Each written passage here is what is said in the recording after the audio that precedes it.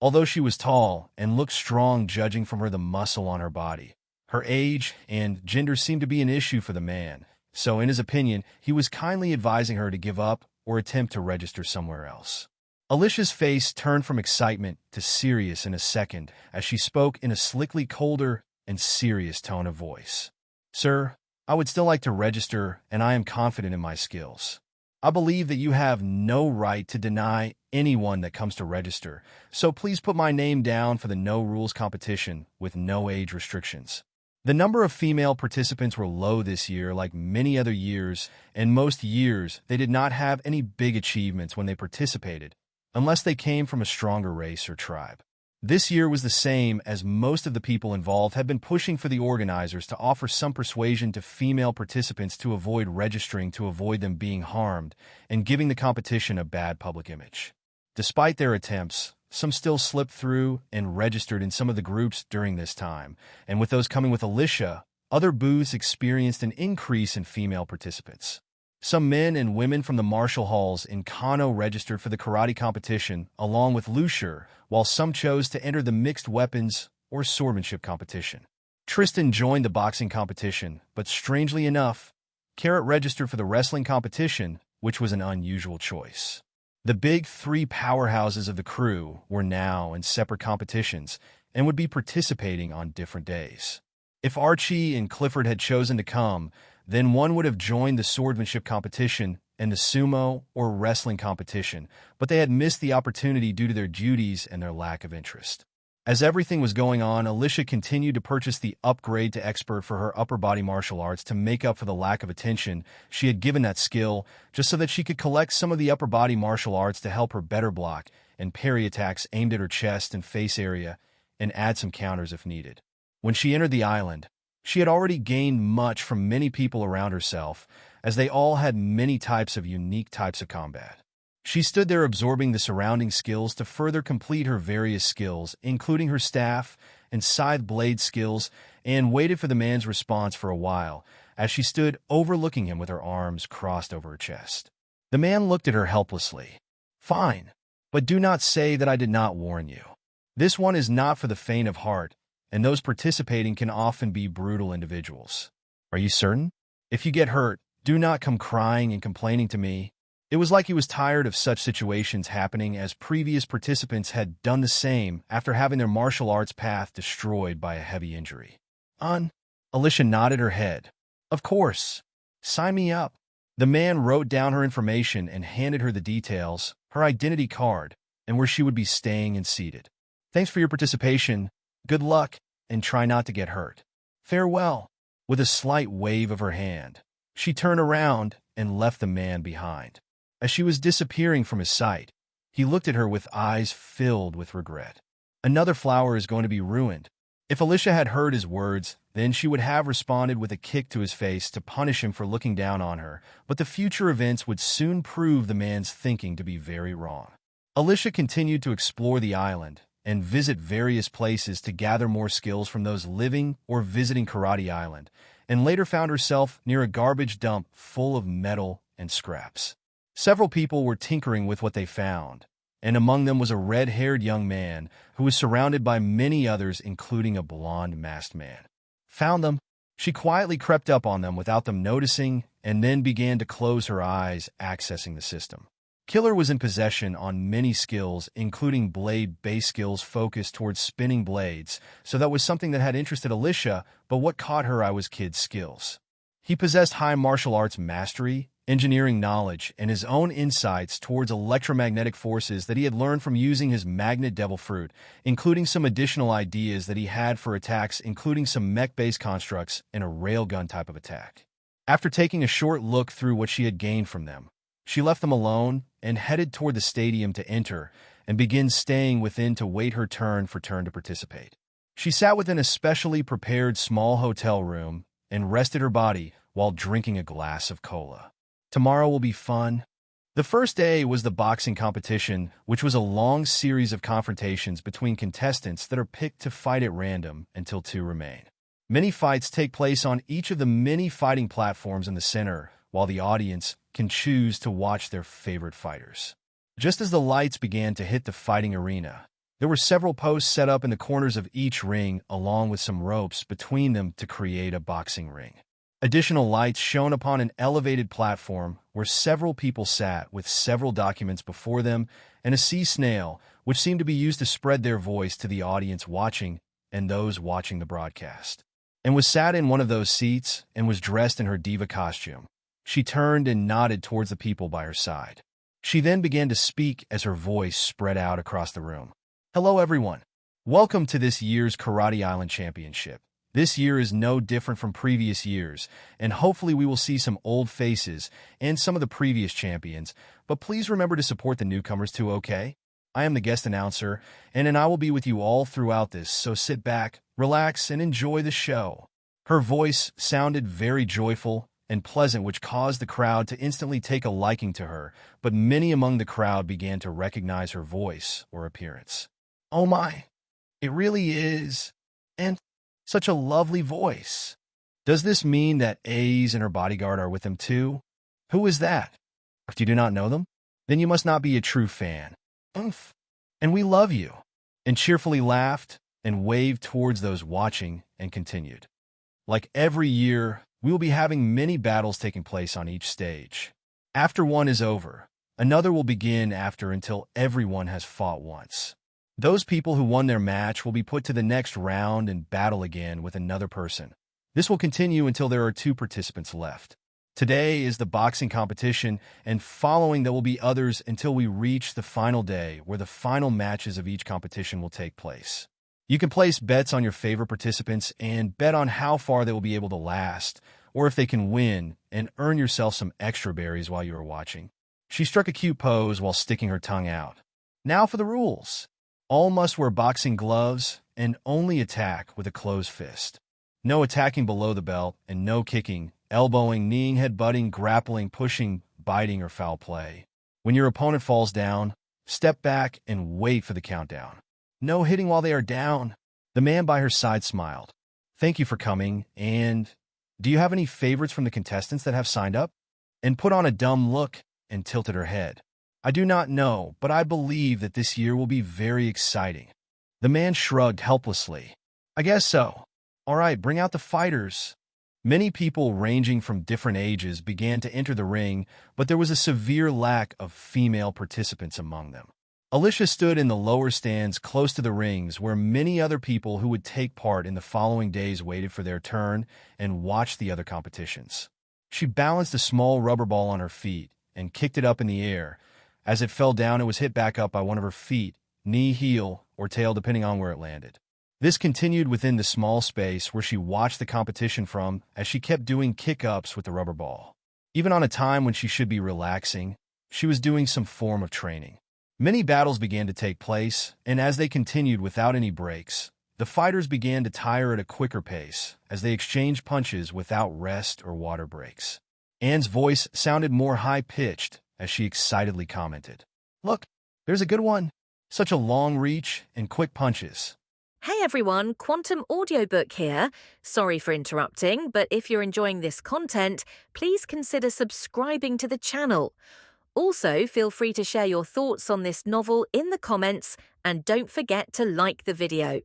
Everyone's eyes were drawn to the ring where a man who looked to be in his 40s.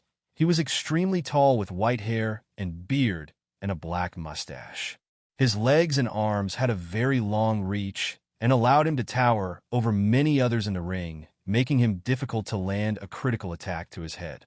Alyssia closed her eyes and saw something that was very interesting among his skills, which allowed her to identify him.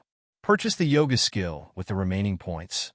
The large man continued to attack his opponent with quick punches that created after images from the speed, as his 2 red boxing gloves had turned to mini and hit the body and head of his opponent until they fell down.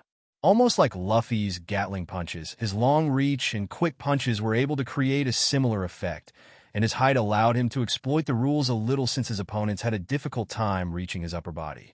While everyone was busy placing their bets on who would qualify for the finals, Alyssia placed a high-stakes bet which was on who she believed to be the final winner, but also who the 2 finalists would be in the boxing finals, along with a smaller separate bet on the final winner of the competition. If those two people did not meet until the finals, then she would make a large amount of berries from the high-stakes gamble.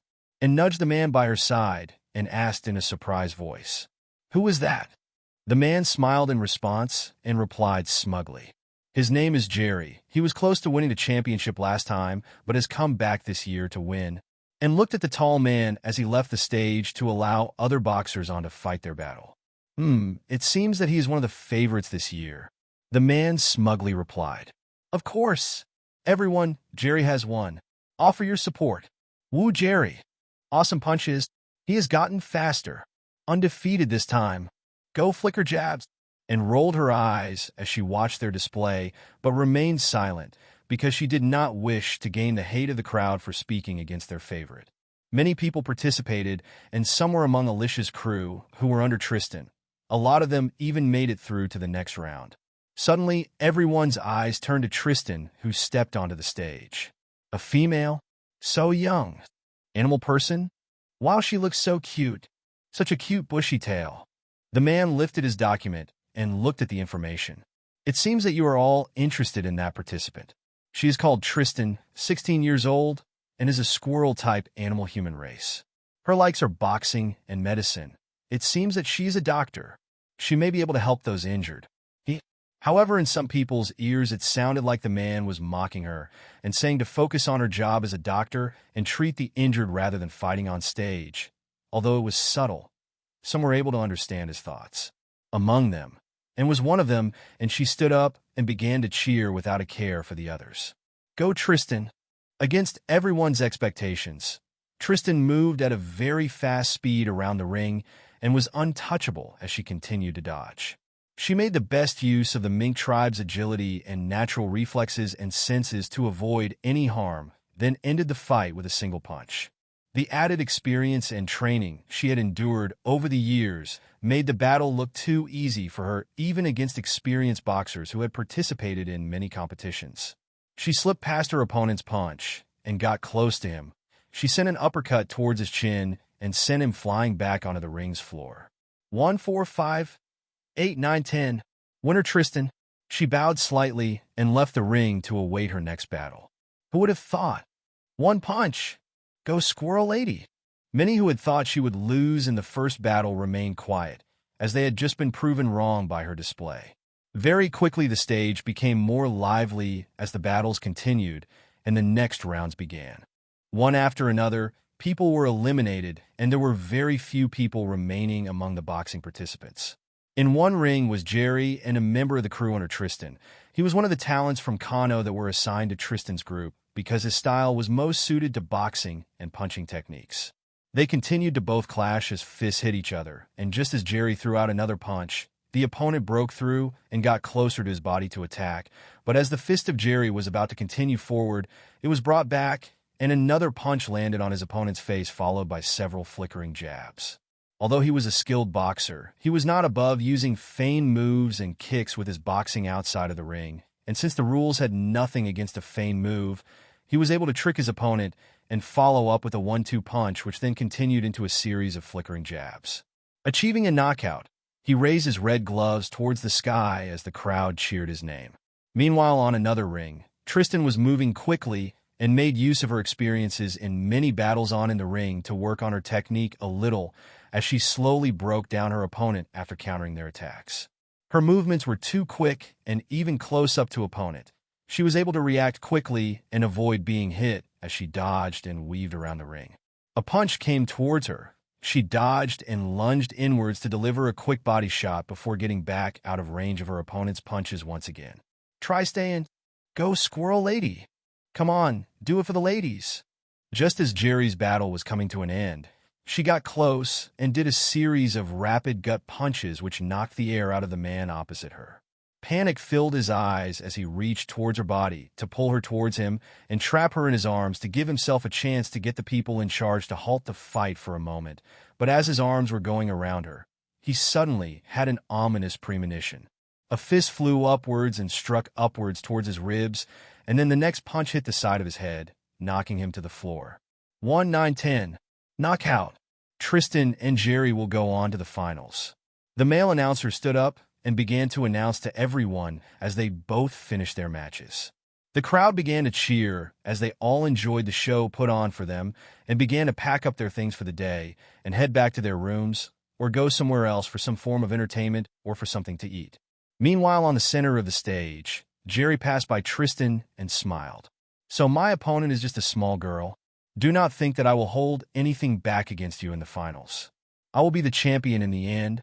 Tristan smirked and replied, "We shall see, but when you lose, please do not try to make up excuses for your loss. I do not want to hear any rumors about how you were being a gentleman and decided to let me win since you cannot harm a lady." They both glared at each other for a moment before turning their backs and walked away in the opposite direction as they left the center stage. Meanwhile, Alyssia was watching everything while still kicking up the rubber ball. Her eyes turned to the fallen crew member who had just recovered and climbed down the ring. He has some potential, so Tristan can groom him for a second in command or vice head position. Among each group where the leaders had been appointed, there were still spots open for those to be second in command within those groups. When the leader was away or busy, then they would have to take up many of the responsibilities and tasks. Tristan may have already appointed someone as her assistant or second in command for her medicine group, but for her combat group, it had not been done yet because some people needed time to adjust to Alyssia's training plans and begin to show their talents. Since time had passed and people were participating in this competition, Alyssia was able to get a better look into who may be suitable for those positions. While the rest of the crew members that came but did not participate in the competition were watching from the audience, most of those participating were in the lower and front part of the audience closest to the action as they awaited their turn. As Alyssia was heading back to her room to train her energy manipulation, meditation, and other abilities further, quick footsteps got closer and closer to her as a figure slightly shorter than herself appeared before herself. A mature-looking woman with slightly orange skin, with several yellow star markings on her body underneath her white martial uniform and her wrapped hands and feet, which looked like a similar dress sense to Hack of the Revolutionary Army. She had webbed hands and feet, 3 gill markings on her neck and shoulder areas on each side of her body, sharp-looking teeth, a pair of menacing-shaped black eyes, and her gray hair slightly covering one side of her face, as the rest of it had been pulled back and braided into 2 long twin braids that went down to her lower back. Alyssia's eyes revealed slight surprise for a moment before turning to normal as she looked at the woman before her. "Is there something that you need?" The woman looked at Alyssia with excitement in her eyes. "Are you a friend of Tristan? Do you think I can meet her? Are you a participant too?" Alyssia waved her hands helplessly. "One question at a time." "Sigh. But yes, I am. You can meet if you wish to, and I am.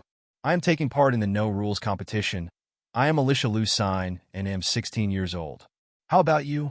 However, in her mind, she was silently cheering upon finally encountering a fishman with decent abilities and training.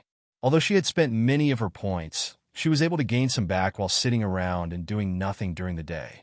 Without delaying, she purchased the Fishman Karate and Fishman Jiu-Jitsu to the basic level for now. Judging from the excitement of the woman, this would not be their last encounter. The woman paused and looked a little embarrassed. "Sorry, I got a little excited after seeing Tristan's fighting. It is good to see a fellow female, showing that we are not so weak and cannot be looked down upon." She patted her chest to calm herself. "I am Monera, 31 years old, and I am half fishman and half merfolk. I am participating in the karate competition." Alyssia nodded and began inspecting her from head to toe and noticed the back of the woman, which had a sharp fin on it. She then placed her hand on her chin while recalling various sea creatures of this world. Then an image came to her mind. "Ma, perhaps are you of star shark bloodline? Your appearance reminds me of them." Monera excitedly replied. "Of course. I may have inherited it from my mother's side of the family, while the rest I had inherited from my father." From her explanation, it seemed as if she was born from the pairing of a star shark mermaid or the descendant of one and a fishman, inheriting the mother's family's race, but she had mostly inherited her fishman body from her father's side, allowing her to come on land and practice the fishman martial arts.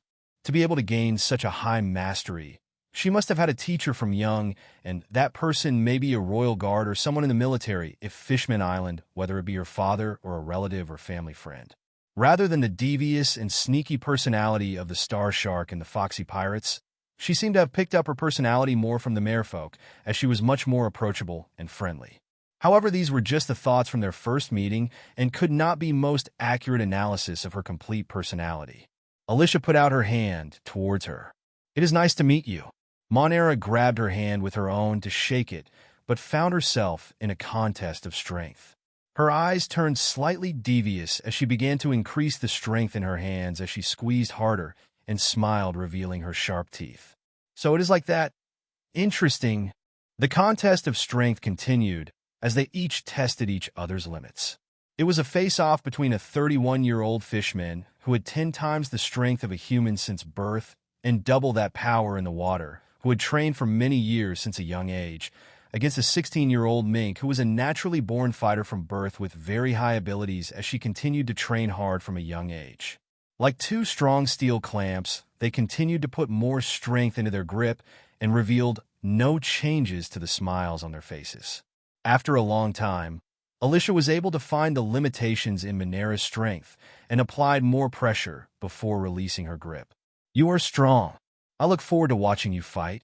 Monera looked down at her hand in a daze and then clenched it with a determined look in her eyes. "I look forward to watching yours too.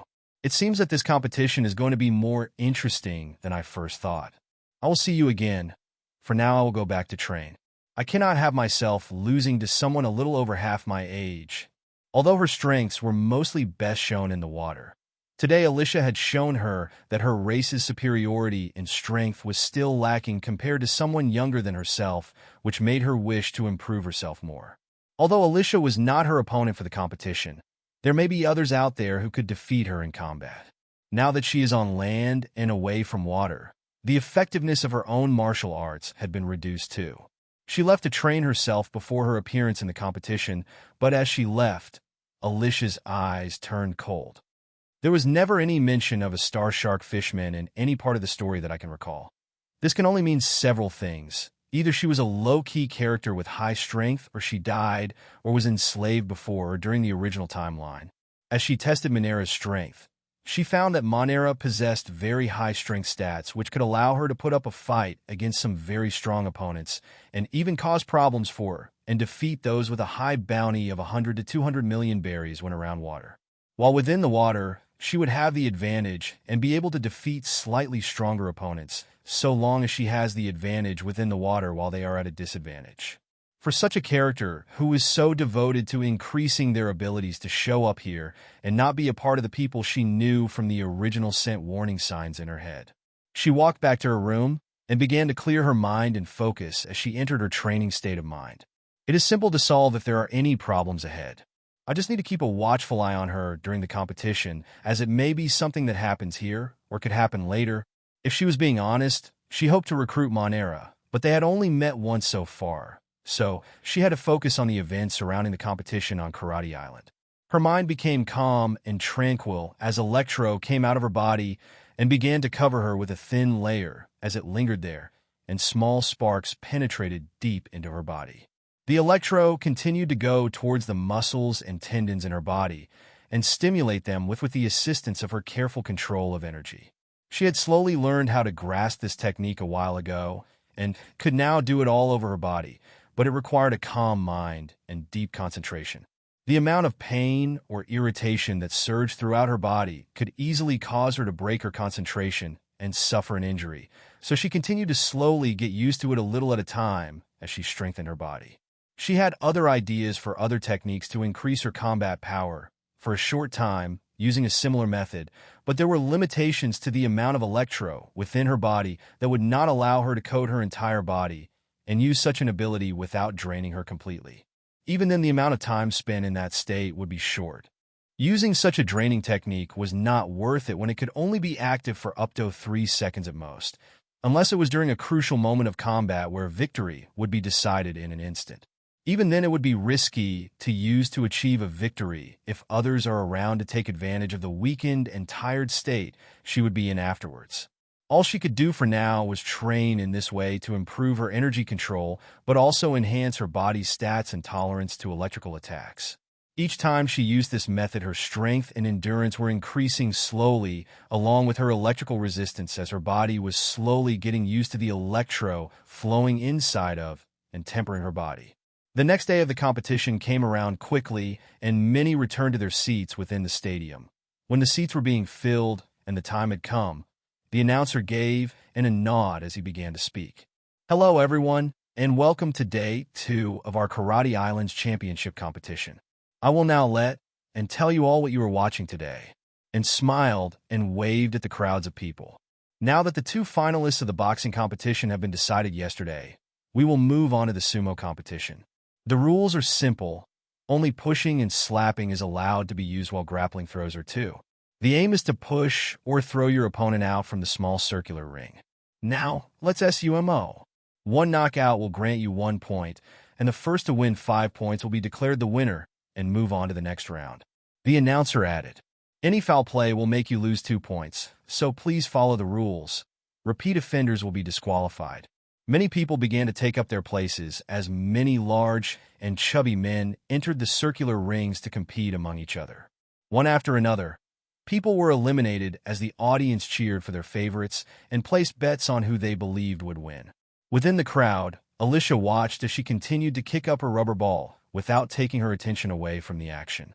She continued to hone her senses and observation hockey, along with her kicking and ball juggling or football skills while watching the competition. By her side, Tristan was seated and began to speak to her. What do you think of this competition? How about any insights into what I should do in the finals? Alyssia replied, today is fun to watch, but the danger involved is far less than the others, so I find it a little boring. In the finals, you should believe in your abilities to fight such an opponent, but do not rely on your instincts too much, or you may fall into a trap. Try to dodge and match his quick punches when opportunities come to get close to his body. Be careful and remain on full alert, ready to dodge any close-range punch. I have confidence in that you will beat him. Jerry's tall body and long limbs were difficult to deal with for the average boxer and prevented them from getting close to him to land a hit on him. His punches were very quick, and he also added feigned punches which made him more difficult to deal with. One missed punch from him, or opening created, may just be a trap created by him. Once the opponent steps into it, they're in a dangerous position as Jerry's other fist is punched out towards that area. Tristan was silent as she listened and then nodded. I understand. However, Tristan could not be underestimated either. Her fast speed and nimble movements combined with her quick and destructive punches would be able to make her just as formidable of an opponent. In her previous matches, she still had not shown her full capabilities from the results of her training, so Alyssia had confidence that she would find a way to win. She sighed as she watched the outcome of the matches. It is a shame that the bear did not come this time.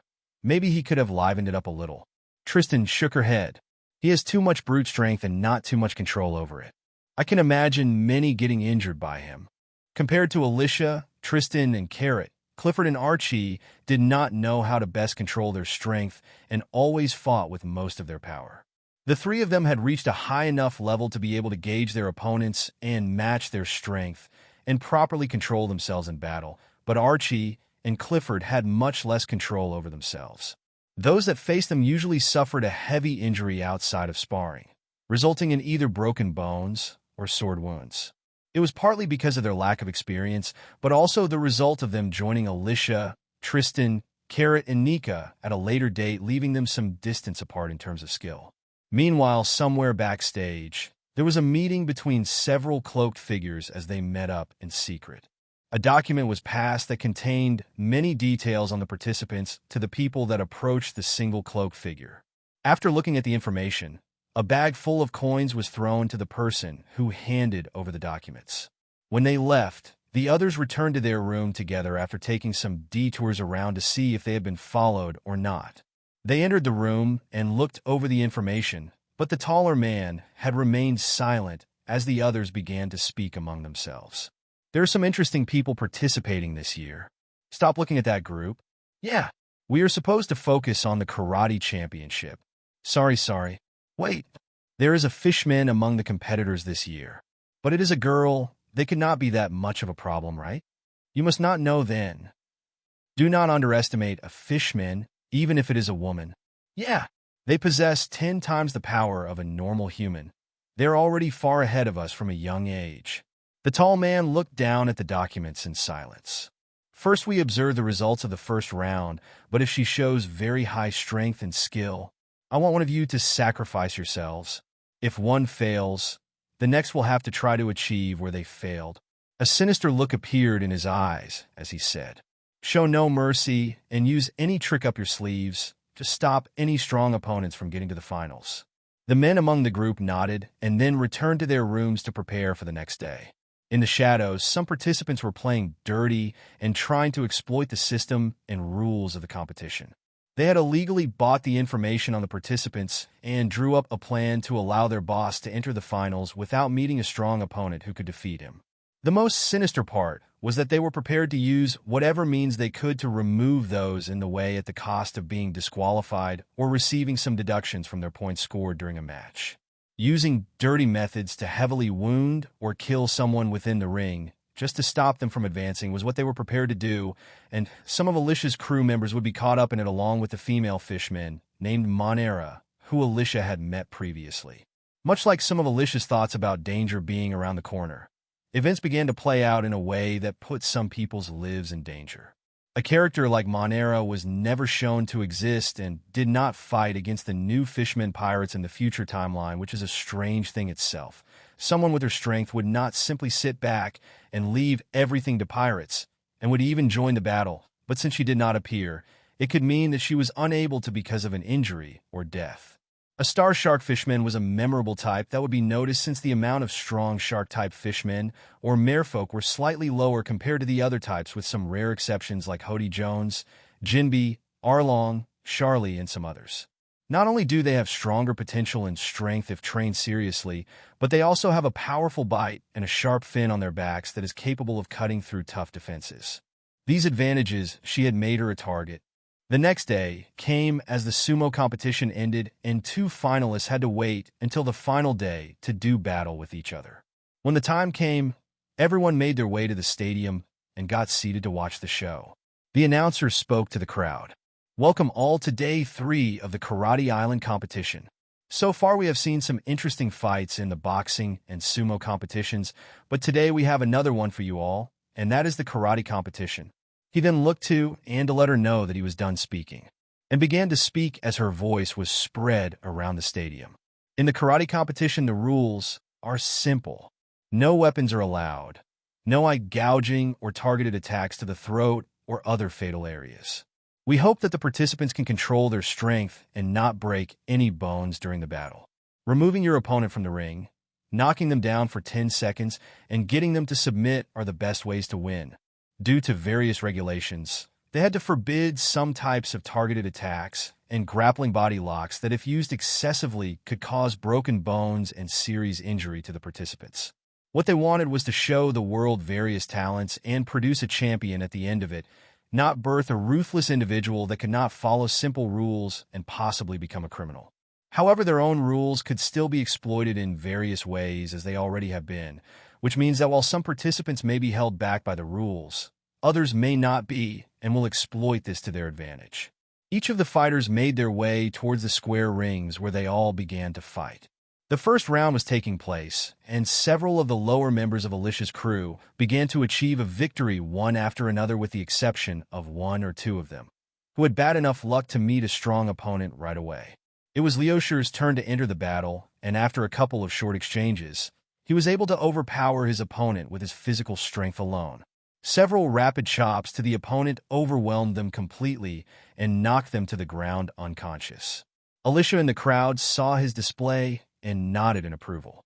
His work as a bodyguard has definitely helped him improve to another level and better control himself. It seems that I was right to place him in that role.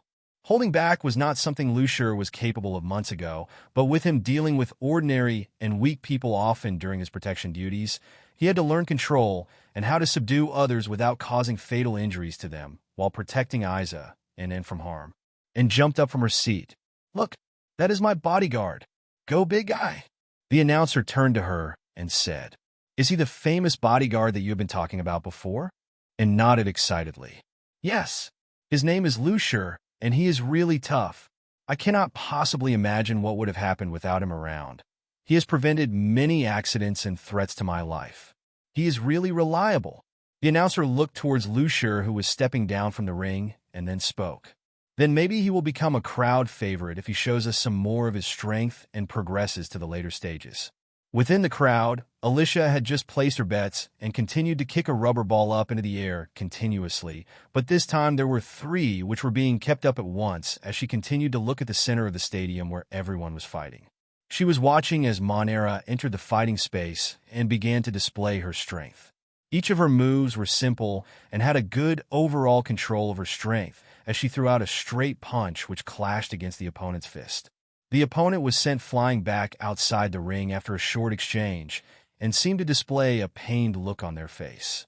Fishman karate is able to utilize the water in the surroundings, but it can also disturb the water within the human body when used correctly, so as the 100-brick fist was thrown out.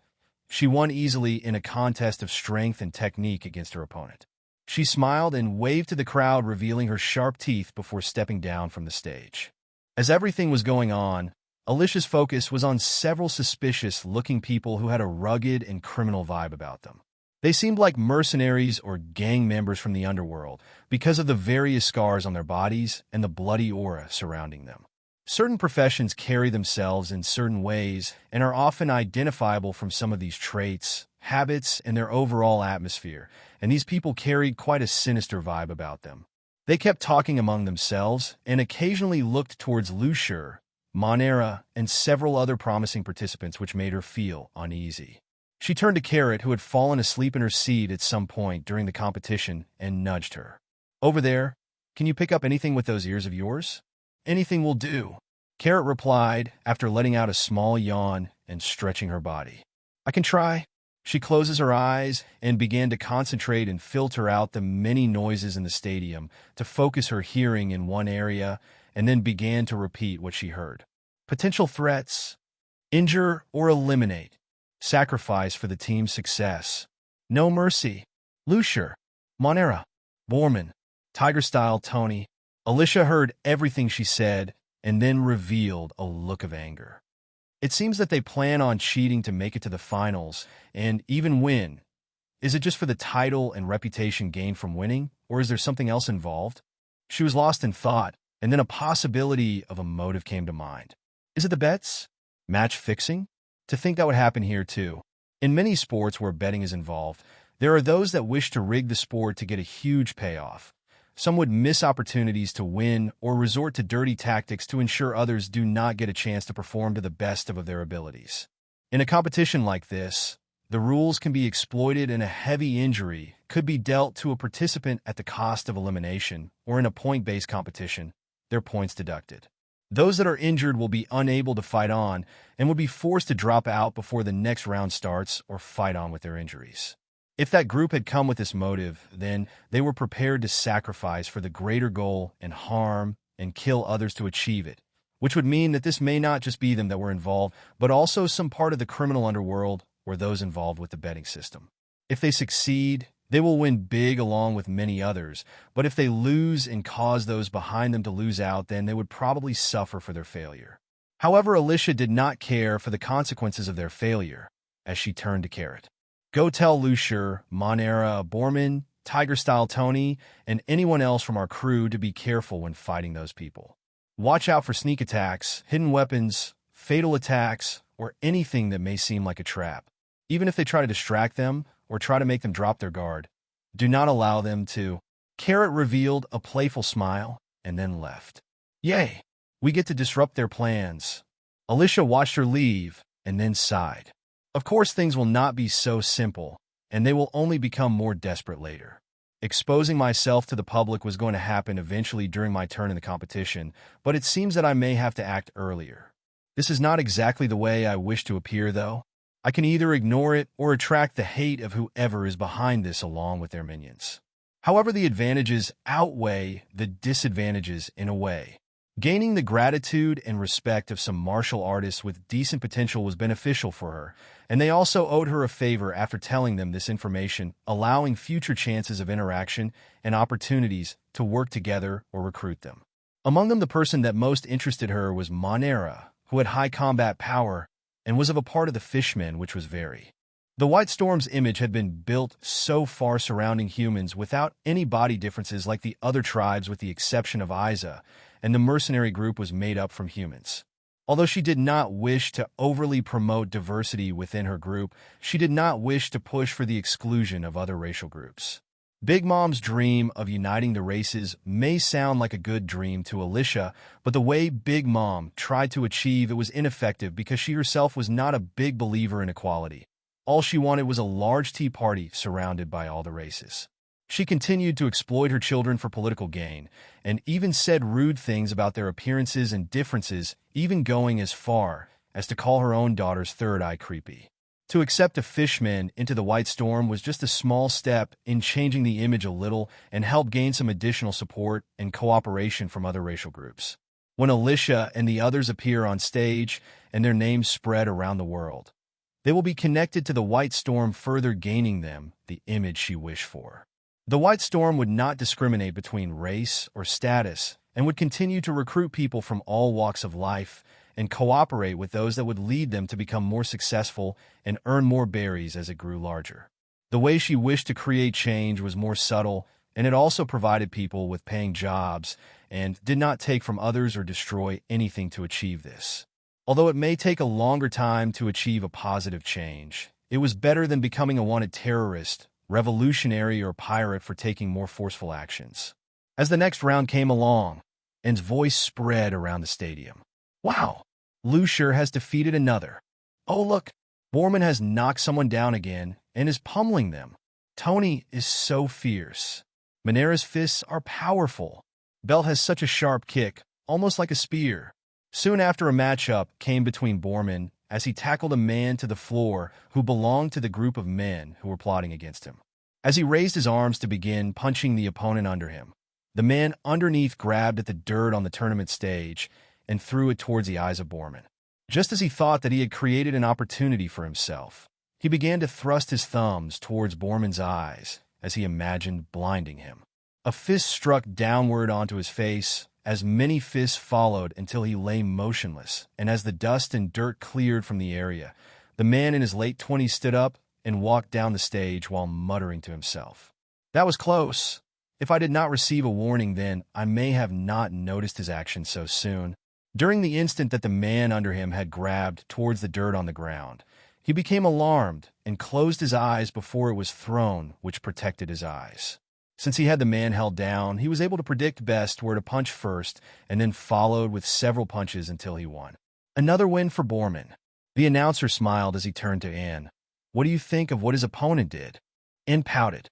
Despicable and shameless cheating. He should be banned from participating again, even if he lost.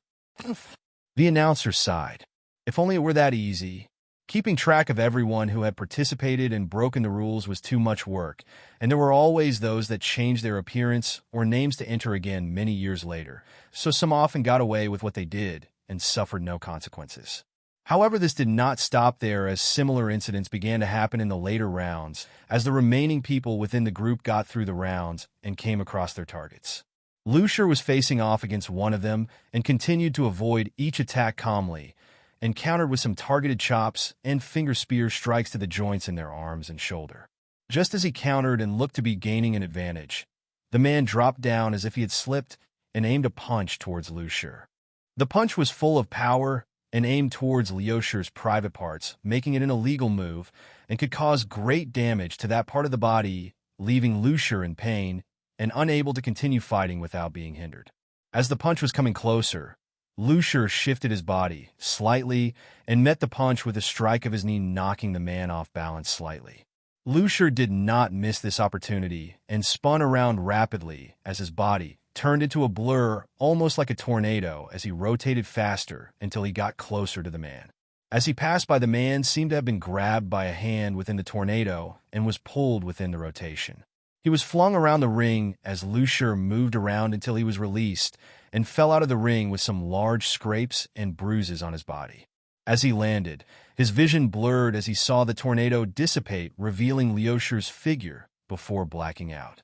Meanwhile, Lucier stood on the ring with a look of anger on his face as he stomped his feet.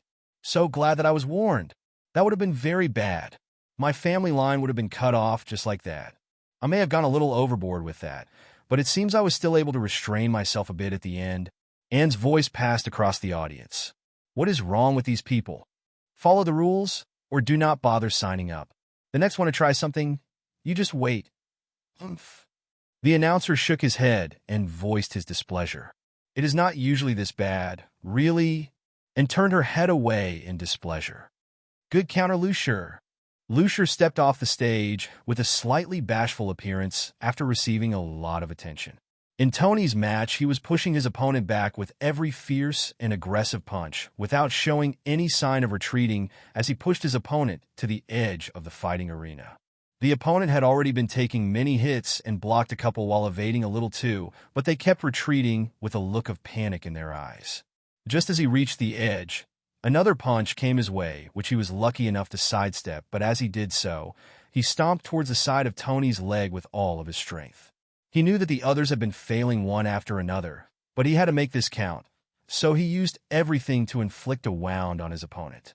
It was aimed to snap Tony's leg at the joint and make him unable to advance further at the cost of himself being removed, but he had no regrets. However, everything did not go as planned as Tony jumped up and pounced upon his body like a tiger leaping onto its prey, followed with a punch which carried all of the strength of his body that leapt forward, knocking the man from the ring. Tony landed on the edge of the ring, overlooking him with a cold, murderous glint in his eyes before turning around and leaving the fighting arena. Tony! Ah! He is so cool. Such a strong and silent man. Fierce. Did you see that at the end? He was totally trying to break his leg. How vicious. What is wrong this year? The participants are just so... Sigh. You people would not normally not notice these things if they happened. It is just that these people are being more obvious about it. Some of the people who got through to those stages were strong and talented fighters, but it did not mean they could hide their intentions from the crowd around them. And if they did, they would be more subtle about it and do it out of people's line of sight. But these men did not seem to care about being disqualified, and crossed her arms angrily. Throw them out and break their legs or something so they cannot come back and cause trouble again. The announcer sighed. And I know this is upsetting, but control yourself a little. We do not do that here.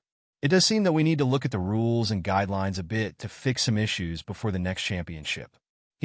If they did do such things and the public found out, then their reputation would plummet instantly, so he quickly laughed off her words as if they were a joke. As experienced martial artists, the crowd favorites were able to narrowly avoid any tricks pulled by the opponents that tried to harm them, advancing to the next rounds. Their numbers were gradually decreasing as many were eliminated and were unable to do anything else. The man named Belt finished his duel and won. He stepped down and walked towards one of the contestants that remained with a cold and slightly angry look on his face. He leaned forward and spoke in a quiet voice. You are the last one who will get a chance to fight any of them before me, so you must use this opportunity. Do not waste the precious time that I spent raising you. His tone was very bone-chilling as he spoke in a slightly threatening tone. He continued to walk past him, but his face had turned slightly kinder, as if he did not previously threaten someone. The man who stood there had a slightly pale face and had a look of unease in his eyes, but upon calming himself down, he began to enter the ring with a serious face. Opposite him was Monera, who watched him seriously and put up a fighting pose as he did the same.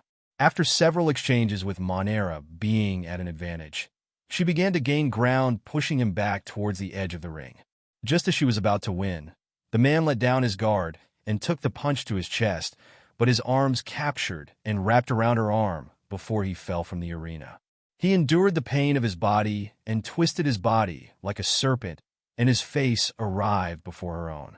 Before anyone could understand his plan to overcome his plan to counterattack, he spat something from his mouth, and it flew towards Monersai from a close range. His eyes lit up with delight, as there was no way to avoid it from this range, but suddenly something appeared in its path. Alyssia was watching the battle and continued to kick up the 3 balls in the air, but her senses and observation hockey were carefully detecting the most subtle changes in the battle, along with any kind of foreign objects on their bodies. She had detected something ominous within the mouth of the man, so once he got close enough to use it, her concentration reached its peak as she took aim towards the small opening and timed her kick correctly with her skill shot skill. The rubber ball flew into the small space between them and intercepted a needle-shaped piece of metal. After being pierced by it, the ball still continued to move in the direction it was heading with a slight change in its trajectory, taking the needle along with it. The man's eyes watched this happen as if it was in slow motion, and after the ball cleared, a brick fist slammed into his face, making him release his grip. The announcer stood up and shouted, "Did we just see some interference? Who did that and who were they aiming for?" In his and the audience's eyes, the needle released was too concealed, and the flying ball was the thing that they noticed most. If the needle had hit, then they may have discovered a problem, but by then it may be too late. Alyssia turned to her two friends. Carrot, go talk to and the announcer. Tristan, retrieve the ball and be careful for anything on it. Quickly bring it over and begin your investigation. Alyssia walked forward as she stepped into the public, while juggling two of the remaining balls with her feet, as she stepped towards the man lying outside of the fighting arena. Her actions were smooth and unhindered, as if taking a casual stroll. She caught the balls and then pocketed them. She then grabbed the man by the back of his neck within her palm and began to pick up his body like that. Several people began to surround her, looking threatening. "Put him down immediately. Do not act out of line." Alyssia shrugged as she spoke helplessly. "I also did not wish for this to go like this, but it seems that you all do not understand what just happened." The leader among the guards revealed a look of confusion. "I will not hurt him, so do not worry. Follow me to the announcer and I will cooperate with you in a public setting." She dragged him towards and the male announcer and threw him down and began to restrain him with some rope provided by the guards. And had Carrot whispering in her ear and then spoke as her voice was broadcast. "It seems that this interference has a reason that many have not noticed, and the evidence is on its way." Some guards were being directed by Tristan as she took out a pair of gloves from her bag and began to carefully pick up the ball, which had been impaled by the thin metal needle. The guards had witnessed the needle with their own eyes without any signs of tampering. Guided Tristan to the table where the announcer and were along with Carrot, Alyssia, Monera, and the guards. The male announcer revealed a look of shock as his eyes fell upon the ball. "You do not mean?" Alyssia nodded. "Yes." A hidden weapon was within his mouth and was spat out at close range towards Monera's eyes. If it had hit, she would be blinded in one eye, but that is not what worried me the most about this. So I will leave it with Tristan to check. Monera looked a little frightened over what she had narrowly avoided and then turned to bow to Alyssia. "Thank you. I do not know how to repay you." Alyssia smiled. "Thanks is enough, but I would be happy to accept being friends as repayment if you insist on repaying me." And looked at the utensils that Tristan had taken out and asked, "What is she doing?" Tristan began to scrape off some of the outer layer of the needle into a liquid contained within a test tube, and as they entered, the solution began to change color. "I am testing for poison. It seems to be a very potent one. If this had entered her eye, it would quickly spread and kill even the strongest person. The eyes are a major vulnerable part on the body, and even a fishman can suffer injury from such a small needle if targeted towards the eyes. Fishmen may have a strong body, but when hit by a poison and have it spread within their head, even the strongest of people would have a hard time surviving it as it spread to the brain and spread throughout the body within the blood. Such a potent poison would kill Monera in a short time, without fail, so what Alyssia had done saved her life in the eyes of many who heard the result, and slammed her petite fist onto the desk in anger. "Breaking the rules again. Who is behind this? They must be a group, right? Come on, guards, investigate it already. Call the Marines if you must." "Humph." The announcer sighed, and then whispered in the ear of the head guard, who took several men with him to find the owner and ask his opinion. A little while they returned and began to approach Belt. They all surrounded him and handed over some restraints. "Do not make things difficult for yourself, and follow us." The action began again as Alyssia, Tristan, and Carrot made their way back to their seats. A fierce matchup continued between Borman and Lucier. Borman used forward and direct charges to gore and tackle Lucier, but he had a difficult time breaking through his defenses as his body spun around very quickly. Many chops clashed against Borman's strong body as he attempted to break through, but in the end, his stamina and endurance could no longer let him put up a fight. As he chose to give up, Tony kept matching punches with Monera, and they occasionally traded kicks as they aggressively fought. Tony pounced on her and began his signature move that he displayed many times to win, but Monera did not back down as she released a 1,000-brick punch to his CHDSD after breaking past his first punch, which sent him flying out of the ring, and stood up and clapped. Lucier and Monera are through to the finals. Thank you everyone for your patience today, as we know that many events have been unsettling. See you all again tomorrow. Bye. In a prison cell, Belt and many others affiliated with him, along with someone in workers' clothing belonging to the stadium, were locked up together. Outside of the prison cell, there was a group of law enforcers that were talking to the security guards of the stadium. The head guard sighed as he explained. They grouped together to cause problems, break the rules of the competition, and eliminate their fellow contestants. After investigating a little, we were able to discover they all come from the same martial arts hall, and we also discovered that one of our staff had been taking bribes to hand over crucial information about the participants before the fight. It seems that all of the offenders have been captured, and we should have no more problems. Do you wish to take them off our hands? The enforcer at the front nodded. We have to thank you this time. We have been trying to investigate this martial arts hall for a long time, but failed to gain any direct evidence. It is believed that they have gotten in with a bad crowd and have been using their abilities for various illegal tasks inside and outside of the island. Belt looked up through the bars with eyes full of anger and grumbled in a low voice. I would have gotten away with it if it wasn't for those rotten teens. This was his chance to turn over a new leaf and step out of poverty where he was someone else's dog. His martial arts hall had been failing for a long time, and many of his friends and loyal students stuck around had to take on each hardship that came next together. They used their power to earn money and quickly got involved with the criminal underworld, taking protection and assassination jobs, but their debt was too heavy to pay off right away. One day, one of the bosses of an underworld bought the proof of debt through various channels and placed an even higher amount of money on the top of what they owed. The longer they could not pay it back, the more they would owe. This made him gain control of them all. He gained solid control of his organization and pushed back many competitors after using them to his advantage. As the competition was coming around, he knew that the chances of Belt winning was not high if confronted with a strong and unknown opponent, so he put forward the plan to use various methods. One of Belt's subordinates had built up a high immunity to poison and carried a poison needle in his mouth. So even if most of them failed, the poison needle was there as a last resort to eliminate a strong opponent. Many connected to this boss behind the scenes had already seen the odds of someone like Belt winning, and the payoff was quite a decent amount, so they all placed their bets and left the rest to Belt, who had not let them down yet. It was not faith in Belt's abilities, but the faith in the desperation and greed within Belt and his people that would lead him to succeed. They were willing to do just about any dirty tactic to get the job done. Belt and the others had also taken out a loan to place down on their own bet, meaning that once they had won, they would be able to settle their debts and earn a little more for themselves, but if they lost, they would fall further into debt. This is what pushed them on and made them so desperate to succeed, since they had trapped themselves. What he did not think of was that his goals had been discovered at one point during the competition and the targets would be warned. He also did not count on anyone interfering in the battle, as Monera was going to be hit by the poison needle. After Alyssia's interference, he was dragged away and placed in the prison cell, but not long after he was handcuffed and then dragged away by the enforcers. He tried to plead for himself and his people. Please, protect me and my people. There are many in the criminal underworld that would want our heads after failing our task. I can give you information. Yes, that is it. I can help you bring them down.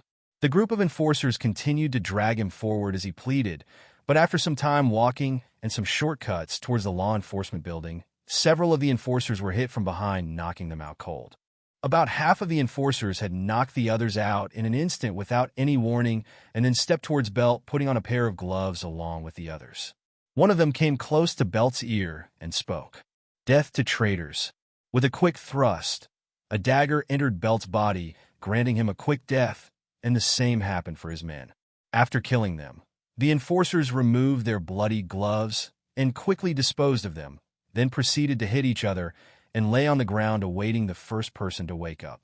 Since they were restrained, They were easy to eliminate, and it was quickly handled. Belt could never have known that the boss had many within the enforcers as he tried to turn on him. His betrayal set him on a path to elimination, but even if he did not talk, there was also a chance of him being silenced to prevent any leaks. Even at the cost of losing out on some valuable pawns and getting back the berries lost from them, the boss still did not take any risks as he gave the order to eliminate them should they mention a word of betrayal. Later, the enforcers woke up from their stupor and discovered the dead bodies. They began to report in, and the incident was later spread out as a professional hit by some unknown party. Although one or two may have found the whole event suspicious, there was no evidence left at the scene to prove their suspicions to be correct, and they did not wish to doubt their fellow colleagues. Once the trust in their partners was gone, how could they work together and leave their backs to them again in a critical situation? Meanwhile, within a cramped room, there was many figures sitting and laughing while enjoying the atmosphere. Monera, Lucier, Alyssia, Carrot, and Tristan were sitting drinking alcoholic beverages together. Although they were still a little underage in terms of Alyssia's previous world's laws, this world was much less restrictive towards such things. Alyssia had spent 16 years without drinking alcohol that she enjoyed drinking during her breaks, and today was the first time this new body of hers had sampled this world's alcoholic drinks.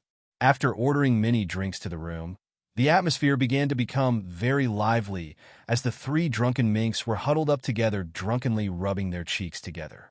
Garchu, Garrick-Chu, you fuff you foo. Garchu. Monera looked at the three drunken minks and turned to Lucier. Are they usually like this? Lucier shook his head. It is a first time for me seeing this too. Usually Tristan is the caring and serious one of the group. Carrot is more carefree, but very loyal, and Alyssia is very hard-working and determined person. Sometimes I have a hard time grasping her true personality because she sometimes shows some childish moments like this. He was not to blame for thinking so, because there were many times when she was serious and hard-working, but others she displayed her nerdy and slightly childish self in front of a few people. Sometimes she made plans to suit her goals, but sometimes acted spontaneously, so it was difficult to guess what she would do next. None of this mattered to Lucier, though, because he did not care for such things. All that mattered was how she treated those people around her. She treated those that she recruited like a close unit or family regardless of race or background, but towards traitors or enemies, she was very fierce, which made others not wish to follow the example of those who had suffered under her hands. Lucier added, she can be stern but fair, intelligent but can act on emotions or instinct at times, generous to a certain degree but much prefers granting opportunities than giving handouts. Sometimes her small gestures may even seem like they are part of some big goal that we cannot see yet, but all we can do right now is trust that she will lead us somewhere good. Monera looked at the three minks who had fallen asleep, cuddled up. They look like a fun group, strong and reliable too. Lucier nodded as he agreed. They have helped me expand my worldview and get this opportunity to talk to someone else who is not a normal human. Inside my own country, although we do not have prejudices against other races, we do not approach them and keep to our country's rules and customs, which often restrict many to stay within the country. Nobles in most places are not just against other races, but also against those below their class, so unlike them, I was brought up in a pretty average background where I was taught not to be swayed by these differences. So when the time came to meet my benefactor, I accepted their difference very quickly and wished to repay that debt. Now I am just sticking around because they are worth following and plan to do so after it has been paid fully. So, what is your story? Why so far away from home and all on your own? Monera sighed. It is good to have those around you that you can trust. I have rarely met others that were not scared by my appearance or revealed their greed shortly after seeing me. To them, I am either a threatening creature or a novelty item to be sold for high price.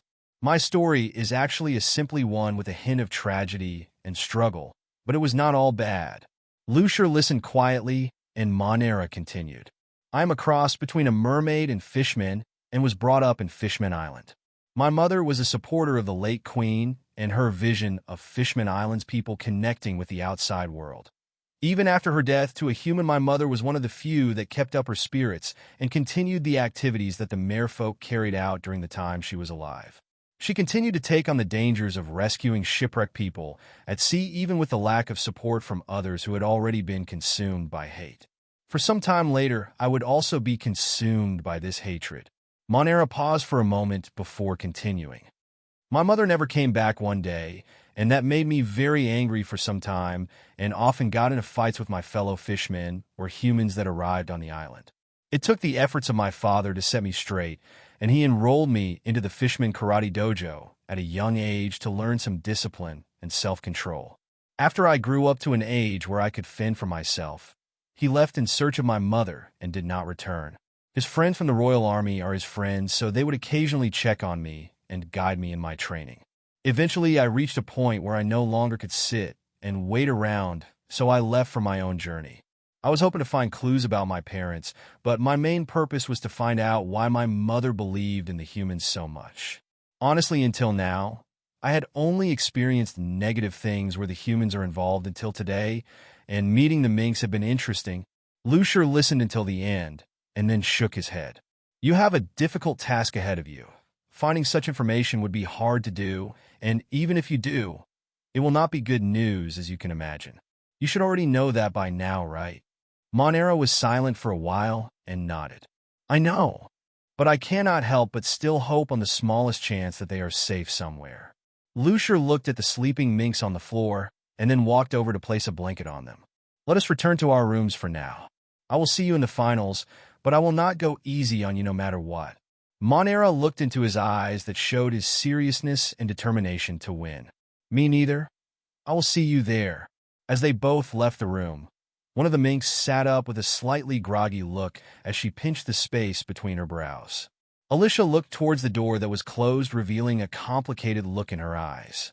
Maybe she understands some of it, but there are other possibilities that have yet to be known.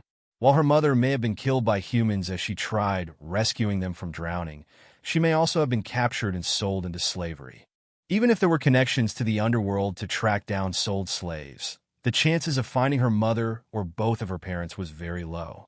If they had been treated poorly, then they will already be dead or in a condition where they would rather die than continue living. Even if the current owner was found, Monera would have to risk going against that owner, who is probably a noble or king of a country, just to try saving them or to avenge their deaths or suffering. The vengeance would not stop there, as there would be the previous slave owners, the slave dealers, and those who captured them, who are responsible for her parents' misfortune, resulting in a lot of bloodshed because of the pursuit of revenge for the loss of her parents. Of course, this was just hypothetical. It depended on Moner's current outlook on humans and how she chose to act from now on and the consequences involved. Currently, Jinbi is a warlord of the sea and has formed a deal with the world government, so if she did act against others, his image and the trust in the fishmen would be damaged and go against her mother's original dream. However, there was a more frightening possibility that would not be known to the fishmen and merfolk until later. The murder of Queen Odoheim was not done by humans, but instead by Hody Jones, a fellow fishman. Those loyalists to Queen Odoheim who continued to keep her dream alive and took positive action would be like a stain in his eyes. Since they were fewer in number and unprotected when going out to rescue drowning people at sea, they became easy targets for elimination, and Monera's mother was one of them. Monera's story also had some hints of being consumed by hatred, which suggested that she may have been hanging around with a bad crowd back then and acting rebellious after losing her mother. It was almost like she had become a target by the new fishmen pirates and was being influenced by them. Either her father noticed the unusual circumstances surrounding his wife's disappearance, or the influence his daughter was under, which may have led him to investigate further on his own, resulting in his death many years later, where he had ventured out and met a tragic fate at sea, being captured or killed. Alyssia did not dwell on the subject for too long, since she was still quite drunk and sleepy, so she lied back down and fell asleep. During the talk between Monera and Lucier, she had been in a very light sleep, so she woke up and heard what they had said, but pretended to be asleep and not interrupt them to gain some information. Although some parts were vague and not too detailed, as a reader of One Piece, she was able to know some things others did not and put together the information in a way that many would not have thought of. Another day had passed by with Tristan, Lucier, and Monera getting into the finals, and the next day there would be more battles to come. Alyssia woke up from her deep sleep near her two friends who were still cuddled up and cursed. "I need a goddamned hangover cure." The stinging pain on her head, along with the slight, sickly feeling, was awful for her body, which did not have that great of an alcohol tolerance, and she missed good old prescription tablets or pills. Although there were some concoctions within the world prescribed by doctors, they were often stingy with passing out their recipes and only usually provided them to critical patients or rich people who could pay for it. Her eyes turned to Tristan as if she saw gold coins. Perhaps she can do it, or at least something similar. Cheaper medicines, tablets, and pills that could be distributed and sold to fight off cold, flu, inflammation, infection, body pain, and other types of problems in areas where they would be in higher demand or spread of illness. The more effective they are, the more they would be purchased by those in need of them. Alyssia looked at Tristan's sleeping face and grinned. Well, she already has some other projects, but this could be a quicker way to earn some berries on the side to support her current projects. The day passed, as the jiu-jitsu competition ended with two people getting through to the finals. The rules were quite simple, as contestants were eliminated after being knocked out of the ring or were knocked or thrown to the ground 10 times. The fifth day began, and then waved to everyone in the crowd. "Welcome to day 5. Today we have an exciting show for you all. Today is the wrestling competition. Much like the karate and jiu-jitsu rules, the winner must win by a 10-second knockout submission, pinning the opponent for 3 seconds, or a ring out for 10 seconds. The difference this time is the type of ring, which allows more freedom to the fighters. To escape submission holds or pins, a fighter can touch the ropes on the edge of the ring to be released. What do you think about this?" The male announcer smiled as he spoke cheerfully. "We have 4 poles set up in each corner and ropes going around the ring in a square, which will allow the fighters to bounce off them to allow a better run-up for an attack, or used to do springboard-like attacks. The poles in the corner can be climbed and perform a special move from. A warning though, try not to get caught in the ropes or the corner, because you will only be trapping yourself there. Now, let us begin."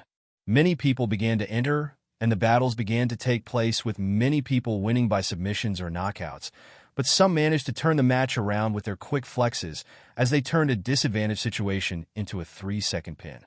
One after another people were being eliminated, and Carrot began to enter the stage, and Alyssia watched with a slightly confused look on her face. She believed that Carrot would have taken part in the karate tournament or something else, but choosing something like wrestling was unlikely.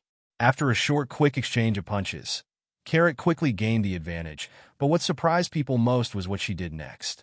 She bounced off the ropes and jumped up onto the groggy opponent's shoulders with her legs wrapped around his back, then leaned back. As she did so, her opponent's body flipped over, but she still did not release him as she quickly grabbed his legs and pinned him quickly, resulting in her win. Alyssia looked at her actions with a slightly confused look on her face. Hurricane Rana into a pin? I never taught her that. Must be done based on her instincts, or she has been doing some secret training that I was unaware of. What she did not know was that during their downtime, Carrot would occasionally spar with Archie, who was much larger than herself, and practiced various wrestling and sumo-based moves. In order to avoid being grabbed, she needed to be extra agile and flexible, but most of all she needed to know how to pull him off balance with her own body weight, so she began to develop some wrestling moves of her own. The next round she ended her fights with similar moves, but also added some other basic moves like body, leg, and elbow drops from the corner, and moves similar to a DDT or stunner after a low kick. In her last match, as she quickly found herself flying through her matches, she was up against a fierce opponent who wore a mask similar to a luchador. He had a lot of agility and nimble movements, displaying their airtime and acrobatic skills, but just as the match was beginning to heat up, the opponent was knocked down and trying to climb back up. Carrot had climbed up onto the corner and jumped down towards him, spinning her body in the air. Her heel came into contact with the opponent's face, and she quickly crawled over to pin down his body. After 3 seconds, she was declared the winner as she waved to the crowd with a large smile on her face. Meanwhile, Alyssia watched it all and thought to herself, she is holding back a bit still and just having fun by the look of things. Oh well, that is better for me. If the crowd and those involved underestimated Carrot, then the winnings from the bet she had placed may be larger. So long as her winnings were not any lower, she was not going to criticize Carrot for not being serious. The day ended with Carrot's victory as she went to the finals with a large muscular man that was a little shorter than a people like Big Mom and Kaido and others like them with a large body. He continued to use his huge body to his advantage to deliver large attacks that cover a lot of ground, and against faster opponents, he was patient as he took many hits until the time came to make a comeback. His endurance and stamina was far above the other contestants, so he was able to hold on and wait for his chance.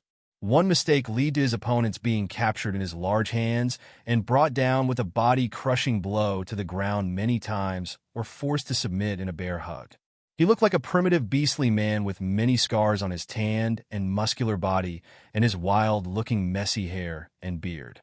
His appearance and the way he broke his opponent's confidence with his high endurance and stamina made many believe that he would be the winner in the finals. In many people's eyes, Carrot would soon run out of energy after exhausting herself against him, so the odds were in his favor, and many bet for him to come out as the winner. The man also had a large age gap, putting him as a man in his 40s who was up against a 16-year-old girl, so the betting odds had highly went towards him being the final winner, and the reward for Carrot winning would be a huge payout for those that chose to bet on her. Alyssia, who could see through his abilities and knew Carrot's capabilities, thought otherwise. I'm going to make a killing on this. The next day was the weapons competition where swordsmen, spearmen, and other types of weapon users could show off their skills in a match using wooden and blunt weapons to fight their opponents. Watching the action, everyone within the crowd found it to be quite dull since no real weapons were being used. Each contestant had 3 points on their body which needed to be defended. One was on the waist, another on the upper body, and the last on the shoulder, as they each had a small fragile balloon or ball attached to their body. Upon having their 3 points destroyed, they would lose the match, and since this was a contest to test everyone's weapon mastery over their brute force, various rules were put in place to avoid various methods of cheating. For example, if a person tries to shield their point with their body to take the blow, they would be given a warning, but if it happens again, then they would lose a point. Most of the weaker contestants chose to use this fault to their advantage, but when up against experts of the sword, staff, spear, club, or anything else, then they would be quickly dealt with. What would come next was the true bloody show that most were waiting for, and that was the mixed martial arts competition. Weapons were allowed, all styles of combat were allowed, throwing or hidden weapons were allowed, special types of weapons were allowed, so long as they were judged to fit within the competition's guidelines. Archery was allowed, and so were devil fruit users, so long as it is one to boost defensive power or body strength. The main restrictions were that weapons had to be checked beforehand for tampering and poison. No crossbows, no gases, no explosives, no guns, no other types of projectiles, and no Logia type or disabling type of powers that weaken others. Having a Logia user participate would flip the competition upside down, and so would a strange type of devil fruit user with a poison, gravity, or any other type of paramecia ability, like that, so most people had to give a detailed explanation of their powers before participating. Alyssia signed up as a non-devil fruit user, but there would always be those that wished to join, just because they found a fruit that could help them win. However, not all abilities will let everyone overcome a strong opponent with ease, since the powers vary, and some still require a strong body and experience to make full use of the powers. The announcer spoke up first. Today is the final day, and the finals will be starting soon, but before that we will have the mixed martial arts competition. Here the rules are less strict, real blood will be shed within the ring, and even lives will be lost. If you are of the faint of heart, then I would advise you to come back for the remaining matches, because this will be unlike anything you have seen so far. And continued after him. All of the contestants are having their bodies checked thoroughly along with any weapons they wish to bring on stage, and with what has happened within previous competitions. We assure you all that no cheating will be happening from now on. The stadium manager had tightened his security and made sure that no mistakes were made and none of his employees accepted any types of bribes. He was especially more cautious with this competition in particular because each contestant's lives could easily be forfeit with a single dirty trick. Unlike the other competitions where most could hold back their strength and come out of the fights with minor injuries, this was a more brutal environment where many masters faced off from all types of backgrounds, age groups, and possessed their own style of combat. Alyssia finished having her body checked as she walked up on the stage that had been prepared after it had all been rearranged to become a large arena with many people within. The red scarf slightly covered the lower half of her face, and she carried no type of weapons or tools on her body. Even with her current build and height that she had created with her efforts, she still looked less intimidating compared to the others. She did not even have the metal arms protectors or greaves on her, or hidden beneath her leg and arm warmers. Her hands and feet had been wrapped with white cloth wraps as she walked almost barefoot onto the ring. And continued, "This is a single-round battle within this large arena where everyone will fight against each other.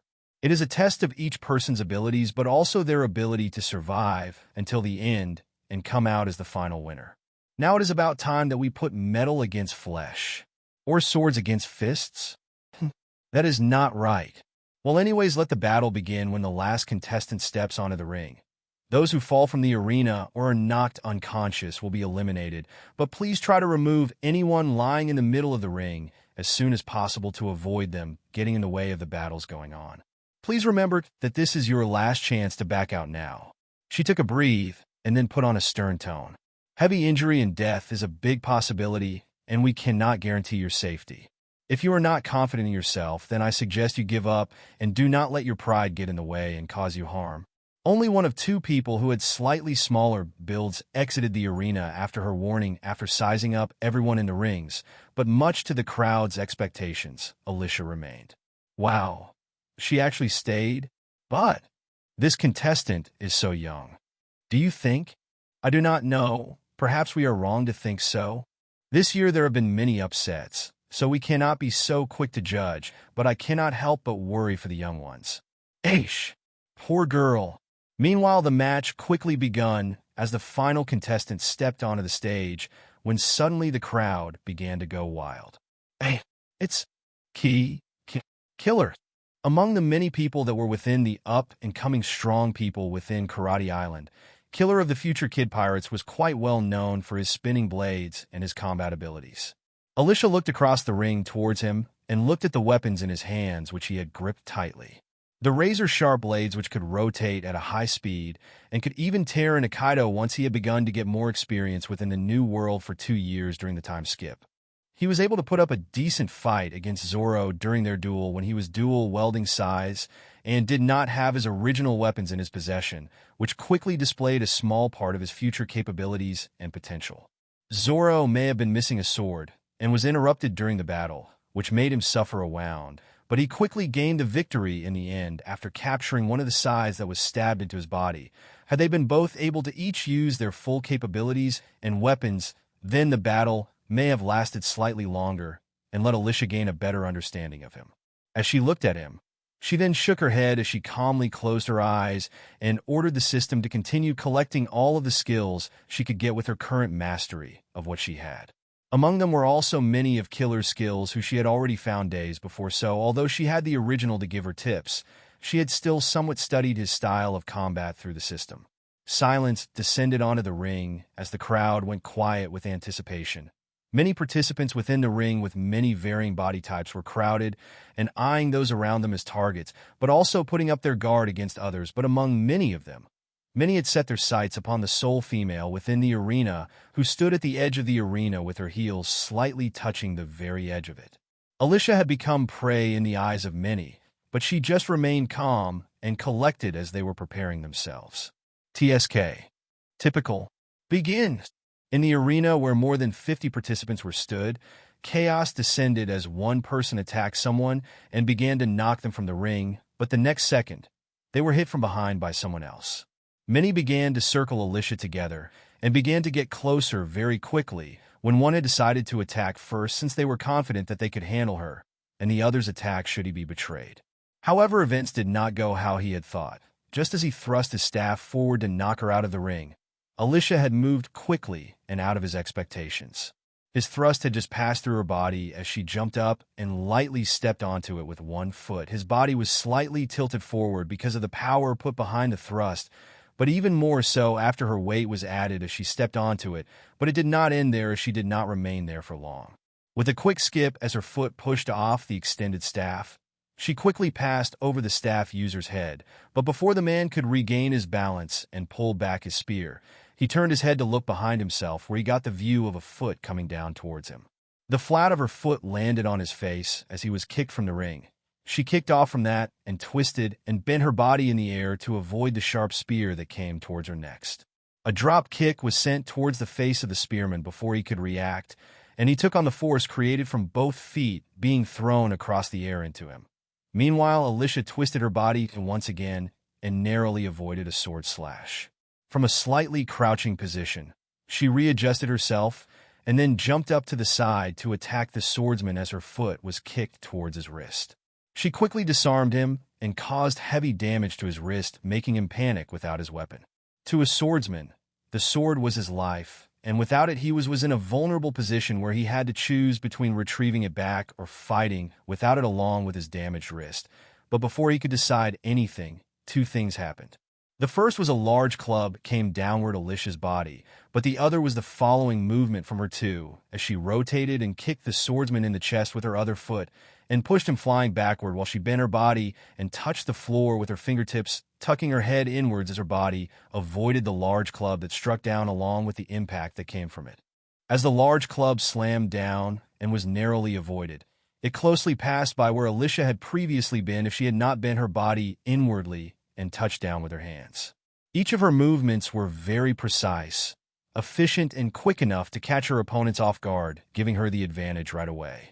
As her body continued to move forward slightly into a roll or handstand after kicking from the swordsman and landing on her hands, her arms pushed towards the ground to quickly spring her body into a quick flip from the ground as she landed onto the large club. A gigantic man who looked like he could be part giant looked down as she landed on his weapon with surprise in his eyes, but he did not have time to ponder over his next actions, because with a couple of quick steps, she swiftly made her way up the club and up his arm past his defenses before he could even choose to abandon his weapon or attack her, who was coming towards him with his slightly slower body. He could feel a light touch as she stepped onto his arm and appeared before him like an arrow flying towards its target. The last thing he heard was the screams from around him as the other contestants were facing difficult opponents, because at this moment he truly sensed danger, but it was already far too late. Alyssia was in the air and began to spin at a fast speed as she shot towards the face of the gigantic man and released a frenzy of quick kicks centered towards his chin. In a short moment, it was unknown how many kicks had actually landed on his body from the audience's perspective, but just as the last kick came, it was more focused towards pushing her body away from him as she landed back on the ground after performing a flip. The gigantic man took many heavy hits quickly to his chin, so no matter what his strength and durability may be, he still fell backwards powerless and created a massive commotion within the arena as his large body crushed those beneath himself and knocked others from the arena. Another person attempted to slice Alyssia from behind with a saber as she landed, but she sidestepped the attack and kicked towards them. The opponents seemed experienced and raised their shield to protect themselves, but what they did not expect was that the metal shield in their hands was like a brittle toy in Alyssia's eyes. A crushing impact landed onto the shield, and it sent the man flying back out of the ring with a dent in his prized shield. Meanwhile, across the ring, there was a battle ongoing between many others as fists and kicks were traded. Weapons were clashing, arrows and flying needles were flying, and blood was spilled within the ring. Among the carnage and chaos was Killer, who was using his acrobatics and agile movements to get close to his opponents unharmed, and then came when he made contact, his blades begun to spin, and he was pulled across the bigger opponents' bodies as they continued to cut as they moved forward, cutting forward a path for him to gain an advantageous position. Another sword came his way, and his blades clashed and begun to rotate, which made the opponent's weapon escape their grasp and fly away from them. They were quickly dealt with, and one after another the numbers were very quickly lowering as the time was passing. Within the first 20 to 30 seconds, more than half had already been removed from the competition, and it kept lessening. Alyssia kept close to the edge of the arena and continued to dodge attacks and practice her observation hockey while using simple tactics to knock her opponents off guard after their attack, and knock them out when they were close to the edge or off balance like Rebecca did in the Colosseum in Dressrosa. This continued for another minute or so, until she was getting a little more used to it in a battle against many opponents, when a man looked at her across the ring and dashed towards her with a fierce gaze. His body began to transform very quickly as he arrived before her, and attacked, expecting to knock her from the ring, while she had been distracted by the others she had just finished. As Alyssia was slightly off balance, or she looked to be, the man ran towards her during that moment where both her feet were not touching the ground after kicking someone out of the arena. His body became bigger and tougher as his speed increased. His skin turned gray, and his body transformed into a four-legged creature with a horn on its nose. Taking the form of a rhino, he quickly reached Alyssia and was ready to hit her with a strong charge. The result would be either impaling or to be removed from the arena, but Alyssia did not panic as her body rotated a little and her tail came around towards the rhino form like a whip. His strong defenses made him able to endure many types of attacks in the past and fight on par with people far above his own martial arts skill level, but the force that struck him was unlike anything that he had ever encountered before, as it caused him to feel pain. By the time he was able to recover, Alyssia had already regained her stability again, and she calmly observed him as he tried a second time. He transformed again, turning into a bulky rhino human form, and started to approach her more carefully, this time displaying his powerful kicks and punches while maintaining a certain distance to avoid being removed from the arena. Alyssia dodged many of his attacks, but as he attempted to grab onto her, both of their hands locked tightly in their grasp as they began to have a battle of power. As she squeezed his hands hard enough and began to hurt him during the power struggle, he struggled to push her from the arena, but she remained unmoved. More pressure was applied to him, and his legs were beginning to weaken. Alyssia used this sign of weakness to drop her body down while holding onto him to pull him downwards as her bottom touched the floor and her legs pushed onto his stomach as she rolled backwards near the edge of the arena. This move caught the man by surprise, and he was thrown from the arena after their short exchange. Alyssia continued to play around with many opponents that dared to challenge her after seeing her many quick victories, and the numbers continued to fall. Killer performed a flip while cutting into a swordsman after avoiding a slash of their sword, and looked across the arena to see Alyssia's foot crash into the side of the opponent's saber, which parried it away from herself, but also shattered it into several pieces, and then kicked them from the arena, leaving two remaining. As she finished her opponent, Killer was already close to perform a sneak attack on her, as he set his blades to spin at max power. Alyssia and Killer both displayed their strong strength, agility, and acrobatics against each other after Alyssia escaped his ambush, resulting in the crowd cheering as their excitement grew until they both were beginning to grow accustomed to each other's movements a little better. One blade got closer to her body, and she avoided it and grasped hold of the inner part of it and kicked him in the chest several times before he could use his other spinning blade on her. The many kicks man has loosened his grip on the inside, and as he fell back, the weapon was removed from his arm as Alyssia tossed it aside, but Killer struggled to get back up again with a weak breathe. Before he could regain his footing, a knee arrived in front of his face and struck him heavily through his mask, causing it to partly shatter as he lay there passed out, and got up from her seat and clapped. "Oh my, that was very scary to watch, but we finally have a winner. Congratulations to contestant Alyssia." The male announcer spoke afterwards. "I was at the end of my seat for the whole fight. It was very interesting to watch, and not many would have expected this outcome. We have a new champion of the mixed martial arts competition this year. I wonder what the contestant has to say to the crowd." As people arrived to hand over the champion's belt for the year and handed her a sea snail, Alyssia calmly spoke. "Thank you for the support. I am Alyssia Lucine of the White Storm Mercenaries and Merchant Group." Alyssia continued to speak in a calm voice. "For my future goals, I hope to challenge even stronger opponents and participate in the World Championships. Maybe one day I could call myself the strongest and establish my own martial hall somewhere in the world." She adjusted the belt on her body and then bowed slightly. "However, for now, I hope to continue to improve myself." White Storm is located in the first half of the Grand Line and is always looking for new recruits in many fields. If you have talent and can work hard, we will not discriminate between your race, age, or gender and accept those who wish to join. With her current strength, participating in this competition was somewhat pointless considering that even Killer was not able to bring out her full capabilities. However, the fame points earned and the spread of the White Storm group were important to her. Over time, some people would forget her deeds of the past and her growth of points would be halted. There was also the growth of the White Storm's businesses that required more talents, manpower, and publicity. Having several champions emerge who are connected to the group within the Karate Islands competitions would be very beneficial for business and gaining more influence around the world. Many talented youths would wish to travel to the Grand Line, hoping to gain fame and wealth under the employment of the White Storm Group, and this would create a more positive effect completely opposite of what GOLD Roger had done in the past.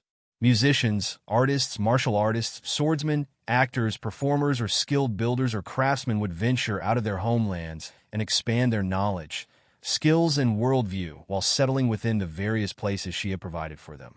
Although she had announced that she was a member of the group and revealed her appearance to many, she did not reveal that she was in fact the person who was the main boss behind the scenes of the White Storm Group.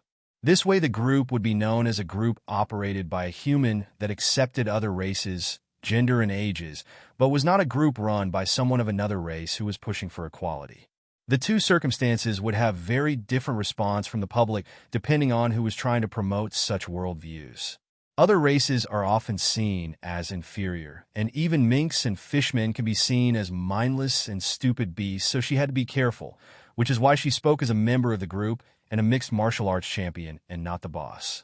After she finished, she straightened her back and walked down from the arena, leaving behind the carnage that remained, and spoke up as Alyssia was leaving. Once again, let's have a round of applause for contestant Alyssia Lucine from the White Storm Group. I am also from the same group within the entertainment department, and I can say for certain that they are a great place to work for. My success so far and the opportunities one have been given so far are thanks to their support. So I can confirm her words. The male announcer looked towards her calmly and nodded.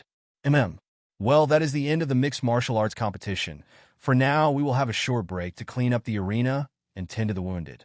When we get back, there will be remaining final matches. A little while later backstage, Alyssia was holding a large amount of berries with greed in her eyes. So much from just one bet.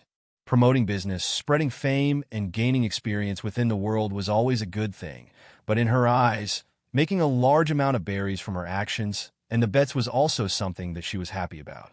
No matter how smoothly the businesses were growing, there would be a limit to how much of the profits she could use on herself to fund her own research and other exploits. Being the only female and the youngest fighter in the most dangerous competition made the berries that she had placed on herself winning had multiplied many times over, making her a very rich lady, and that was not the end of it. Just a moment before the announcers finished speaking and people began to enter the arena to congratulate Alyssia, she quickly ran to her bag and took out something before returning to the arena. She went by Killer's body and placed that item over his face and secured it to him, then continued to accept her champion's belt. Shortly after, Tristan joined many doctors and nurses to assist with the treatment of the many injured and carried out many life-saving operations while also carrying out her other orders.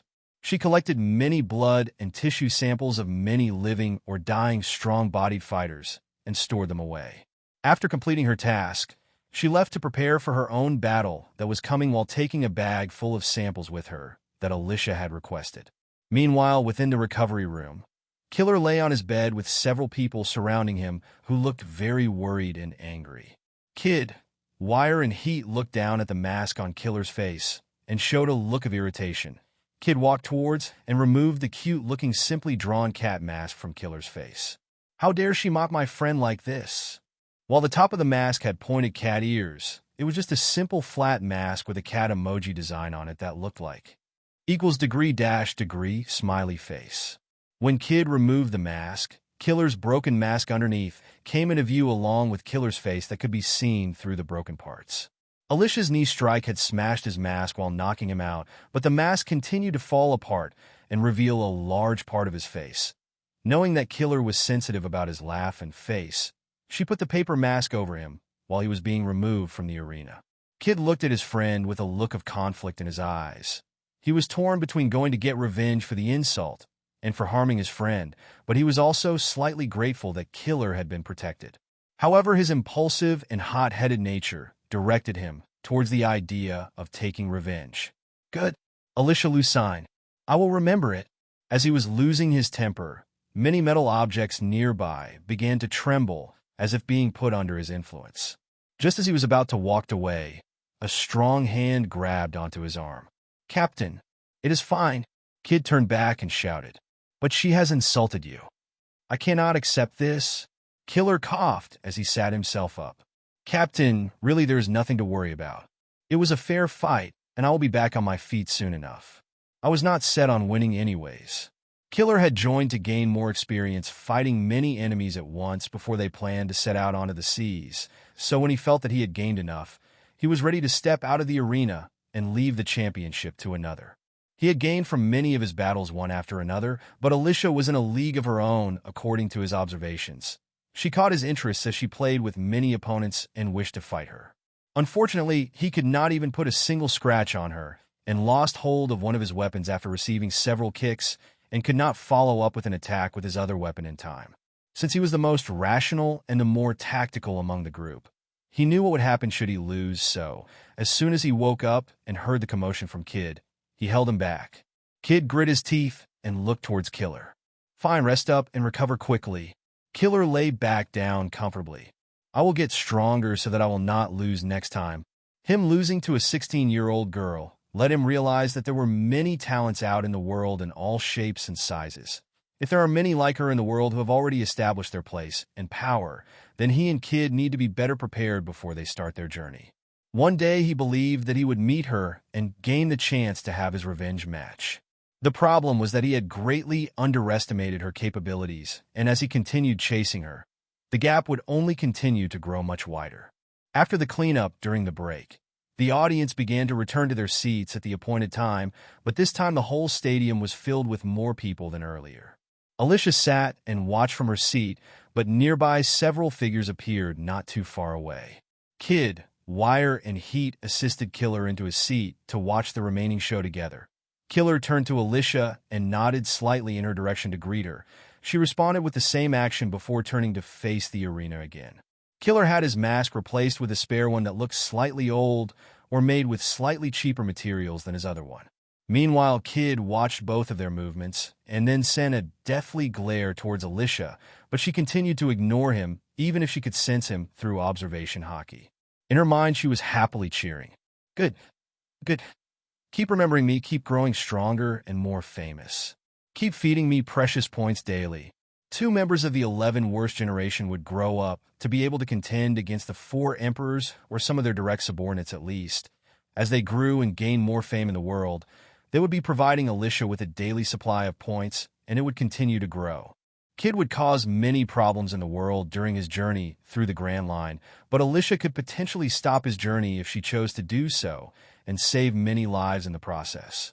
However, it was difficult to say if the people Kid killed truly deserved it or not, because it was not properly explained in detail. While pondering over the future events, Alyssia knew that she could not make a move against them, but she could gain more points from them along with the various skills they would gain along the way of their journey. Kid and Killer were crucial for the Sabaody and Wano arcs too, and made perfect distractions if used correctly. She closed her eyes and saw the last alert, which awarded her enough points to let her purchase 1 or 2 advanced skills. Excellent. Unlike the usual smaller rewards from a single victory or a streak of victories, it was more beneficial to fight in more publicly recognized places like martial halls or competitions to gain more points.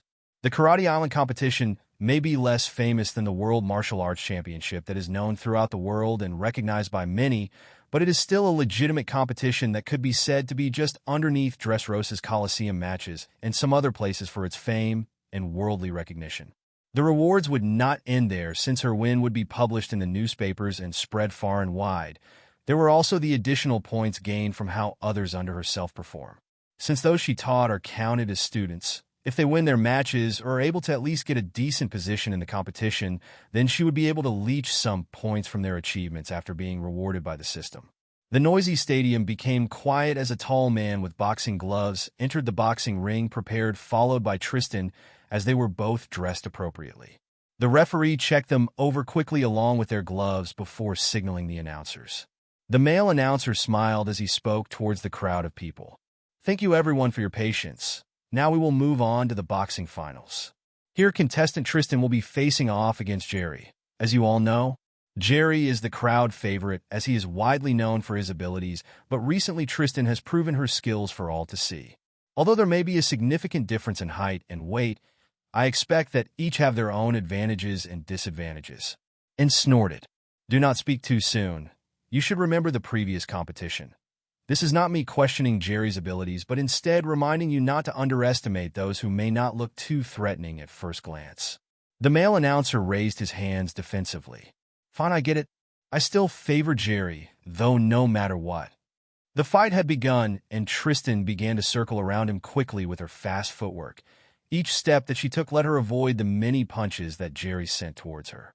A decisive look appeared in Jerry's eyes as he threw out several quick punches towards where Tristan would appear next, but he hit nothing but air.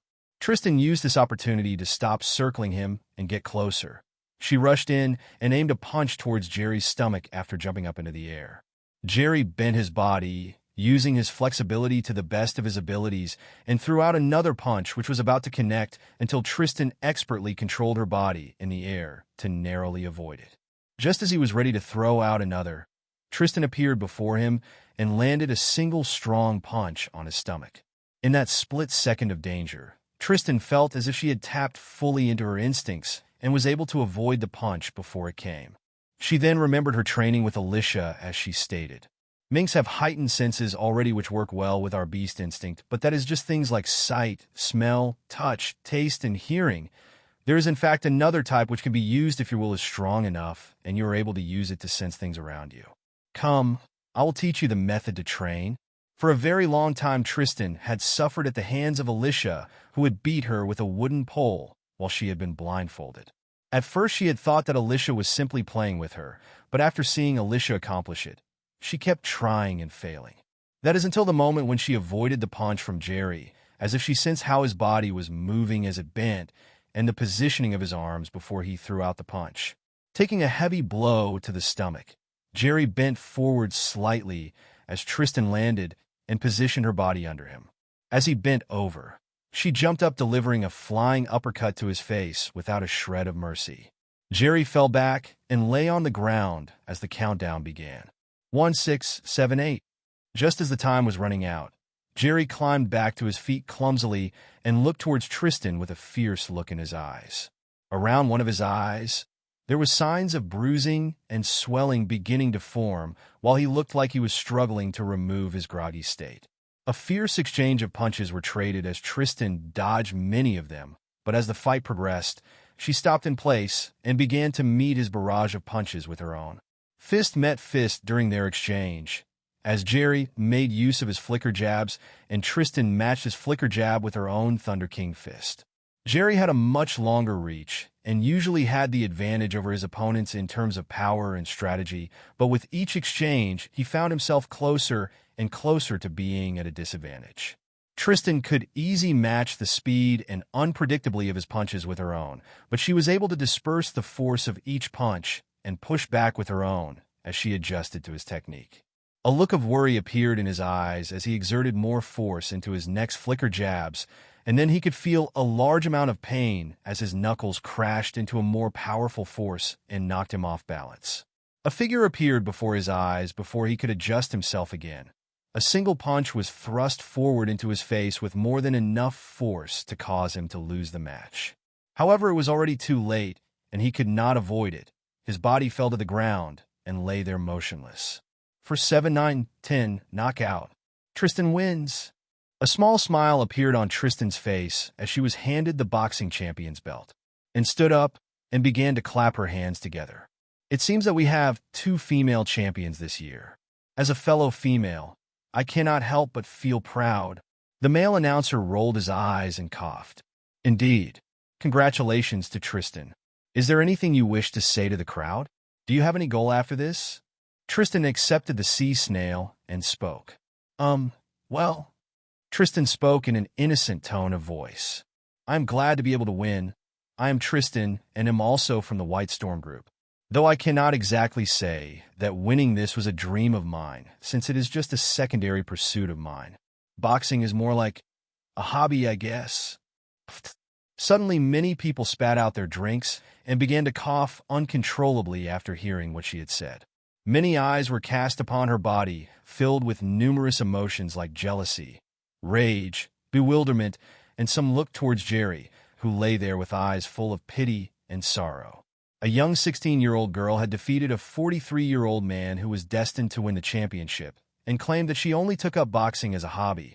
In many people's eyes, she was like one of those arrogant people who showed up and practiced the sport for a short time only to surpass most geniuses. They could not deny that Tristan had not put in efforts to reach her current strength and skill, but it was still a little insulting to hear from many others who had spent more than 20 years training and gaining experience. The male announcer coughed, clearing his throat, and then asked helplessly, "Then, what is your main goal?" Tristan raised her head proudly. "I am to be a highly capable doctor. I am working on many types of medicine and other medical tools to help many people with disabilities. Once they are completed, they will be sold through the White Storm Group." The male announcer nodded. "I see. Well, if your abilities are much better in medicine than boxing, I look forward to seeing the good you can bring to the world." Tristan smiled as she bowed and stepped off the stage. Alyssia was counting the berries won from the bet that she had made and silently thought to herself, "Now that Jerry is lost, it will not be long until he leaves and returns to Cypher Paul. Soon he would be assigned a new task and show up again on the C train as an agent who is now the runner-up in the boxing championship instead of the winner." The story would not be changed all that much according to her guesses, but she had still made a large amount of berries and fame points from Tristan's win. She shook her head slightly, with a small smile on her face. Everyone must have been truly shocked and enraged after what Tristan said.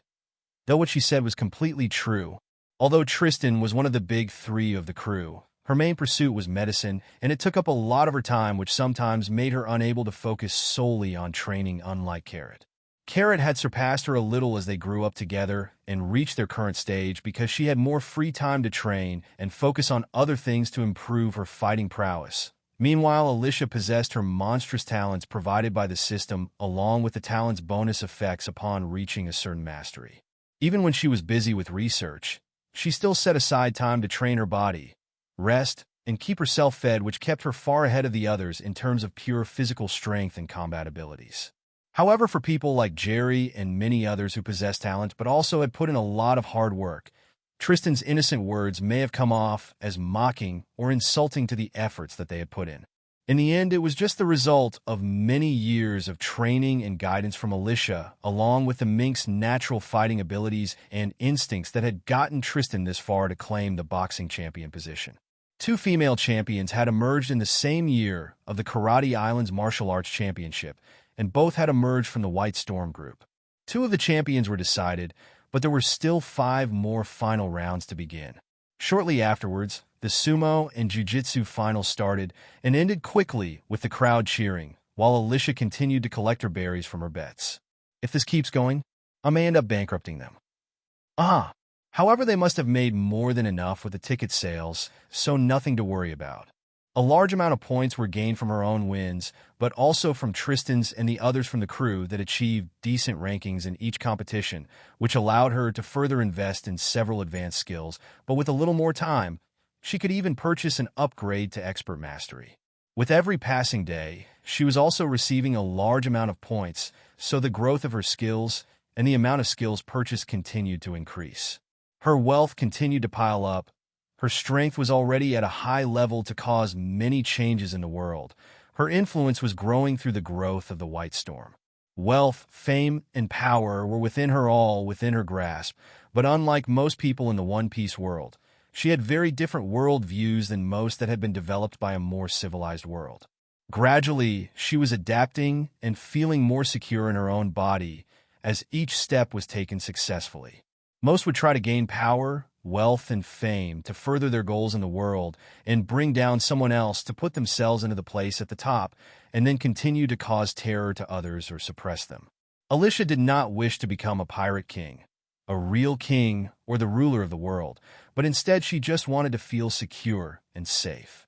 To remain unharmed in the world, she needed to be strong enough to escape any kind of threats to her life.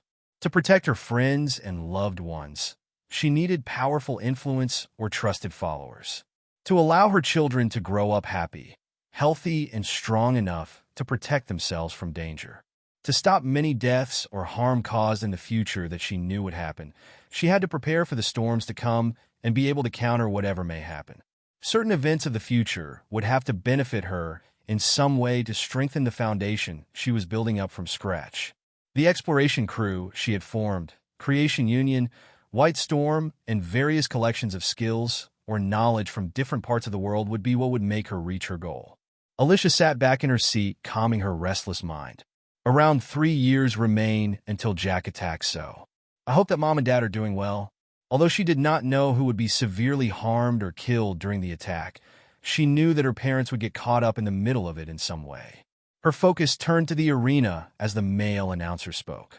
Now is time for the final round of the karate competition. Here are our finalists. And continued in a cheerful voice. On one side, we have the female fishman Monera, and the other is Lucier, who is also from the White Storm. Do you think there will be another champion coming from them today? The male announcer frowned. It seems that the odds may be against him this time. He has met a strong opponent. By the way, you mentioned he was your bodyguard? And nodded happily. Yes, he has been by my side since I joined the White Storm group. Hey, Lucier, do not let me down. Fight.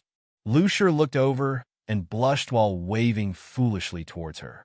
Meanwhile, Monera cracked her knuckles as she prepares for the fight with a sharp and sly look in her eyes. Go, Mr. Bodyguard. You can do it. Kick that fish into the dirt. Hey, man, was that necessary? You were all thinking it. Hypocrites. Monera, get another win for the females. The battle had begun as many punches and kicks were traded between them both. Monera remained steady as she used her fishman karate along with her trained body, which had been superior to human since birth, while Lucier unleashed many unpredictable chops, thrusts and slashes with his hands as his main focus of combat. The fight was very close as it continued on, but as Lucier began to use his spinning techniques, Monera jumped above his head and unleashed a strong punch downward. Secret technique, Star Shark Fist. A large amount of force carried the water in the air with it, and struck into Lucier, who raised his arms to block it, then forced to stop spinning. Her attack was like a fierce sea predator jumping out from the water and returning to the sea again, crashing into its prey, sinking its teeth into a weak point, and making it helpless.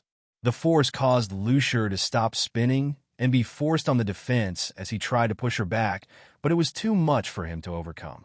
His arms could no longer exert more strength, and his legs were unable to support him. The fist broke past his guard and hit him in the face, which knocked him to the ground as the water was added to the attack to display enough power to knock him out. Monera took a step back, and her eyes calmly looked at his body with risked as the countdown began. 5, 7. She then turned to look towards the audience where Alyssia was watching her. 9. In a brief moment, she looked as if she had come to some sort of decision. 10. Wow. Another upset. I think it is good. Yeah, it was an exciting battle.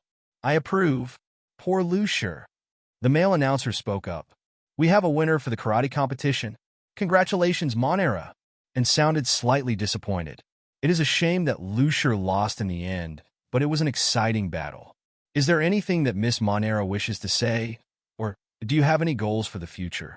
Monera accepted her champion's belt and placed it on her waist as she spoke into the sea snail. For now, I just wish to improve my strength and abilities, so I will go where I can do that.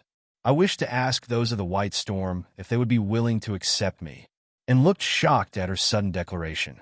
Wow, you sure are decisive. Anyone of the White Storm, what do you say? The audience and the announcers focused their gazes towards Alyssia and Tristan, who sat side by side with each of their belts resting on their shoulders.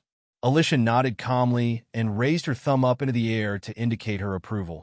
Tristan noticed her intentions, so copied her, and grinned as she cheerfully spoke. It seems that you are welcome to join them. I wish you the best of luck in the future. The male announcer sighed. This really is a sudden development, but very entertaining nonetheless. So, this means another champion from White Storm. It seems that they have some potential. We must keep a lookout for them in the future. We could very well be witnessing history in the making. So, overdramatic. Monera grinned as she watched Lucier be sent to be treated, and then walked towards where Alyssia was sat. Thanks for accepting me. I will not let you down. Alyssia and Monera's hands locked into a handshake once more, and the battle of power began again for a short moment. Alyssia smiled as she responded. If anything, What you have just done is already let me benefit in many ways. That would already be enough to pay for saving your life, but I do not mind making friends with you." Monera smirked as her eyes turned gentler. "I always keep my word. I will join you, and I would like to be friends too. Sorry about the damage I did to him, by the way." Alyssia shrugged. "He can handle it. He is not so weak that he will not recover from this. If he loses his spirit here, I would be greatly disappointed in him. A loss is a good thing for many people." Monera looked a little surprised, but then nodded. "I understand what you mean." Alyssia chuckled. "In the end, I still benefited from this, so I cannot complain too much. I am glad that I did not bet on my own people this time and trusted my instincts." Monera looked wide-eyed at her and questioned, "You mean that you bet against Lucier? You knew he would lose from the beginning." Alyssia sighed helplessly. "The result was obvious from the beginning, but I am still impressed at how he was able to fight and struggle for so long. If I wanted to with my winnings, I could just go live a hermit life full of leisure." Her bet was placed so that Monera and Lucier would reach the finals and Monera would win, resulting in a large payout yet again. She still had not even collected the reward for first or second place. First-place prizes and the runner-up prizes had yet to be handed out to those who had participated in each of the competitions, so although Alyssia continued to win a large amount of berries from the bets, there still remained the berries that she would earn from becoming the champion of mixed martial arts. Lucier would win the runner-up prize, while Tristan would win the first prize from the boxing competition, which further added to the overall berries gained from Karate Island by herself and her crew members, with Monera included now that she had decided to join the White Storm. The atmosphere calmed down within the stadium as the arena was changed to suit the next final match. Carrot and a bulky man with a crew cut and hairy chest stood opposite each other. The male announcer spoke up. "Now is time for the wrestling competition. The finalists are Carrot from White Storm and the previous wrestling champion, who goes by the name Slam." He looked like a typical wrestler who specialized in grabs and various throwing or body slam techniques with his body type, and his name gave away his specialty right away. Alyssia, who was in the crowd, looked over to Kid, Killer, Heat, and Wire, then back at Slam. "Is it just me, or do most people tend to just go by a nickname or a certain name to describe themselves or their style?" Killer fit his name as he shredded his enemies to death. Wire probably used wires to attack and cut his enemies. Heat uses fire to do the same, but Kid was the only one with an ordinary name among them. The same was true for Slam, who went by a name that type of naming sense. She shook her head. Maybe it is just a custom from this island, and spoke to the crowd while Alyssia was pondering over those trivial matters. It is another one of White Storm, and another female too. Could we have another female winner this year?" The male announcer sighed. "Do not make me say anything. I have already been wrong many times. Let's just get on with the match." First, a simple contest of strength started as they locked hands and began to try push the other back or gain an advantage by turning their hand lock into some other move. After a short struggle, Kara performed a low kick, and as she was released, her body moved backwards towards the ropes. She bounced off them and passed by Slam with a 180 flying elbow, which knocked him down. Slam got up after a short couple of seconds, and then they both began to trade punches with each other. As the excitement was reaching its peak, and as Slam was beginning to tire out, he leaned forward to place Carrot in a bear hug when she was very close to him. Just as he was tightening his grip, she slipped through it and was released, and followed up with another bouncing move by using the ropes. Slam had grown used to her moves over time, so he reached out and caught her leg as it came forwards him, but the next moment Carrot raised her other leg over her caught leg and twisted her body around. Her foot connected to the side of Slam's head, which made him fall down and loosen his grip. Carrot climbed back up, but Slam did not as the countdown began. 3, 5. Alyssia watched as the countdown continued. Sigh. I thought that she would be able to have a difficult time here and gain lots of experience, but it seems I have underestimated Carrot or overestimated this competition.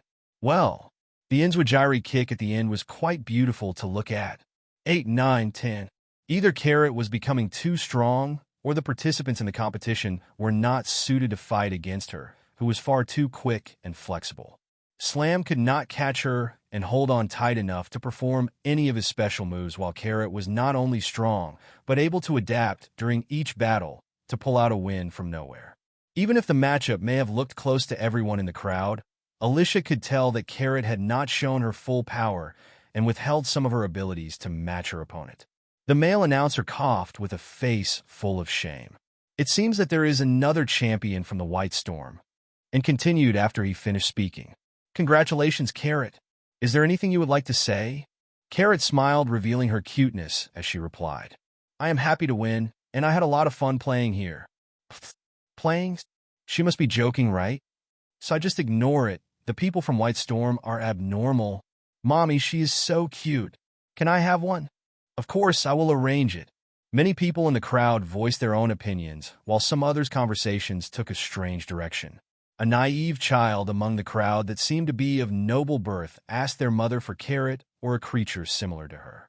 It was unknown if the parent was agreeing to capturing Carrot for their child, if they would purchase another slave of a similar race, or instead agreed to purchase a toy or pet rabbit for them. However, if it was the first one, the arrogance of the nobility was shown out in the open and was heard by some around them, earning them some wary looks. Most others were surprised that Carrot took the competition as a game and did not take it too seriously. Carrot stood on the spot, tilting her head to the side with a clueless look on her face. Did I say something wrong? The male announcer responded. No. You can go to your seat, but must remain until the end. Carrot stepped off the arena with her new wrestling championship belt and rushed towards Alyssia and Tristan. Soon enough, she dived into their embrace and began to rub onto them. Garchu, now we all match. All of the three of them had won a championship belt and stood together with happy smiles on their faces while Monera stood near them with a smirk on her face. White Storm had 4 champions and 1 runner-up, and they would soon be announced to the outside world using their real identities and affiliation. Many other members earned a decent ranking for themselves along with the main members' achievements, so the group's fame would soon grow, as would their influence. The final match began and ended quickly as wooden and dull weapons clashed against each other until one man finally gained an advantage, hitting the other many times. Finally, many of the champions were invited back onto the arena along with the runner-ups, and cheerfully spoke to the crowd. Thank you all for coming, and thank you to those who have participated. Now we have the main rewards for everyone. The champion's belt was mainly just an accessory to be won and kept, but they had also prepared a proper reward for those who had come first and second place, which was a small trophy and an envelope full of berries. The male announcer continued. We have one final show for you all, so you can all stick around while, and goes to prepare herself. Everyone on the arena stage waved to the crowd and stepped down together. Then a change took place as the lights began to dim. Slight darkness descended onto the center of the arena, and then 2 figures appeared as they were put under the spotlight that followed their bodies. Isa and were dressed up in their idol costumes and began to dance and sing together, displaying their usual routine. Isa's soft and angelic voice mixed with Anne's cheerful and energetic voice as they captured the hearts of those that listened. Many illusions were released from the drawings that showed many illustrations of the fighters and their fighting poses, followed by some additional effects, and as they reached the end of the song, they stood back to back as they took out their guns and fired them into the air. Large amounts of glitter sparkled all around them as it was released, and eventually fell back down with both of them in the center of it underneath an open umbrella that they shared together. And so magical, beautiful. To be honest, I am more of an Isa fan. Team A's. Team N's. Can't we all just get along? Just let those fools have their fun. After their performance, everyone began to leave, and after some volunteering to take pictures and write some signatures, and was escorted back to the ship along with the others. As everyone was heading back to the ship, Alyssia continued her quick tour around Karate Island as she continued to soak up any skills that she could. Whether it was a hidden master or many studying within a martial hall, they did not escape her detection and had their skills stolen. As she was walking to the ship, someone blocked her way. Killer stood in front of her with his arms crossed. Are you leaving? Alyssia responded calmly, as if not bothered about his interruption. Yes, there is much for me to do, and this place has already provided me with what I needed. The martial arts, blade techniques, electromagnetic, and mech-based skills have been collected, A large amount of berries were made, and the world would soon take more notice of the white storm. She had already accomplished everything she wanted from the trip, so it was time to leave. Killer sounded a little disgruntled. "Where will you go next?" Alyssia patiently answered him. "Who knows where I will end up, but if fate allows it, I am sure we will meet again." Killer's voice became more serious. "If I see you again, I will not show you any mercy. Expect to be challenged." Alyssia responded as she passed him. "I welcome a challenge, but do not expect me to lose to you anytime soon." Her words were spoken in a tone that let him know how sure of herself she was and that she was not being arrogant. There was already a big difference between them, and it would only continue to grow. As she was walking away, something came to mind as she stopped for a moment and said, "By the way, the competition had some individuals that have caused problems with illegal methods. I am sure they will be dealt with, but if you happen to discover who was behind them, can you do me a favor and cause them some problems? I'm sure that someone like you would not remain here for too long, so it would not be too much trouble for you. In exchange, I will give you a piece of advice." Killer was silent for a moment before responding. "I can try look into it." He was not too concerned about getting involved in the underworld matters, and the crew would be leaving the island soon anyways, so whatever he was asked to do would not affect them too much. In fact, it would be beneficial to them as they would get a large amount of berries and goods that had built up from many illegal deals. Alyssia walked away and left her parting words. "The seas are dangerous and countless hardships await should you leave.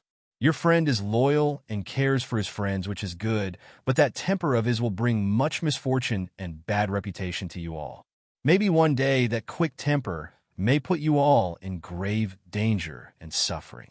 So watch his back and be the calm and rational person within the group if you wish to survive." One of Kid's biggest flaws was always his bad temper, which was constantly displayed along with some of the inhumane actions he took after he or his friends were mocked or laughed at. But he did have some similarities to Luffy and a rivalry between himself, Law, and Luffy. He would later lose an arm to Shanks, sink many of Big Mom's ships, form an alliance only to be betrayed and forced into slavery by Kaido while his crew were toyed with by Orochi. Even if her warning fell on deaf ears, it may help Killer to get a little stronger and gain a little more control over his captain's actions, even if the overall changes may be very small. As Alyssia left and entered her ship, she began to make use of the new samples and went further into her research. Along with her genetic research on minks and various evolution methods for herself, she continued to collect many samples from animals, plants, and various humans or races of all shapes and sizes. She had reached a point in her research where she was slowly gaining more of an idea on which parts influence certain characteristics. The more that she learned about it, the more she could grasp and create a genetic blueprint to create various life forms or even custom-made humans. The possibilities with Lineage Factor were endless and held the secrets to devil fruits, superpowers, and the overall genetic makeup of every life form. One small change could influence what power they are born with along with their skeletal structure to produce superhumans, but the applications would not end there. Hair, skin, and eye color along with the overall muscle, skeletal, and skin structure and appearance could be altered with some small changes. With enough research into the subject, a newborn could be born to be beautiful, with excellent vocal cords suitable for singing, while others could be designed for acrobatics and dances, while others focused towards combat. Even the things they should be born with, like the various stats shown on Alyssia's status, could be arranged to allow someone to grow up a little more intelligent or have better senses from birth. The various tribes' traits could be added or removed, and the possibility of creating giants or ancient giants, dragons, or other creatures was possible. Replicating Shirahoshi, who is Poseidon, was also a possibility if samples of her could be collected and studied thoroughly. Since she had collected many more samples and Monera had joined the crew, some of the samples came from devil fruit users, so she could further her studies on the changes that devil fruits bring to the lineage factor, but now she also possessed samples with the combined bloodlines of fishmen and merfolk. If given enough time, she could produce half-breeds of any type of tribe or race, but even take things a step further to create a new race. Ancient giants, long legs, long necks, long arms, Oni, fishmen, merfolk, minks, humans, Lunarians, Kuja, Okama, sky people, Shandians, Birkins, three-eyed, dwarves, and Kinnikabido were identified to exist within the world, or had done so in the past, and each possessed their own unique characteristics, and that was just those that had been identified. There even exist many hybrids like the Wotans, long limbs, and other mixes of the various races which could be found in some corners of the world. So far, she had collected samples of some of them, but many still remained, but there were always opportunities to acquire them from living or dead bodies. Luckily, she was aware of where there were many of each race that were difficult to track down, and she now had samples of several Zoan and a Paramecia type of power within several people's bodies to further explore into that area too. As she jumped back in her research, everyone made their way towards their previous destination to begin studying together. After spending more time studying together and building their relationship with Monera, who was a new recruit, they later set out on another journey. Meanwhile, an article was released, which was later seen by many people, but that was not all that happened during that short time, as another article was released shortly after. One was focused towards the rising stars of the Karate Island competition, while the other also came from the same source. An attack took place upon a gang stronghold within Karate Island a little while after the competition took place, and it was completely stripped clean of any valuables. It was reported that many people were slaughtered and the stronghold was burned down, removing any evidence. Meanwhile, somewhere within Karate Island, a certain crew was busy using their loot to finance their future journey and to eventually enter the Grand Line. New talents emerge. White Storm produced 4 champions and 1 runner-up. Alyssia, Lucine, Carrot, and Tristan won the championships in the mixed martial arts, wrestling, and boxing competition. Lucia came second in the karate competition, and a new recruit named Monera won the karate championship. New divas, Ann and Isa, put on an amazing performance at the Karate Island competition. White Storm Entertainment has potential. Shock. Rival gang wars heat up, resulting in a massacre. Although there is no proof of who was behind the attack, it is speculated to be the work of an enemy gang. Around the world, many news birds spread newspapers around every corner, and many people read through each article with great interest, hoping to learn about the various changes. Within Kano, there was an old man surrounded by his 2 grandsons who read it carefully. Shinjo broke into a fit of laughter as he caught sight of Alyssia's name and portrait. Look, she is keeping to her word. Not that much time has passed, and she is already making a name for herself in a big way. Sai looked at his grandfather and sighed. Do you really wish for revenge that much to put her against Garp? After all, she is your prized student. Shinjo became serious. This rage cannot be extinguished. I must have revenge. There is no harm in putting this on her shoulders, since I believe in her potential, but if she fails, I can always go after his bloodline. A fierce, murderous aura burst forth from his body, but then he suppressed it and began coughing. Boo patted his back. Take it easy, Gramps. We still have to look into many matters outside of the country. It seems that our enemies have not given up yet. Shinjo sighed. I wonder why they are so persistent. After winning the war with Alyssia's help, Kano had a short time of peace, but old enemies began to resurface once again, as if they had been given new life and purpose.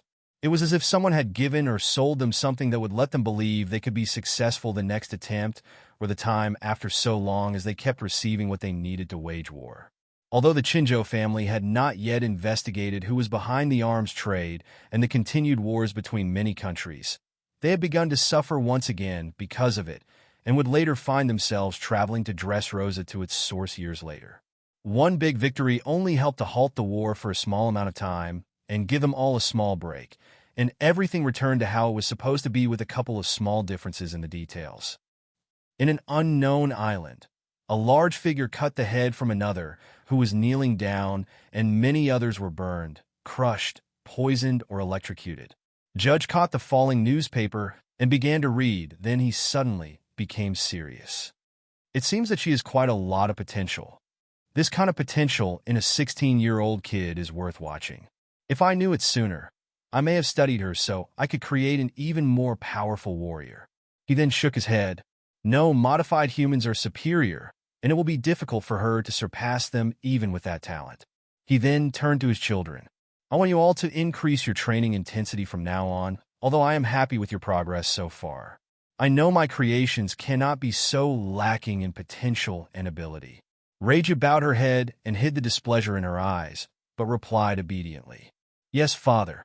However, as the newspaper was put down and her father left, her eyes caught sight of Alyssia's photo along with the achievements of White Storm so far after entering the Grand Line for a short time. No wonder father was disturbed by the news. Let me see. Niji snatched it from her hands and then rudely tore it up. Huh, he is worrying over nothing. They are nothing but weaklings. Reiju sighed as she ignored her brothers. Idiot. Nothing much had changed since Alyssia's visit as they continued their mercenary work. Reiju was surrounded by her cold-hearted brothers and was unable to have her own free will as she could not disobey her father.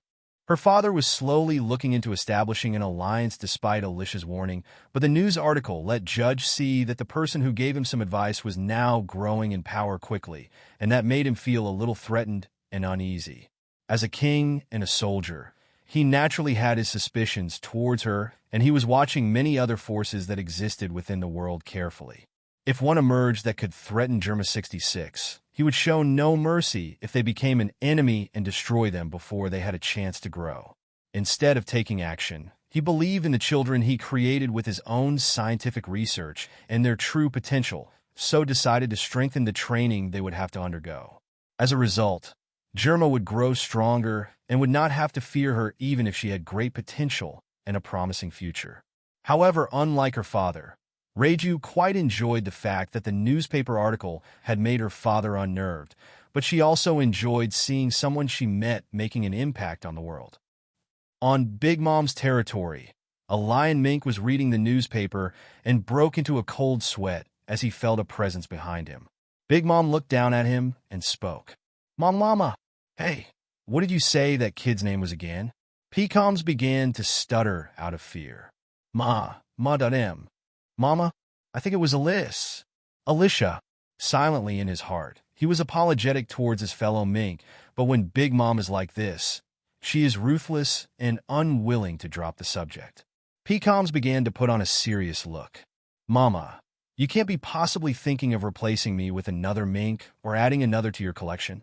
You only heed me, and I have been loyal to you for a long time.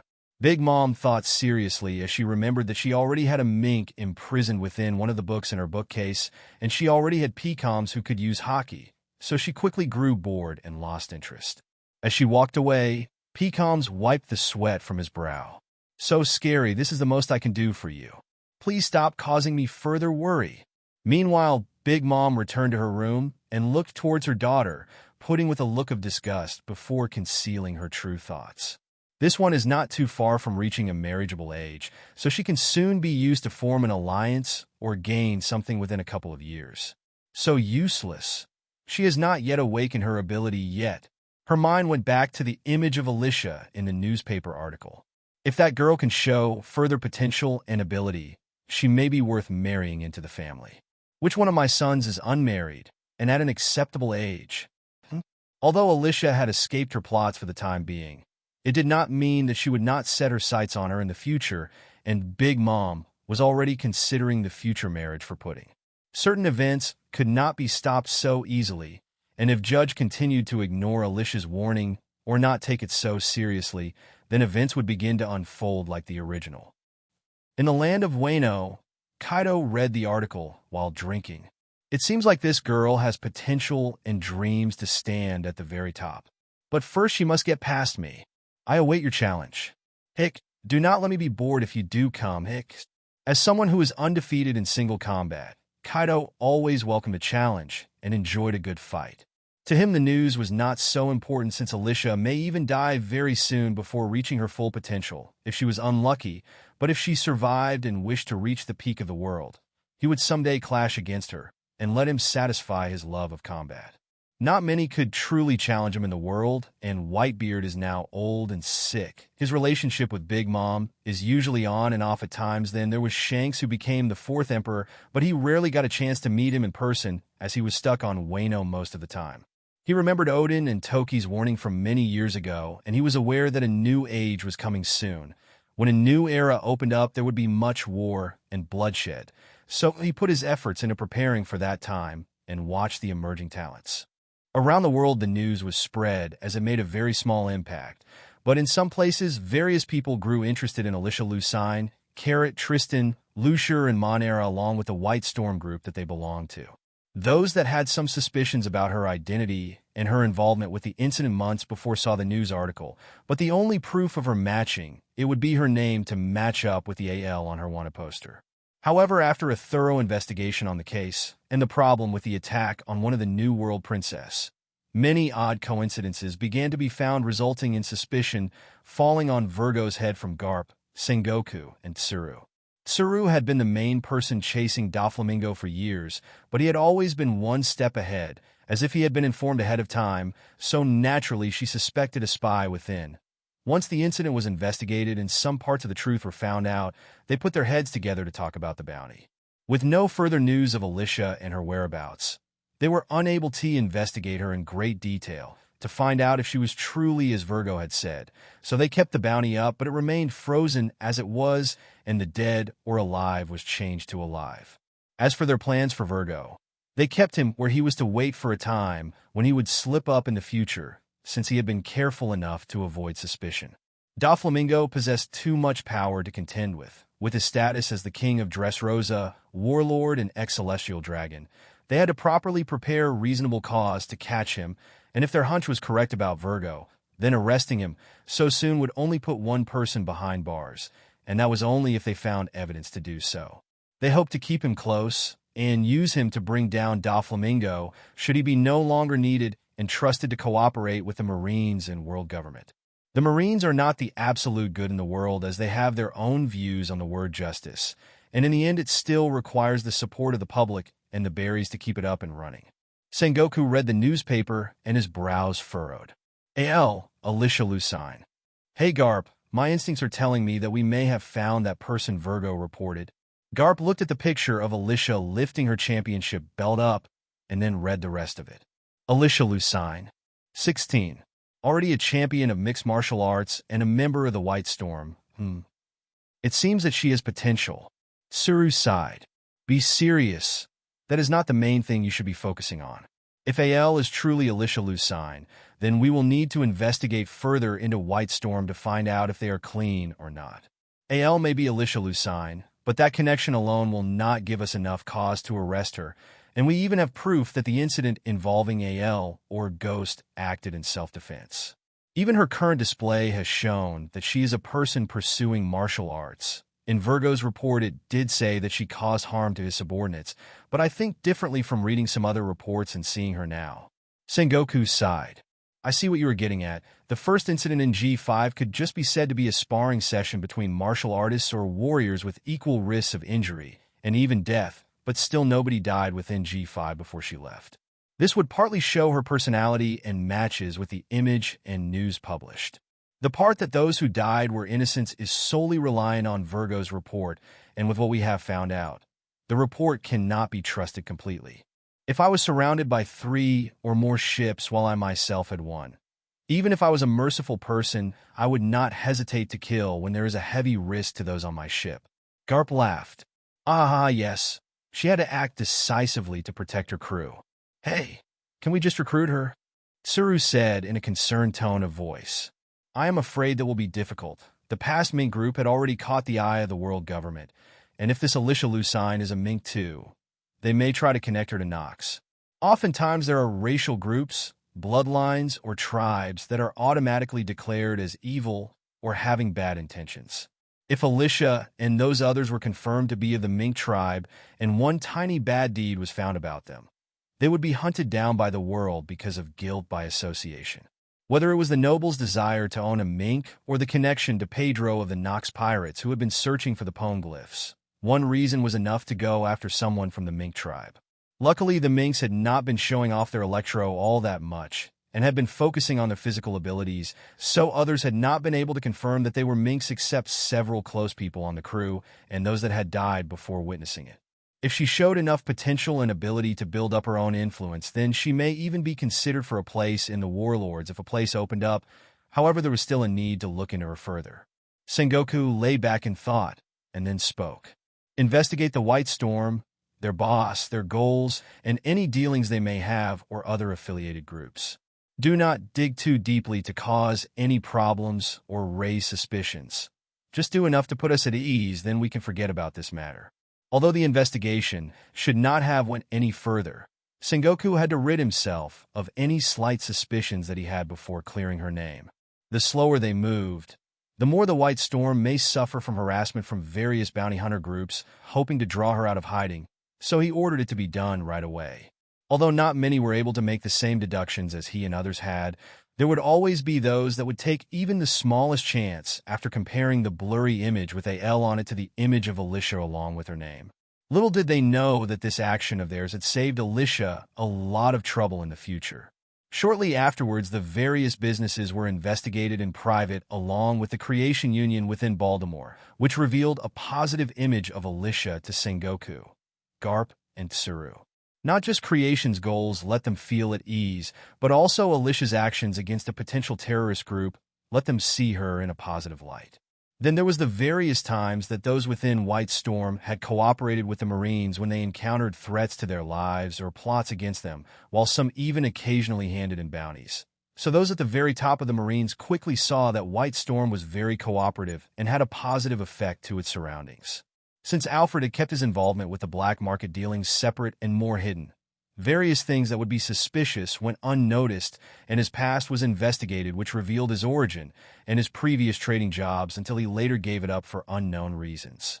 His past had proven his abilities, but his recent actions were much more creative, so it was suspected that he had an investor or a private partner or boss behind him, who was remained unknown, but Sengoku's instincts were telling him that Alyssia was the most likely to be that person. She was one of the main founders of the Creation Union, which was connected to White Storm, and she stood out the most among the various other candidates. His best reason for suspecting her was that most innovative and new ideas often come from the younger or new generation rather than the elderly. Alfred may have his own experience and capability, but many of his products had more of a youthful touch and creativity on it that he had not shown in his past business pursuits. However, that was not enough cause for arrest or further investigation from the Marines, so the investigation ended, and the AL bounty was publicly revoked, and Virgo was scolded for exaggerating in his report. He only got a light scolding in the end, since he carefully explained that he only reported what he had found and heard. His own speculations were just the result of his investigation, due to the lack of evidence. He was able to smoothly get away with what he had done and keep the trust of many, but a select few had kept a careful watch over him and waiting for him to make a mistake. After spending some time studying at Torino Kingdom after leaving Karate Island, Alyssia and a few others continued on to the next destination. As she arrived at the port, she took in the view of the kingdom before her. The Sorbet Kingdom is a nation in the South Blue that was once ruled by the revolutionary-turned-warlord Bartholomew Kuma. Due to unknown events, he ended up leaving the revolutionaries and losing his royal status to become a warlord of the sea and a test subject in the Pacifista program, where he was slowly converted into a cyborg by Dr. Vegapunk. Many stone monuments, statues, and old tombs and ruins came into her view along with a vast desert. She looked at the lands before herself and tried to endure the scorching heat. If Alabasta was based on Egypt, then this place seems more like ancient Persia or Greece. It is quite beautiful, but this heat is terrible. During the next couple of days, she spent some time adjusting to the heat and learning about the kingdom. Although it may not have been as terrible as Alabasta, which was suffering from a severe lack of rainfall and poor water resources, it was the perfect place for her to train in under harsh conditions and build up a little resistance to one of her biggest weaknesses. After gaining enough information on the royalty currently stationed there, she began to say her goodbyes to her crew, who returned to Torino Kingdom after taking enough supplies, materials, and berries along with getting herself settled there. After another month, her crew entered the Reverse Mountain and arrived back at the first half of the Grand Line. They continued their journey as they met up with Alfred again, and people like Pascia and other potential entertainers were brought into the White Storm. Although, and was currently the biggest diva they had working for them along with Isa, Pascia's beauty and dancing skills gave her more than enough potential to become a worldly famous star, so she began to make some appearances with, and and Isa during their live performances to help promote her and prepare her for a solo performance. A couple of weeks after remaining on the lands of the Sorbet Kingdom, within a deserted land, a figure sat by a campfire with a boiling pot, as they kept most of their body covered up in clothes suitable for the desert. By the side of the fire was a disassembled carcass of a large snake. All that had remained was the poison sac, some bones, scales, fangs, and some other more poisonous parts. Alyssia carefully placed the poison sac within her backpack and then removed a strange-looking syringe. The contents within looked to be harmful at first sight, but Alyssia showed no hesitation as she began to inject it into her body. Her face showed slight irritation and fatigue, but after eating and replenishing her energy, she became a little more relaxed as she remembered back to before she left the Torino Kingdom. Back then, Tristan handed her several vials and syringes and said, "This is my latest completed research on various poisons and other kinds of toxins or venoms. If you take a small dose for a long time, your body will begin to build up resistance against harmful substances. Although my research is not completed enough to give you complete immunity, it will help you become immune to most lesser poisons." Building up immunity to various venoms and poisons was beneficial for Alyssia's overall survival, but there were always lots more ways to harm her. Whether it be natural disease, chemical, or an allergen-based harmful substance, each was capable of being placed in her food or drink one day, and it may actually successfully harm or kill her. Although there were no big threats right now, there may be some in the future, and the most skilled assassins would use more subtle methods against her rather than confront her after investigating her combat strength. She closed her eyes and checked the status of the system. Poison/venom resistance 9/100%. Heat resistance -10/100%. Cold resistance 38/100%. Thunder/electro resistance 74/100%. After checking the growth of her status as resistances were gradually rising every day while enduring the heat, electro training, and injecting herself with what Tristan had created, she found that she had improved a lot. Her electric-based resistances were the best thanks to her race as a mink, but she also gained much more from the training method that she was using. Cold resistance had been at around 15 at first, but after enduring harsh endurance training in Baltimore and the icy waters around it, she had built up further resistance. At first, the heat resistance was at -20, but because of her enduring the heat and training in the Sorbet Kingdom and within its desert, it had risen by 10 points, leaving her with -10 resistance. Although her weakness was not completely eliminated, her endurance and stamina had begun to improve under the harsh conditions, along with a slow rise in her heat resistance that was getting slightly closer to 0% that most humans and other races started at. As she was sitting there enjoying the night time where it became freezing cold without the scorching heat torturing her, she finished her meal, but still looked to be unsatisfied, but a smile later appeared on her face as she sensed movement nearby.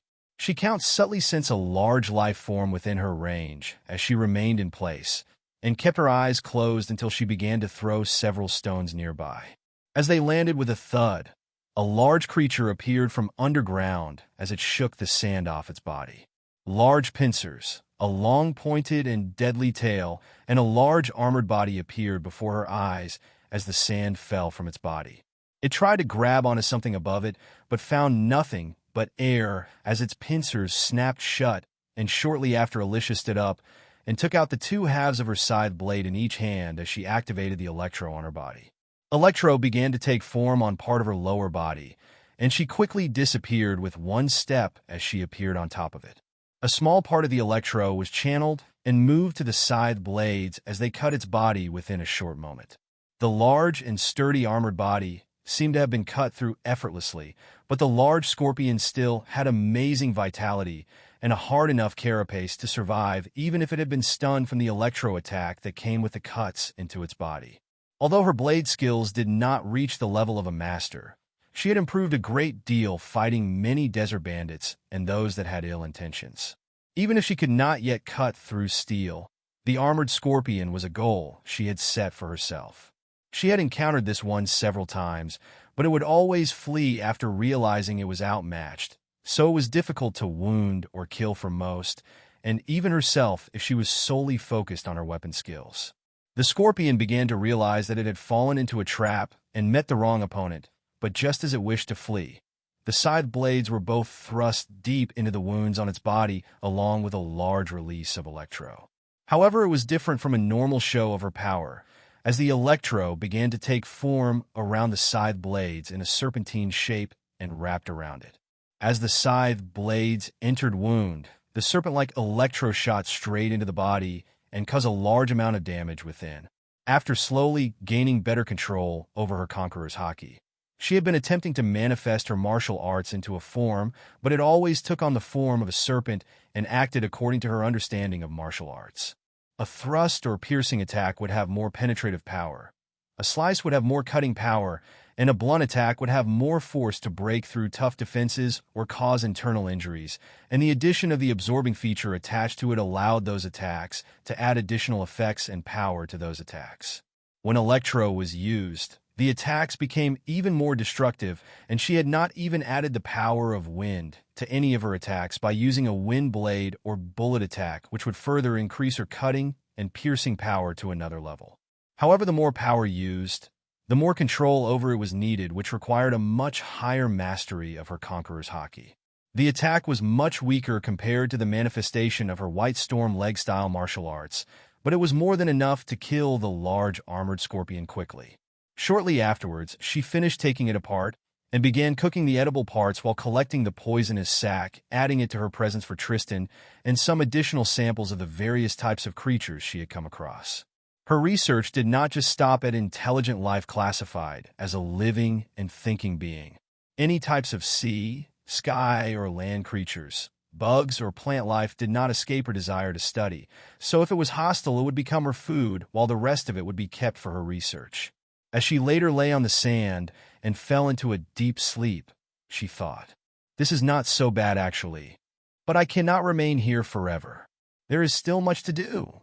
As Alyssia re-entered the main city, many old and some new stone buildings and an old stone palace came into view. The main city was bustling with trade, but there were also some children and teens running through the streets in rags. Occasionally, the city guards that had sabers at their waist would cast judgmental stares towards the people in ragged clothing, as if they expected trouble from them. As they had expected, a child stole some fruit from a stall and began to flee as the guards chased after him. Alyssia had seen this sight many times, and sometimes there were many brought back through the streets and put on a public display for all to see. Depending on the severity of their crimes, they could be kept confined in public and have rotten food and stones thrown at them, but in more severe cases they may even have their fingers or a limb removed. In most countries affiliated with the world government, poverty was a problem when they had to manage their own country's individual problems in addition to paying the heavenly gold to the world government. In most cases, the countries in more dire situations resorted to warring with other places to be able to keep up with their tributes. If they could not produce enough with legal means and making their country more prosperous, then they would resort to paying the tribute with blood money, and what happened within Kano was just an example of this.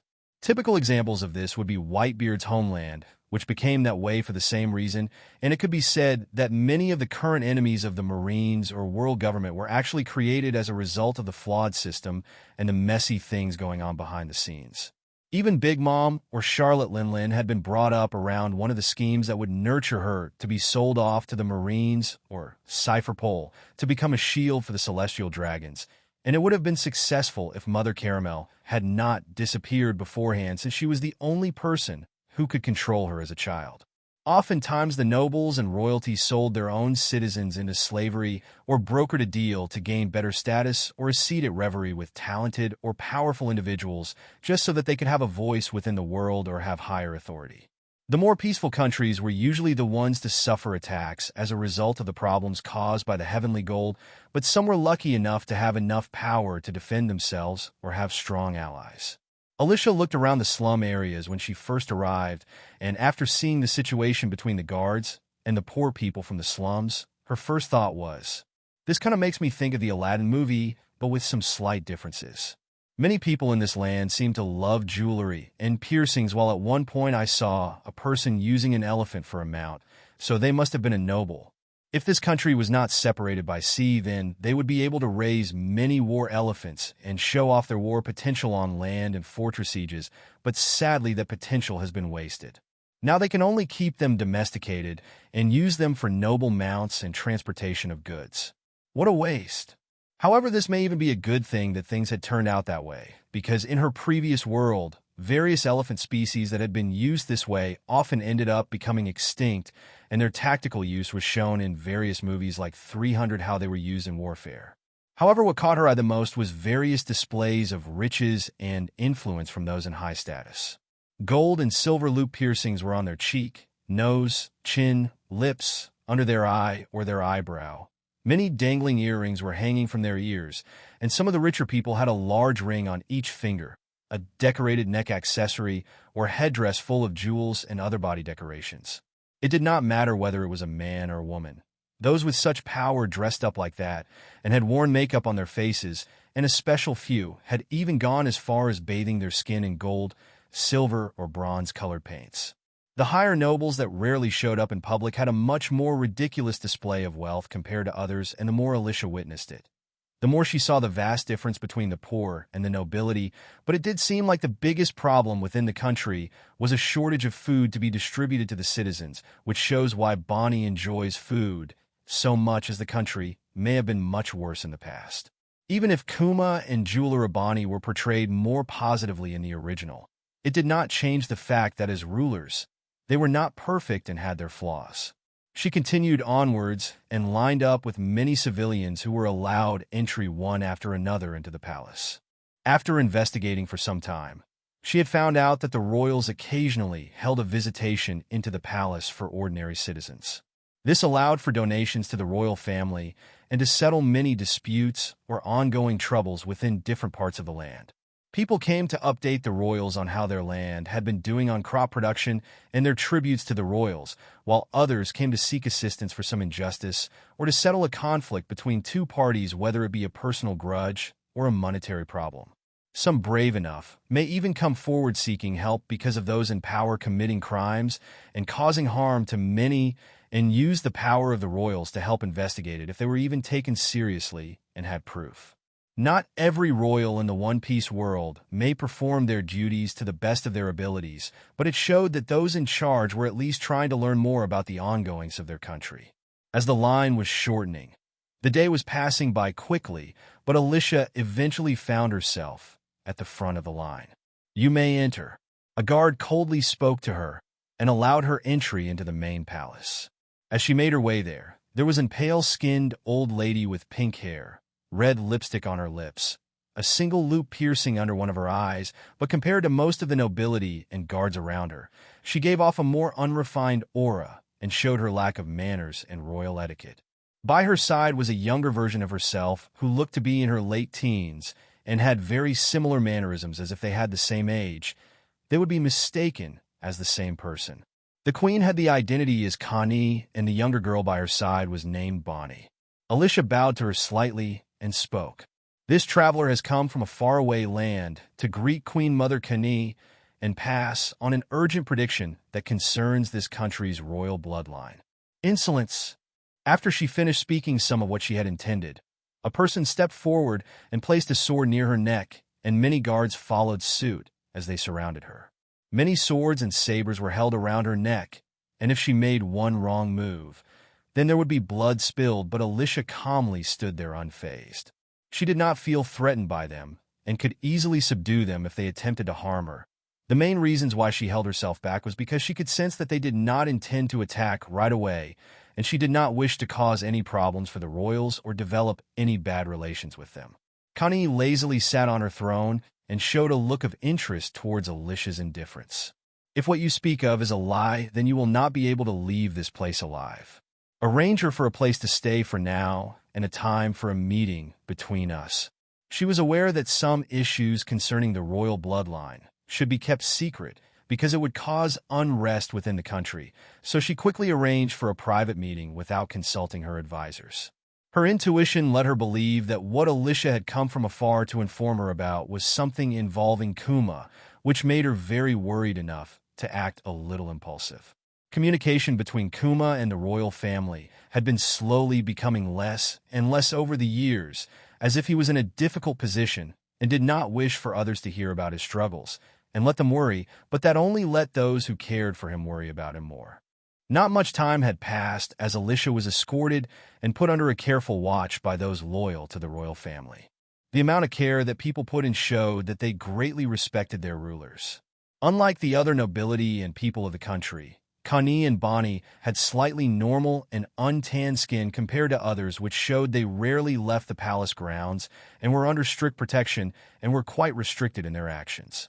They both behaved without manners fitting of royalty, but their people greatly respected them for reasons unknown to Alyssia, and as royals they did not wear any excessive jewelry besides their piercing underneath their eye, which showed that they were unlike the typical greedy and lavish stereotype of those in power. She quickly found out as she settled down that the palace that looked beautiful on the outside and within the halls was just like a beautiful illusion. The beds, decorations, tables, and other things along with the food provided to her was very simple and cheap that would be used by the common people. The people who provided her with everything she needed and had no ill intent, so she had a feeling that it was like that throughout the whole palace. Alyssia lay back on her bed in deep thought. Many things do not make sense here, but I have watched some possible theories about Bani and Kuma along with some possible things that had happened in the past. The world knows Kuma as the tyrant, but his people love him, and even Sabo says that Kuma is a kind person, so the two things are quite opposing to each other. However, there was one theory that matches these conditions and would explain why he had to become a warlord and undergo the experiment to turn him into a pacifista. Kuma is a kind-hearted person and cares for his people deeply, but this is also a great flaw if his kindness goes against his duties. Instead of sending the heavenly gold tribute, he instead chose to feed the starving people in his country when they were already in dire straits. For going against his superiors, he had to be punished, so he was removed from his status. To do so without suffering a fallout from other countries, he was dubbed as a tyrant, and from then he would become the world government's dog and test subject, while enduring great humiliation even after dying. He was still paraded around as a mount by the celestial dragons to show off their authority and power. Denying the celestial dragons of what they wish and challenging their authority would be punished severely, so he would either have to submit to this or put his country and his family at risk.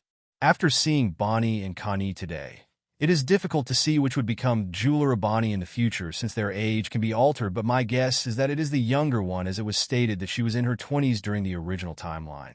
Oftentimes his charitable deeds would be praised by many and save many lives, earning him great love and respect, but in certain circumstances, such kindness can only bring him trouble because of who is above him in status. If the celestial dragons were reasonable people who cared about others, then they may even praise him for his deeds and maybe even reward him, but they were the exact opposite and only cared that their heavenly gold tribute had not arrived and took offense to this. To them, it was like a direct challenge to their authority and power, which could never be publicly challenged since they were seen as godly beings.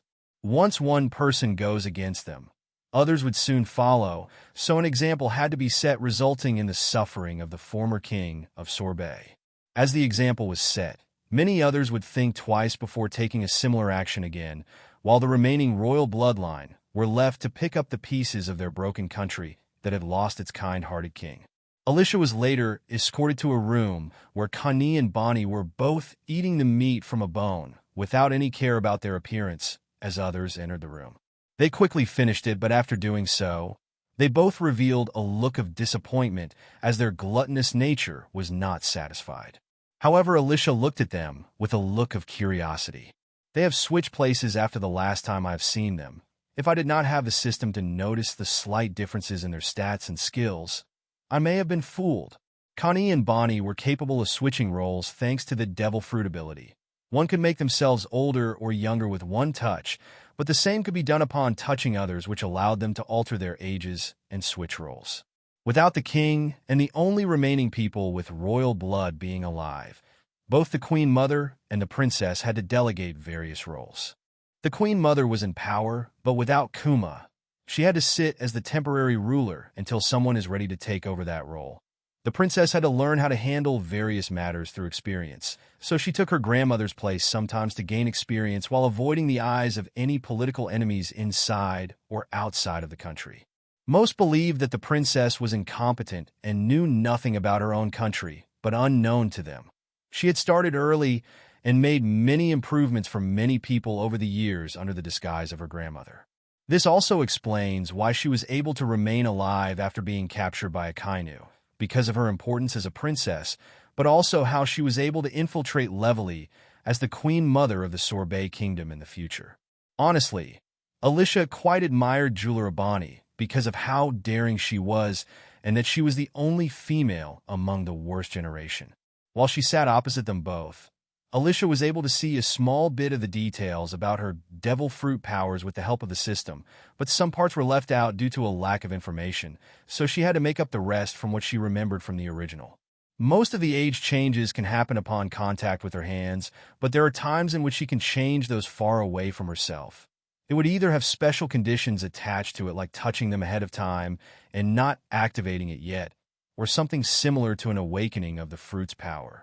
If that part of the power was an awakening, then it would make sense as all she would need to do was touch an object and spread that power. The power would spread to the ground where people are stood and then be turned into babies or old people incapable of fighting. Even without the help of the system, she could pick up the presence of loyal shadow guards located in places nearby ready to attack at a moment's notice, so she couldn't help but admire how prepared they were. Connie crossed one leg over the other and crossed her arms in a roguish manner as she spoke. So, what is this prediction and the information that you wish to pass on? Alyssia wasted no time as she explained. As you may have guessed, sometime in the future, Warlord of the Sea and the former King of Sorbet will die right before an important event that will shake the current structure of this world. My prediction is this, but to confirm the specifics, I have done a little investigating to back up my claims. Bonnie revealed a look of agitation as she spoke. Just tell me what you know already. Alyssia nodded calmly as she continued. He has no more than 2 years remaining, perhaps even less than that according to my calculations. However, it cannot be stopped as he is undergoing a complete body transformation under the support of the Marines and the world government with Dr. Vegapunk as the lead scientist. His body has most likely undergone many changes so far, and many more will be happening soon. I suspect that the final operation will be done on his head, or his brain specifically. Connie began to hold her hand over her mouth to suppress herself from crying out in rage. Then she said in a voice full of sorrow, "Is he still alive, and is he still himself?" Alyssia nodded. For now he is, but once the final operation begins, that is when he will no longer be the same Kuma everyone knew. He will be nothing but what they have built him to be, so that he will carry out their objectives for them. Connie and Bonnie both trembled as they both realized how serious things were and how much had been kept from them. The Pacifista project was top secret and would only be revealed during the Sabaody and the war arcs, so she did not go into too much detail that many did not know about, but she revealed enough to let them know the current status of Kuma. Although Vegapunk was kind enough to program in some of Kuma's last wishes into his programming. After completing those objectives, he was just like every other pacifista that would attack any wanted criminals in sight and follow the orders of high-ranking Marines or those related to the project. Connie calmed herself down and looked into Alyssia's eyes. If what you say is true, then I have to thank you, but can you tell me what kind of operation it is? And what is your objective? Alyssia replied as she stood up and bowed. It is no problem at all since I came with my own objective in mind. The operation is to change him into a complete cyborg, but the final part will transform him into a 100% living mechanical life form of some kind, but what he was previously will no longer remain. To be honest with you, I had hoped to use you both to draw him here and meet him in person to ask a favor of him, but this will also be in your benefit. I swear I have no ill intentions to any of you, and I can swear an oath or something if you really do not trust me. Bonnie frowned as she asked, "Why would we benefit from your plans to draw him here?" Alyssia looked towards her seriously. Certain events cannot be stopped because those pushing those events forward have too much power to contend with, but that does not mean that you cannot get some kind of closure. If he had been distant lately, it will be because of his troubles, but this way you will get to see him again before he is gone and settle any regrets that you may have in the future. In the original, Bonnie would set sail sometime soon and form her own crew, earning her a large bounty, but would later find out about the state of Kuma, who was no longer living. During that time, she must have had many regrets that she could no longer set right with him and things that she wished to say, but that included the Queen Mother too. Both of them never got the chance to see him again or say goodbye before his final operation, but with Alyssia's intervention, it may become possible. Alyssia continued as she smiled mysteriously. Now we can start planning how we can lure him here without him bringing others with him or alerting those around him. Somewhere within Sabaody archipelagos, a sea snail began to make noise and a large hand picked it up within a dark room. The large figure spoke. I told you not to contact me on this private line unless it was absolutely necessary. I cannot keep contact over every small matter. However, from the other side, there was no response, which made him continue. I am sorry if I spoke too hastily. Is there anything wrong? There was still no response for a while until an unfamiliar voice spoke. Kuma the Tyrant, are you alone? Kuma instantly became alert. You. How did you get your hands on that thing? I only gave it to one person. What have you done? Although he tried to mask his worries, he could not fool the person on the other side of the call. Pair sea snails, which are designed to be used between two people and let them communicate without anyone listening in. One was in his possession while the other was in the hands of the royal family of Sorbet, which he gave in case of emergencies or to keep in contact. The most logical reason for someone else using it would be that it was either stolen or something had happened to his family. The other voice became more stern and cold. I asked, are you alone? Kuma replied, yes, I am. Good. The voice continued. From now on, everything must not leak out to anyone or your family will be the one suffer. Kuma responded while trying to keep calm. How can I know that they are safe, and what is it that you want me to do? His hands were tied with his duties, but if his family was in danger, he would not hesitate to leave to try to save them. With his abilities, he was capable of protecting them, but there were always uncertainties in hostage situations. Come here. The voice changed, and then Kani began to speak up in a frightened tone. Kuma, help. We were captured, but we do not know what the person wants. Hick. Wah. Wait, what are you doing? Ugh. Ouch. Hey, you said that you would not harm us if we called him. You cut me. You went against your word. Bonnie was heard after, as she seemed to have suffered some form of abuse on the other side. Then the other voice continued in a joking tone as the two captives went silent once more.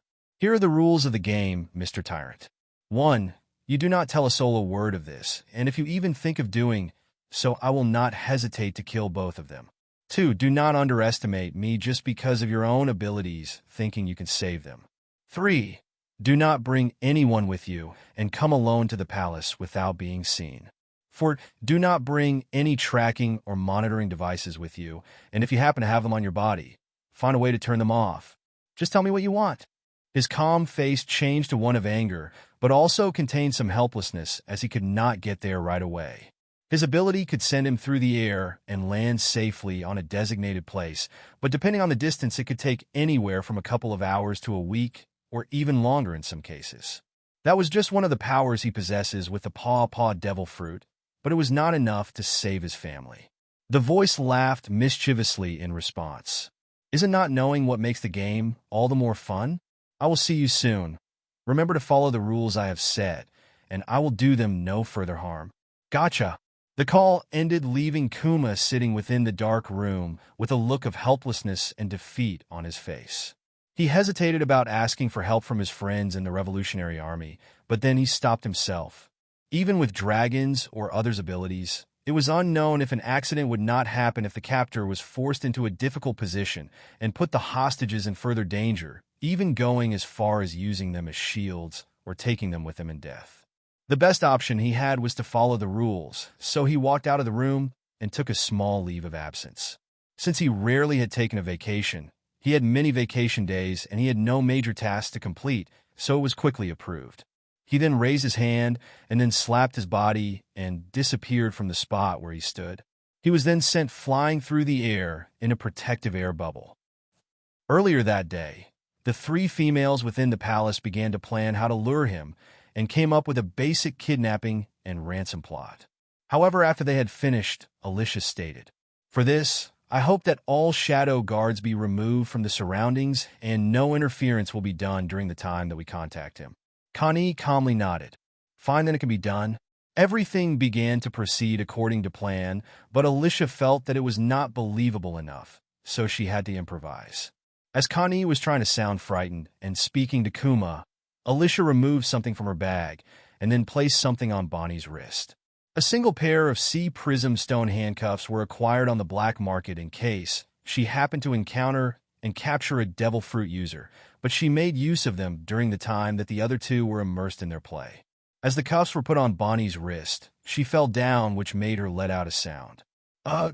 Without pausing, she removed one half of her scythe blades and made a small cut on the neck of Bonnie and grasped a small amount of hair, which made her scream in pain and voice her dissatisfaction. After successfully collecting samples from a devil fruit user and one with such a unique ability, she stored away the samples in her backpack secretly and then began to treat the small wound on Bonnie's neck after ending the call. Bonnie was laying on the ground, looking helpless and weak, and Connie was trembling in fear at how quickly Alyssia had moved in that instant and acted against them. If she had the intent to kill, then they would have long been dead, even with their guards and their secret forces stationed nearby. Connie gulped and then spoke. This is not what we agreed." Alyssia sighed.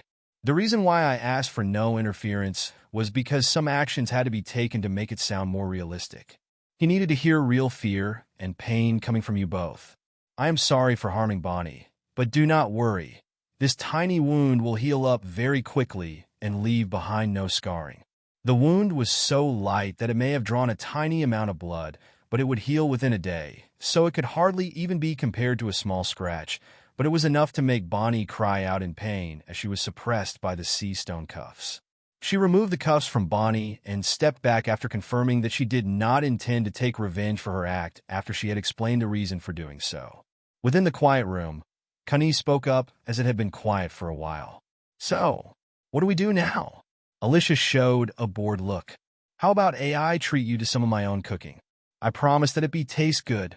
She had collected many types of food and ingredients during her stay on Sorbet, visiting the local markets and surviving in the desert. After witnessing the state of the royal palace and the small meals that the royal family had to survive on after using their other funds and supplies for the betterment of the country, Alyssia decided it was only right to offer to cook a big meal for them since she had been allowed to stay there. Bonnie began to drool. "You are not lying, right? Hurry and get cooking." Alyssia headed to the kitchen with her backpack on her back and began to cook for the Queen Mother and the Princess of the Sorbet Kingdom, which was a feat that not many could say they had ever done unless they were the royal chef. The whole plan rested on a bet that she had placed on the two opposing stories about Kuma. One side said that he was kind-hearted while the other is that he is a tyrant. If he was a tyrant, then negotiations would fail quickly, and she would be ruthlessly pursued by him, no matter the consequences. But if he was truly kind-hearted, then he would act carefully and not wish to endanger the lives of his family with any breaking of the rules she had set. He may even offer his own life in return for their safety should the situation be dire enough. Alyssia trusted more in the words of Sabo over the title that had been placed on him by the world, so she went ahead with this plan. Out of all of the warlords, the first that she wished to meet in person was Kuma, because he would die sooner than the others and be used by others even after his death, but also because her meeting him would not trigger a huge change. Crocodile, Moria, and Doflamingo were taken for Luffy to enhance his growth during the story, but there still remained Boa, Kuma, Mihawk, and Jinbei, who could be contacted and establish some small relationship of some kind before the war begins. She coveted Mihawk's sword or blade comprehension and use of haki with weapons, while she could also gain additional skills and knowledge from the others for herself, or to pass it on to the others within her crew. However, approaching Kuma was for a different purpose. Not too much time passed, and Kuma found himself back in his homeland. He covertly made his way to the palace, only to find that the royal guards and others' retainers had not remained within the palace. He easily gained access because of this, but it made him worry even more about the safety of his family. He rushed through the halls and entered many rooms one after another until he finally found himself in the dining hall, where he saw a strange sight out of his expectations. Rather than seeing the pitiful figures of his family, He instead saw them devouring a large meal that had been set out on the table together, with a female mink according to his guess. Since he had met a mink before, he was able to identify Alyssia's race right away, but there was always the chance that she may just have some characteristics that resemble a mink. There are many humans who inherit certain traits like wings, horns, sharp teeth, certain shaped heads or body types, or some similarities to various creatures. Moria, Katakuri, Magellan, Hannibal, Saldeth, and many others were examples of the varying humans with such traits, and there was also one member of the Foxy Pirates who had the appearance and strengths of a cheetah named Chiquita. It was not too difficult to mistake one tribe for another, so Kuma calmed himself down and calmly looked over with confusion in his eyes as he studied the people before him. Bonnie waved over happily and spoke. "So you have finally decided to show yourself? Come and eat with us first, and then we will let you know why you have been lured here." Kani turned her head away. "I am still angry that you have not contacted us in a long time, but that is not of any importance right now. So sit down." Alyssia shrugged lazily as she finished setting the table and began to eat along with them in silence. After eating, the others went to a private room for some time to talk alone without any disturbances, but Alyssia could faintly sense the fluctuations of distress and sorrow within Bonnie and Kani, so she was able to guess that they were currently in tears. In the meantime, she closed her eyes and purchased the upgrade for her navigation skill and talent from Kuma. The use of his ability was not normal and required very high precision and navigation skills to pull off to be able to send someone to a precise location in the world. He has lots of knowledge and knows where it is best to send certain people so that they can grow stronger over a certain period of time. For Luffy, Amazon Lily was the perfect place to begin training and meet Boa Hancock, who has hatred against the world government, while the rest of the crew were each sent to places that could improve their combat abilities and improve the skills for their role on the crew. Alyssia possessed two talents, which was leg martial arts and navigation, which let her learn quickly in things related to the two. For example, she was capable of learning foot-based sports and martial arts quicker than others as her body had gained that talent and was created to be a genius in that field with enough training. Navigation was the same, as it provided her with a greater sense of the world and to pick up drawing maps and learning various other things related to natural phenomenon or world's rules and structure, which allowed her to possess better talent in physics over biology and chemistry.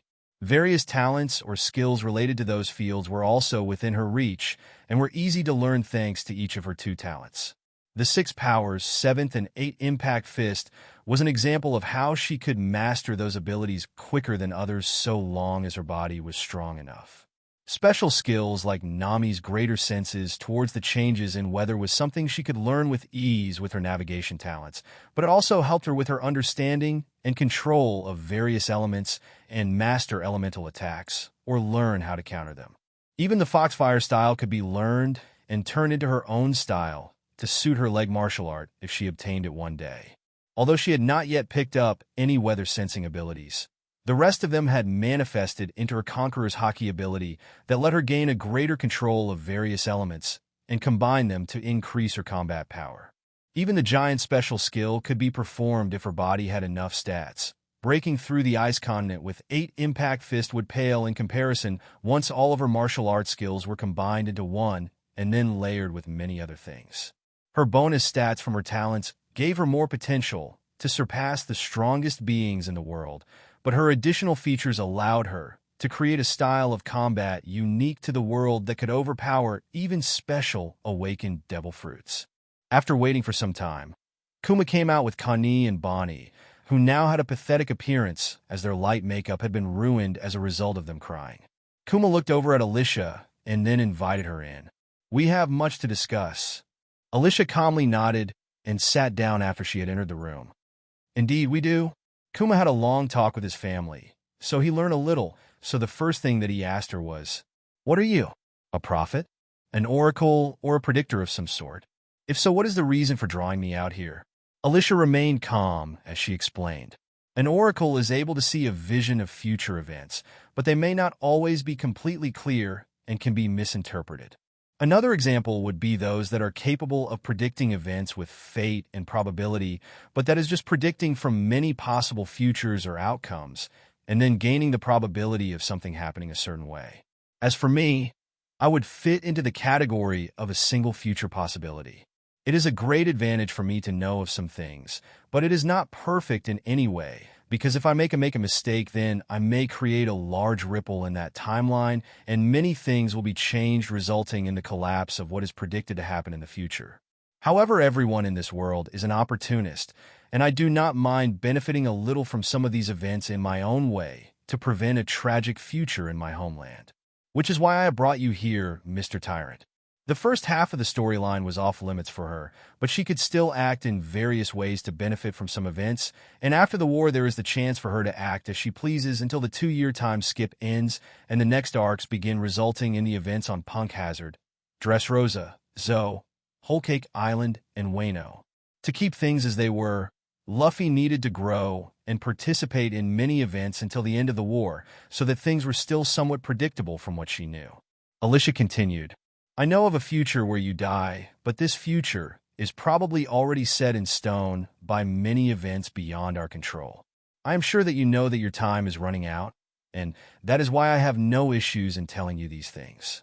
In the future, the world that I know of will be centralized around the actions of the son of a great man who you know all too well. You must keep this all to yourself and not tell him what I have told you, but I am sure that he will learn of his son's ambition soon enough. If you do tell him, then it is unknown what effects it could have on his actions in the future. As for your part in this, you are just someone who will help him and those around him. Kuma found it hard to digest all of the information, but he had heard a little about predictions and oracles from people who talked about the forbidden knowledge of the world, so he had some idea on what she was hinting at. However, the fact that Dragon had a son was very shocking since he had told nobody about it and kept it from everyone. If what Alyssia had said was true, then Dragon's son was tied to this future that she had seen and was at the very center of many events. The Revolutionary Army would carry similar world views to Luffy and go against the world government, so her information was very beneficial to him, but also a heavy burden to carry alone as he had to watch it all play out before he took it all to his grave. Kuma pondered over everything in silence and then spoke. What is it that you want from me specifically then? Alyssia responded, As you know, surviving in this world is difficult, and it is even more difficult to protect those close to you when other things get in the way or other things are threatened, so I want nothing more than to become strong enough to survive through the changes brought to the world. So first I would like to request time with you and Bonnie to spar for a little while against your abilities. As for the rest, I hope that you can use your ability to send me to certain places when it is required. One of the times would be now, and then there would be others in the future. Finally, I would like to hear of the general location of a certain place, but of course, not the exact location, since it is strictly confidential. I will not attempt to steal anything or attempt to enter or anything like that. Bonnie and Kuma both heavily rely on their devil fruit abilities that are activated from their hands. Many other difficult abilities that require touch would render Alyssia helpless if she did not know how to counter them properly. Relying on cheap tricks and tactics like Usopp, who defeated Sugar, was not her style, but if possible she wished to gain experience against such abilities. Bonnie and Ein both possessed abilities that could mess with a person's age with a single touch, while Ein could revert someone or something she touches back by 12 years. Bonnie had more control over what she could change, and it seemed to be more focused on humans compared to Ein's ability. There was also Sugar, who could turn people into toys with a single touch and make everyone forget them. Such abilities were too strong and only required a single touch to cause temporary or permanent changes until the devil fruit user has been defeated, so if possible, she wished to learn early how to fight against even strong opponents with such abilities so that she would never have to become weakened and beaten in such a shameful way. As for the other part of her request, it was actually quite simple. During certain times, she would require a way to travel to certain places without being monitored or tracked as she sailed across the seas, so she first thought of Kuma. After a little while of coming up with a solution, the plan was put into motion named Operation Kuma Taxi Service. Several days later, a large figure could be seen disappearing and reappearing by Alyssia, and each time a palm strike or slapping motion followed, but she quickly avoided it and kept avoiding any follow-up attacks. While Kuma was reappearing and following up with his attacks, Bonnie was entering the battle as she began to join in on attacking Alyssia until her legs were swept from underneath her and she lost her balance, falling to the ground. She reached out towards Alyssia's leg as she changes her age to an infant, which allowed her with a chance to touch her, but before she could do so, Alyssia disappeared from that place and appeared behind her, avoiding a joint attack from both Bonnie and Kuma. Alyssia kicked Bonnie on her bottom, which cushioned her fall a little and helped her avoid any fall damage to her infant body, and then dodged the next attack from Kuma, using her advantage of speed to the best of her abilities along with the flash step that she had developed. Before Kuma could react again, a kick landed on his tough metal neck from behind and pushed him to the side a little because of the heavy impact behind it. Although she had held back a little to avoid damaging any of his parts, she had applied enough to let him know that she had been successful in attacking him at a fatal enough location on his body. If more force was applied, then his parts and neck would be shattered and he would have to undergo repairs. In the worst-case scenario, he would have to report who caused that damage, so she held back. Although Kuma was quite quick for his size, Zoro was able to land a hit on him before the time skip, but it was unknown if that attack had been allowed since Kuma was confident in his defensive abilities after being turned into a cyborg. However, later after the time skip, Zoro, Luffy, and Sanji were able to destroy or cause heavy damage to a pacifista's body with a single attack, which showed a little of the technology's body limitations. Kuma underwent the same operation, but he still possessed enough experience in his devil fruit to let himself hold his position as warlord and play a crucial role in the war, as he could put up a fight against many powerful foes like Ivankov, even if Ivankov had held back a little because of their past friendship. It had been stated that Ivankov's bounty was at least 100 million berries, so it was quite vague about his true bounty value based on his combat strength, but most warlords had differing frozen bounties which did not reflect their current influence and personal strength. However, Kuma did have his frozen at 296 million berries, so Alyssia estimated his true strength before she met him to be slightly above 400 million berries, or just below someone with a bounty of 5 or 600 million berries at most when every one of his abilities were put together. With her current strength, she believed that she would find him to be a suitable opponent for herself with her current strength, so she began to use him to test herself and improve her skills through proper experience against someone close enough to her or slightly above in terms of bounty value. His greatest strength was that he could deflect her attacks and send them back at her and create air bombs and fire air attacks at her from far away. So she was defeated in the first couple of battles, but as each day passed, she got used to the fights and found out the best ways to keep him from using his abilities and not allowing him time to gather his ultimate techniques, but she had not seen him using haki. So either he was holding back against her or that was his full combat power that he was capable of. Even with Bonnie assisting him, she was able to create gaps in their defenses and strike a winning blow. Kuma stretched his neck to loosen himself up. It seems that you have adjusted well enough, so I expect you will want to be leaving now. Bonnie looked betrayed. You cannot. Where will I get any more delicious food from? Alyssia smiled at them and replied, I cannot stay here forever, as there is still so much for me to learn out in the world. No more time could be spent on sorbet, and Kuma would soon have to return too. Kuma walked towards her and then spoke. Turn your back to me. I have a gift for you, and I hope that I can put my expectations on you after I have done this for you. He hoped that she would not become a terrible plague on the world and would not trouble his friends within the Revolutionary Army. Alyssia replied, You do not have to worry about me so much. I will not change much from how I currently am unless something big happens, and even then I would not harm innocents to achieve my goals. Then that is good enough. Kuma placed his palm on her back, and a red bubble was expelled from her body that shaped into a large paw print. This is all of the pain, exhaustion, and hidden injuries that you have built up within your body over the years. Now that it has been removed, how do you feel? Alyssia looked at the red energy in front of herself and sighed. Indeed, I have built up a lot over the years from training and sparring since a young age. She then stretched her body and replied, I feel lighter, energetic, and I guess I could say that the current state of my body has improved a little, as if what had been holding me back has now been removed. Hidden injuries, fatigue, and pain within the body that has built up from many years of training would have some effects on her abilities, even if they were minuscule, and it may even affect the speed of her training and her talent in the later years of her life, or stop her from reaching her full potential. What Kuma had done for her was just like using a method on her body like a marrow cleansing to wash away the impurities that would impede her progress or cause her serious illness or injury after building up for many years.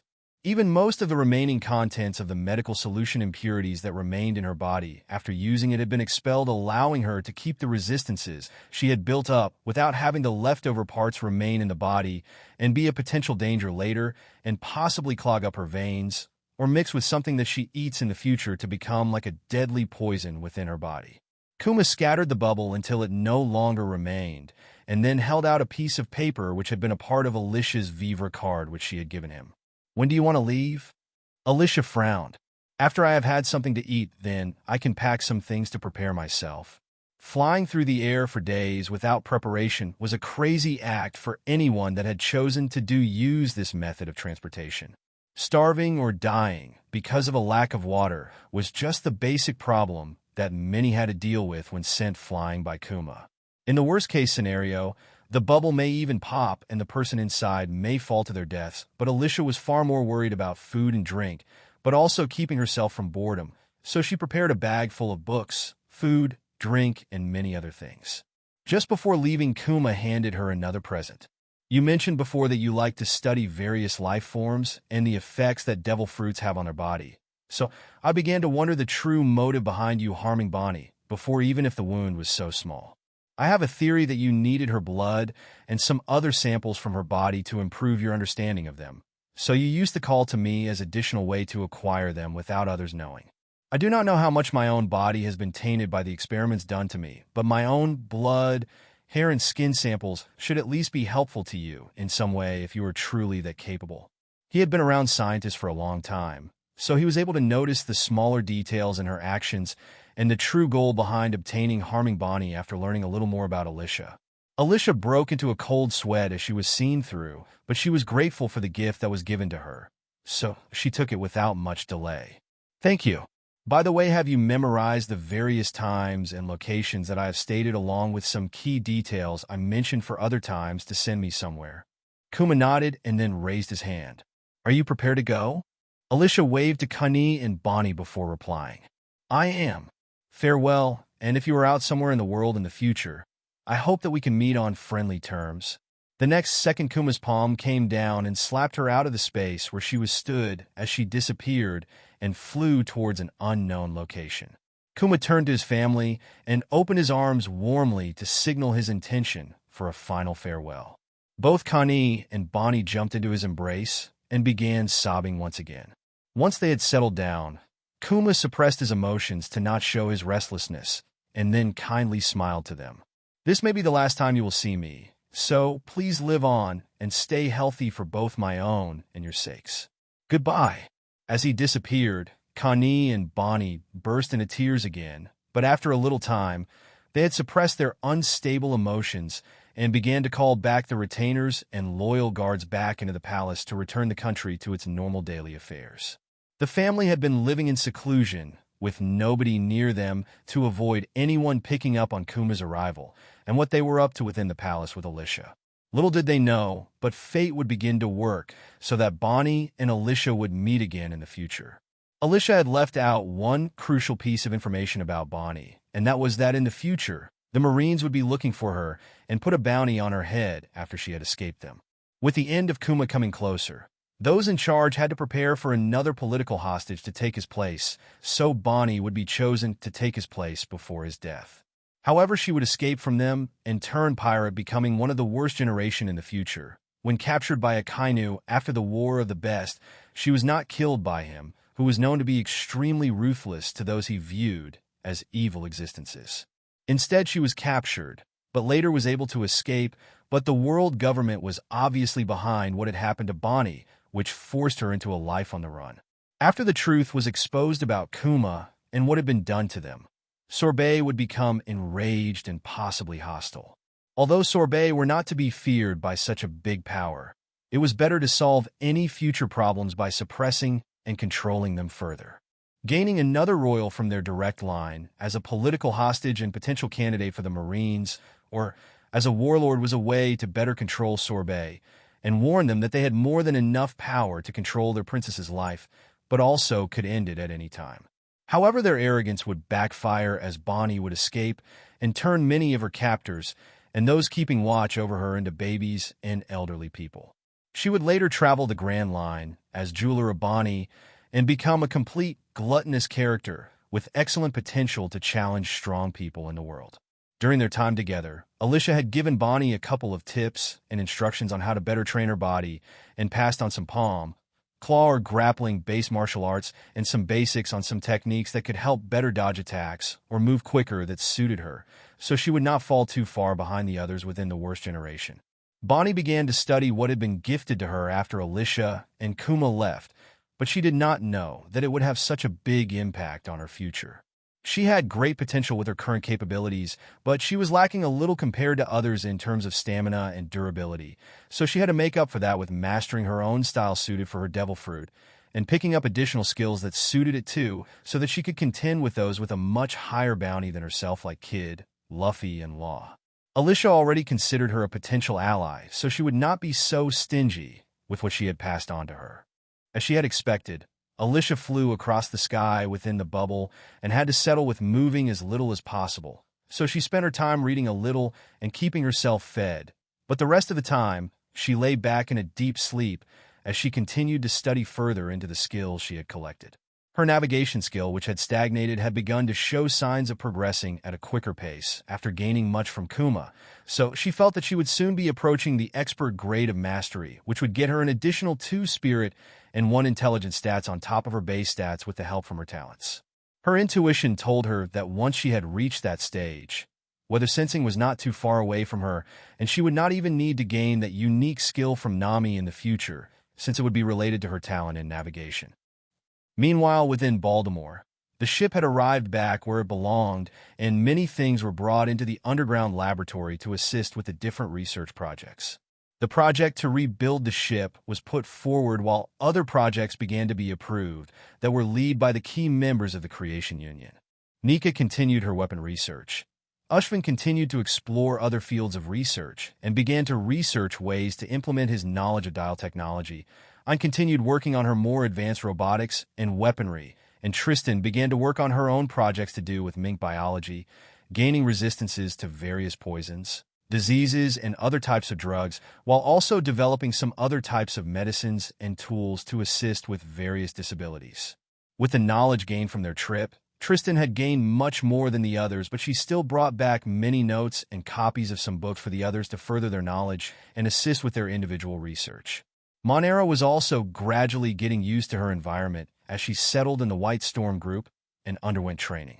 In various islands, several buildings were purchased by the White Storm and were each converted into a more advanced and modern version of a gym, which could be exclusively used by high-ranking members of the White Storm and was open to the public for a fee or membership. Alyssia had previously left behind designs for various advanced workout machines or weight-lifting devices that targeted more specific parts of the body, so as the parts were being built, they were later transported to the gyms that had been purchased and put together there. Each gym had a simple fighting ring at the back for sparring, but there were many punching bags and other things to help those improve themselves, like a rowing, biking, and running machine, and other types of tools that use weights as a focus.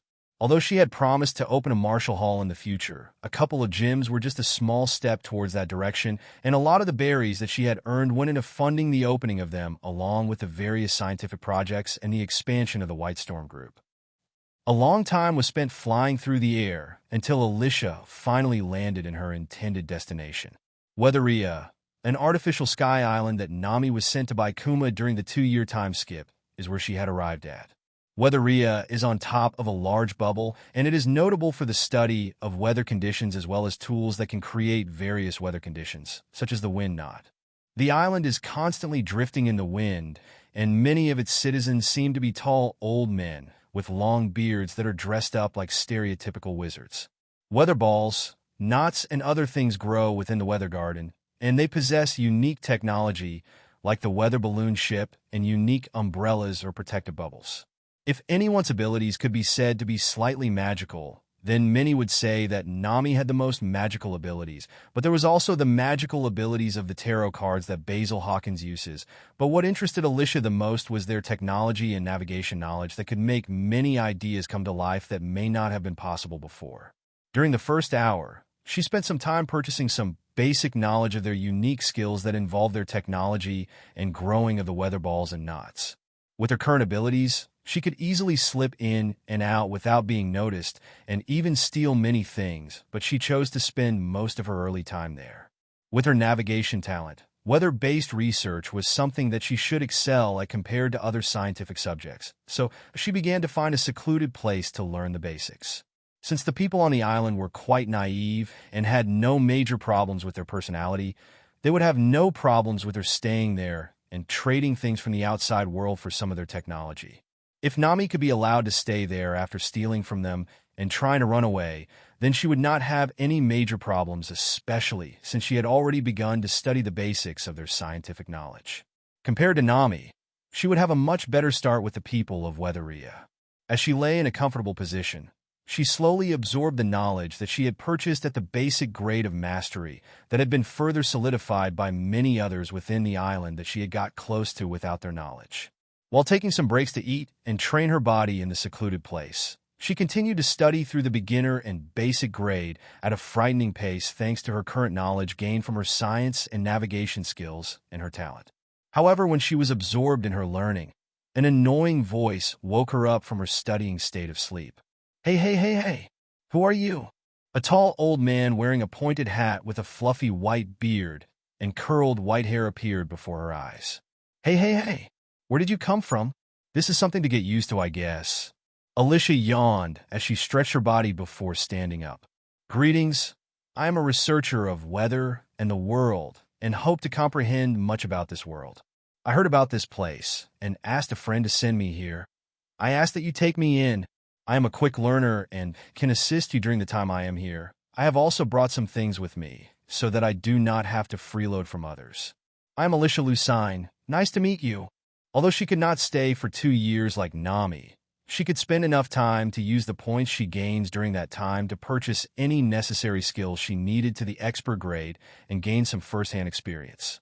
Even if she could get to assist with one journey that the people of Weatheria went out on to help some islands with their weather issues like drought during the time she could remain, it was enough to get some additional experience and learn more from watching or seeking help from those on the island. However, the annoying voice continued, which triggered her anger a little. Hey, do not just sit around. Follow me. You can call me Odaf. It is nice to meet you, stranger. She quickly suppressed her annoyance and put on a flattering smile as she followed the fluffy, bearded man into the main part of Weatheria where she had previously infiltrated without anyone's knowledge. Yes, it is nice to meet you too, Odaf. In the meantime, she was thinking about the layout of her ship as it would have to a space specifically for the growth of pop green in a weather garden. I should contact Nika and An about this soon and get them to make sure to keep some space for such things. From the things that I learn here, I can begin to implement a suitable environment for them so that my supplies will not run out anytime soon. Not long after, she found herself surrounded by many bearded old men in pointed hats as they talked among themselves while discussing how they would deal with her arrival while Alyssia was developing a slight headache. 2 weeks later, after settling down on Weatheria, Alyssia had been kept busy while she was learning one thing after another at a very fast pace. The more that she learned, the new possibilities opened up within her skill combinations where science was involved. Things that she thought were impossible had become possible, and the more she learned, the greater the possibility of success towards that direction where she could create something that went far beyond what this world could create. She had simple dreams of reaching the peak stats of the system and gaining much more with various exploitations of science, and she wished to improve upon several weaknesses that she possessed. After acquiring the combined knowledge of mechanical, pop green, and weather science, she could produce so much more than a weather wand or a weapon with similar abilities. However, somewhere in the world, there was also more advanced techniques that could be tested and used together with them to produce more possibilities. She still missed most of Vegapunk's current research, the Tontata tribe's growing of devil fruit or smile secrets, but also Queen's and Caesar Clown's own research. Many would call her greedy for coveting all those things so soon, but she really needed it all. To make the things she needed, or to provide her crew with more chances of survival, or to save many mink lives in the future attack on Zoe and the war in Wano, she needed everything that she could use. Odaf arrived in front of her and sighed as he saw her still deep into her studies and experimentations. Hey, come with me. We are heading out. You need a break. Alyssia cleaned up her room and then left the house that she had been staying in and renting. What is it? Odaf grinned as he pointed towards the weather balloon. We have arrived near and over an island, so we are going to offer our assistance in exchange for some supplies. In exchange for some assistance with an island's difficulties.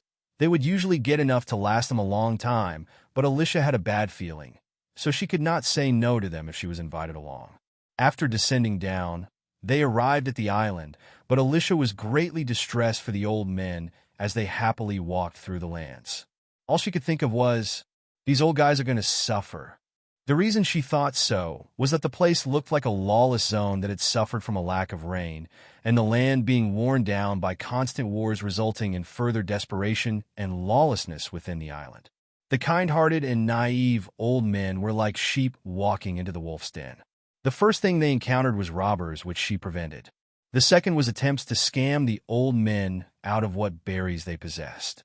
The third was a random passer-by who was drunk and aggressive who decided to try bully anyone who looked like an easy target. The fourth was them almost purchasing everything they needed with far more berries than it was worth, which she had to take over and negotiate. The fifth was their attempts to make some more berries or provide an exchange between their capabilities to produce rain on the land that could still be saved, but the owner refused to pay them or trade anything for their hard work. After dealing with many other problems caused, she wandered the streets looking for people with potential worth raising from the ground up. Although she did have an affinity with weather science and could use it to make up for her missing area of effect attacks, another could also be raised to make use of the true potential of it all, whether it be making use of one specific element or using many together to create different effects like Nami to become a true weather wizard, while for herself, it is just a secondary tool to be used in war situations when greatly outnumbered. However, as she continued to walk through the lawless island, she found nothing but trouble at every turn and had no luck in finding anyone with potential. As she returned to board the weather balloon, she looked back on the land below. Maybe I was being a little greedy, hoping to find a suitable candidate so soon. I may have already used up most of my luck with those that I have found and recruited so far. There is no need to rush things. If anything, there may be someone among the crew that I have not noticed before to have some potential for it. Compared to recruiting someone unknown and raising them up, since they have potential even with the possibility of suffering betrayal later, it was better to just look towards those who may be struggling to shine within her loyal followers who may even have the talent for it. Even if it was a person that was a relative of a martial artist within White Storm, it was worth looking into raising them up with some of the things she had collected and make one person with supreme magical skills or many that could use it to a certain level together as a team. The same was true for Ivy, who had high talent for Pop Green and Combat. Other kids around her may not have as much talent as her, but they can still learn enough to act as a team, to provide support, or form their own tactics to defeat stronger opponents. Alyssia did not have to choose between one or the other, even if she did find someone with enough potential one day. As everyone arrived back on Weatheria, Alyssia headed back to her room with a bag full of things and dropped her bag before collapsing because of mental exhaustion. Seriously, it feels like I am babysitting these old men. Sigh. However, this was only one of the many problems she would have to suffer, as her fatigue and anger was constantly rising during her stay with them. Luckily, she was able to trade her berries and some other things for many things that she needed to grow her own weather garden and any tools required to do so and properly harvest it safely. She spent a little over a month on Weatheria, which allowed her to take her up to her desired goal and purchase everything she needed from those around her, whether it be the skills, tools, or other things. Alyssia was sitting in meditation by a nearby cliff edge as she extended her senses around herself. She could pick up the subtlest of changes in the temperature, how the wind felt on her body, and the strength behind it, with the direction it came from along with the water in the surrounding atmosphere. It was like she had opened up her whole body's senses and discovered a whole new world that involved the slightest changes in the atmosphere, which had integrated with her body, beast instinct, and her observation hockey. Although it could be called weather sense or instinct or something similar, It allowed her to gain a better grasp of not just the surroundings and how various things or people would move around herself. She was now able to add environmental and elemental factors into it, which made it all the more advanced kind of observation hockey.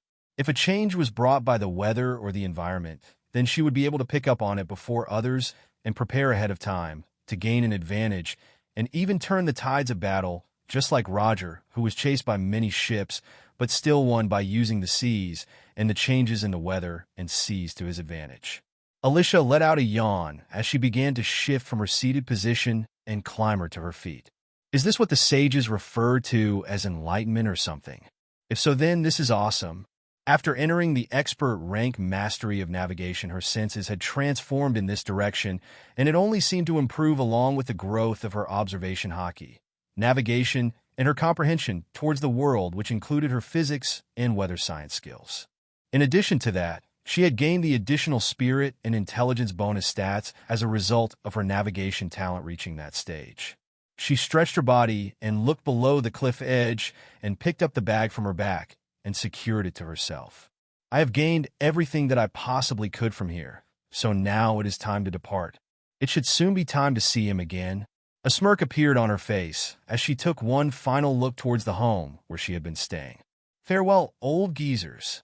She had left them a couple of presents along with a letter thanking them for their hospitality and her reasons for leaving. Rather than sad farewells, she decided to use this method to avoid another headache. In the next moment, she stepped off the edge of the cliff and fell downwards from a great height. Her eyes were closed as she became flooded with information as she fell at a high speed and could pick up every change around herself. One small movement that made herself wider slowed her down a little, while making herself thinner made it easier to fall much quicker, and so on. Gradually, she was adjusting little by little to her movements during her fall from a great height, but as she reached the halfway mark, she made herself as wide as possible to slow herself down and gain further control of herself. As she continued down, her legs began to kick and merge with the surroundings as they better controlled the direction of her body was heading towards, until she had positioned herself so that her feet were below herself and had halted her fall. If Kaido can survive a sky island fall, but so can I. Although Kaido survived with his freakish resilience while Alyssia survived with moonwalk, they had both technically survived the same ordeal, so Alyssia felt a little proud of herself for reaching a higher stage than what she was capable of before. She was aware of the location where she was as she had begun to skydive from Weatheria, so she did not hesitate to leave at that time. Alyssia had gained all that she could, and enough time had passed to allow her to purchase the skills she needed as it began to fill up again. Whether it was tools, weather balls, weather eggs, weather knots, or other things grown on Weatheria, she had them secured within her backpack. She had made some modifications to her staff so that it had the combined technology of Weatheria and the ability to grow from pop green, so it had become the perfect weapon for her, while the other had its own advantages and uses. However, there may even be a time where she would no longer need such a weapon, as her body would be far more useful and deadly. She hoped to either pass them on to someone worthy enough or pass them on to her descendants, but for now, they still provided her with many ways to be used. The staff allowed her to stop sharp weapons and projectiles before they could hit her and provide assistance in many ways, like sending air gusts, extending, releasing thunder attacks, releasing rain, releasing a protective bubble to protect herself from elemental damage, or even hiding her within a mirage. The Scythe Blade's best feature was its simple application of electromagnetic technology and other applications of thunder-based energy, like electro, and an efficient use of her power, while also being a sharp and deadly weapon that could be used like a sword or a spear and be thrown. Even now, she was making more modifications to it to improve the power management and an additional conversion and storage feature to allow the incorporation of different types of thunder-based energy. She was very close to getting it right, but if she was successful, then it could change everything. Her generator could be improved drastically. Her ship could run on the power of the minx, natural energy, superpowers, or thunder produced by a devil fruit. It was especially helpful since that energy could now be grown on the ship itself. Medea's future potential as a cyborg would be improved as she got a reliable power source that could be recharged through different types of thunder powers. In addition, there was the dial technology that, when added to it, could help in some ways too, so the possibilities were endless. It was not just the cyborg technology that could be improved, but also the robotics, mechs, and so many other possibilities. Alyssia stepped on the air as Electro flickered underneath her feet as she took a step and then appeared a little distance away in a short moment. This should be good practice. She had yet to master her flash step in the air when used with Moonwalk and Electro together. So, as she was in the middle of the sea within the Grand Line, she took out a large globe which pointed towards a certain direction, and she began to practice her flash step as she moved in that direction. She occasionally stopped by nearby islands to rest and refuel her used energy while getting some sleep, but she then continued until she arrived back at Baltimore and quickly headed to her underground laboratory, where she began setting up some space for her new findings and a place to set up an artificial garden. In front of her was several vials which were each marked differently and had different names on them, so she quickly took out many other vials and placed them by the side of them. It seems that they have done well in collecting what I asked for. The names and descriptions were as followed: Tony Chopper, Animal, Zoan, Human Fruit; Dalton, Zoan, Bison Fruit; Unknown, Zoan, Rhino Fruit; Jester, Paramecia, Snatch Fruit; Lee, Animal, Zoan, Lynx Fruit; Bonnie, Paramecia, Age-Based Fruit; Kuma, Paramecia, Paw Fruit. A collection of different types of powers were collected by herself, by her crew during her absence or before that. Each belonged to the Zoan and Paramecia category, which came as blood, skin, or hair samples. There was also many vials which had been marked along with some additional things added to various categories. Fishmen/merfolk need additional samples. Typical human. List below has additional notes on various similarities between similar or the same face, body type, skin color, eye shape and color, and hair, etc. Shondoran/Sky People. With additional help from Sky People samples, identifying other key Shondorian traits from the twins has become easier to identify. Sky People, followers of the twins that came with them and helped better identify main Sky People bloodline characteristics. Mink, list of different types of race and bloodline, along with known family tree to match and compare between that and the collected samples. Giant, collected from the remains of a battle between Dory and Broggy, who were true Elbaf warriors. Torino tribe, very tall and flexible human physique, Jerry. Almost giant-sized large body, unknown fighter from Karate Island. Agile and strong physique, Killer.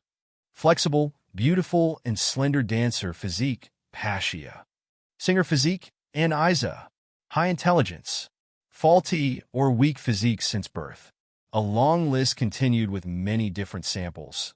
Notes of those whose samples who have been collected from along with many different body types and unique characteristics which lead to identifying many key factors in the lineage factor, which could give a person the right type of hands suitable for a certain profession like a musician, chef, artist, builder, sculptor, assassin, or tailor, while other things like the vocal cords and lung capacity to suit singers who sing for a long time and let them have a greater vocal range.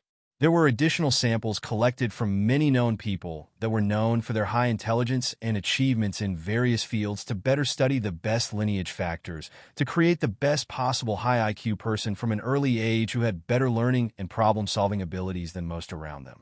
Then there were other research on many tribes and races along with some patients which had suffered from lifelong problems since birth, so that she could identify any matching problems between them. After that, she began to look over the research notes and readings from Project X, and Y is when to look over the progress in person. During the time that she was away, the life forms had grown a little more, so the baby bumps had become slightly larger as she could faintly detect a slightly stronger life force than before. It will not too long now until I meet you both. She spent a little time looking over them to check for any changes and how they had developed until she was satisfied. Then she began to get to work and noted down her needs. Devil fruit users are enough for now, but I could still use a sample of a Logia or a mythical or ancient type Zoan. As for Paramecia, I could still use some examples of full-body transformation types or more natural powers. She was missing types like the rubber, spike, or steel fruits that transformed the body into the property or was able to wield their power outside of their body and control it like the wax fruit, or a more elemental base type like an explosive or heat or manipulator type. She then made some more notes. I still miss many other types of tribes or races, but I have more than enough opportunities to gain samples of them, and with many talented people around me, I can gain many samples to research how to create better suited life forms that are suited to a specific task or profession. Okay, good. Then these can wait until later to focus on as a priority. She continued to write and mumble to herself. It would be best to get the artificial garden up and running and start developing the next project. By her side was a row of containers which contained several terrifying and lethal amounts of electro that had been released during her and other Sulong transformations.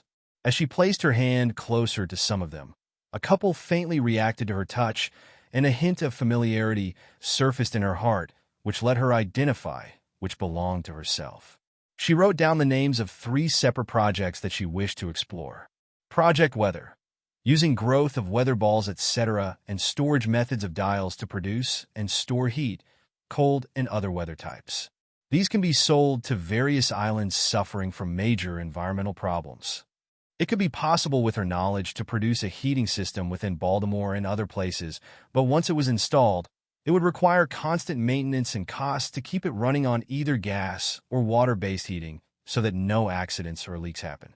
To install such a thing all around Baltimore was a huge project that required the approval of many people on the island and would disrupt many lives in the process.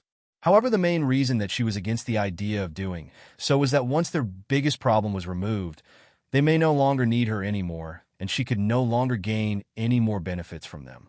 There was also the problem that other places may even wish to steal that technology for themselves, and it would be spread to others who needed it, and that would result in a lot of her business cutting off. The best solution was to provide them with an alternative solution which could be traded with their labor or berries as payment. And that was a way to give them what they need and be able to keep coming back to buy more of it. Baltimore needed heat, and heat dials could be transported to other hot lands to gather that to fill them back up, but now that she had the potential of a weather garden, she now had the means to produce what they needed and sell it to them directly without needing to refuel on a distant land. Additional tools could be used like a cold air fan for a hot country or rain-producing tools for placing that are suffering from drought. Project Thunder Conversion and Storage. Additional research into weapon, robotic, cyborg, mech, and generator power supplies and energy conversion methods. Project White Elixir. Further research into electro, thunder, and electrical energies to create magical effects with the current combined skills. The second project was focused towards power sources, generators, and other types of ways to produce and use the weather, but it was still quite focused towards thunder-based energy over wind, sun, and water energy conversion methods. The third project was quite similar, but it was more focused towards the further study and experimentation using what it contained within the containers by her side. She then marked Project White Elixir as a priority for her own purposes and to be kept strictly to herself. Project Weather was marked secondary with a couple of names like Nika and Ushvin who would be allowed to work more closely with the project, while Project Thunder Conversion and Storage was third in priority and allowed Nika and Ushvin access to it. Her reasons for doing so was simple. Project White Elixir and Project Thunder Conversion and Storage had many similarities but produced slightly different results, so whatever she gained from the first, the third would later be completed at a faster rate. The second priority, which was Project Weather, had more ways to produce more income after being completed, so it could not be ignored. To keep her own projects running, she needed funds to do so, and if she heavily invested too much in one project which cost a lot, another had to make up for that loss. After checking over the final records and samples of various sea, air, and land creatures, she found that many had been collected from creatures from many places like Greenbit, but one of her requests to acquire a certain creature had been unsuccessful for a long time. As a result of the failure to do so, she requested someone to acquire samples from Frankie's king bulls, along with many other types of bulls and sea creatures, sea beasts and sea kings. After creating X and Y and awaiting their birth, she had not satisfied her own desire for creation, so an additional life form had been designed and a cultivation pod had been prepared. All that was needed was for it to be started, but she always had too much going on at once to do so. Even at this time, more things kept getting in the way as she had to prioritize other things first, and she still needed a certain skill to make it perfect in every possible way. Alyssia connected her call to Alfred. "How's what I asked for?" Is there any with potential in what I had asked? Alfred replied very quickly. Yes, I have picked a couple of competent people with potential in physics and navigation to be put forward, but you also asked for other possible solutions, so I included some possible candidates who may be suited to what you asked for even if their education was a little lacking. Alyssia remained silent for a little while then asked, Who do you have in mind for you to bring this up? Alfred wasted no time as he replied, Passia. Alyssia tilted her head to the side as she asked, Why her? It was her negligence that she had not read Passia's talents and skills since she was already aware of where she shone from the original story, so when Passia was mentioned, she couldn't help but second-guess herself. Alfred patiently read out from his notes he had prepared. Passia is a skilled dancer with a body that has more stamina, strength, flexibility, and speed than the average person. It is a requirement for any skilled performer who hopes to make it big in the business, and she had underwent training with the others upon being signed, along with being provided a special meal plan which she signed off on. Not only she's skilled in dance, but she is familiar with the use of many types of tools and props that can be used in dance. Her intelligence and creativity is not low, so even if her individual talents may be weaker than others, she would be able to make use of what you have mentioned after some lessons and showing her through demonstrations. Alyssia agreed with him. Then put her for direct cultivation under White Storm and look further into the others to see if they are discreet and trustworthy. Whether wizards were essentially glass cannons, they had high destructive power and utility, but they were usually quite weak and easy to kill, so she needed to raise one up from scratch or find someone who could make use of it, but also not be so incredibly weak like the old men on Weatheria. Nami was able to survive because she had grown up around danger, was highly intelligent, had a half-decent amount of strength in her body, and had enough experience with the staff with the addition of a little luck and having a strong crew around her most of the time.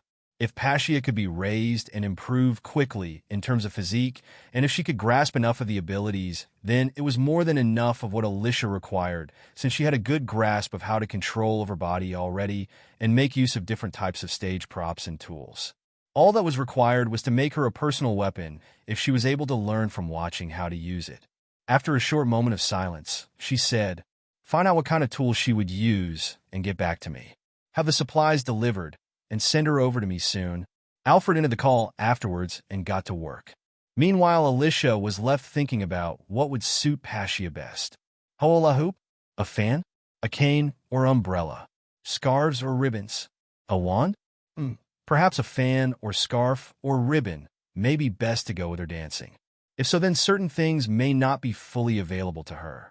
A piece of clothing or fabric would be best used for protection, but also distraction during a battle, so it would be most compatible with the mirage-based uses, while the fan would probably focus more towards wind-based attacks. The option was to use one of them, but she would have to sacrifice survival for attack power, and the opposite for the other, so there had to be a way to either use both together or combine the two in some way. Alyssia began to dive straight back into her research for a little more time while she delegated some parts to those closest to her and some smaller parts to those within the Creation Union. She was slowly laying the groundwork for the foundation of each of her projects, and as the various things and people with potential arrived as requested, she began to set up her own artificial garden for Pop Green and her weather garden, which would later be moved onto her ship once it was completed. The ship that had been undergoing work within Water 7 was completed. So many people were left idling around or working within Gallery Law to gain extra experience, so Alyssia had some of them come to work on her own ship to speed up its modifications and rebuilding. She had planned out everything from the improvements to the generator, the artificial gardens, the science lab, the kitchen, the lounge, the storage room, the sleeping quarters, the martial arts arena, the weapons on board, and other types of things to help escape danger quickly. All that was missing was to put the pieces together, and then she would have a brand new ship with unlimited potential, which could also be said to be her second home. After deliberating over what to do with Passia, she found that it was best to meet her first before deciding anything final. In front of her were many candidates for to work on or wield the Weatheria technology she was developing.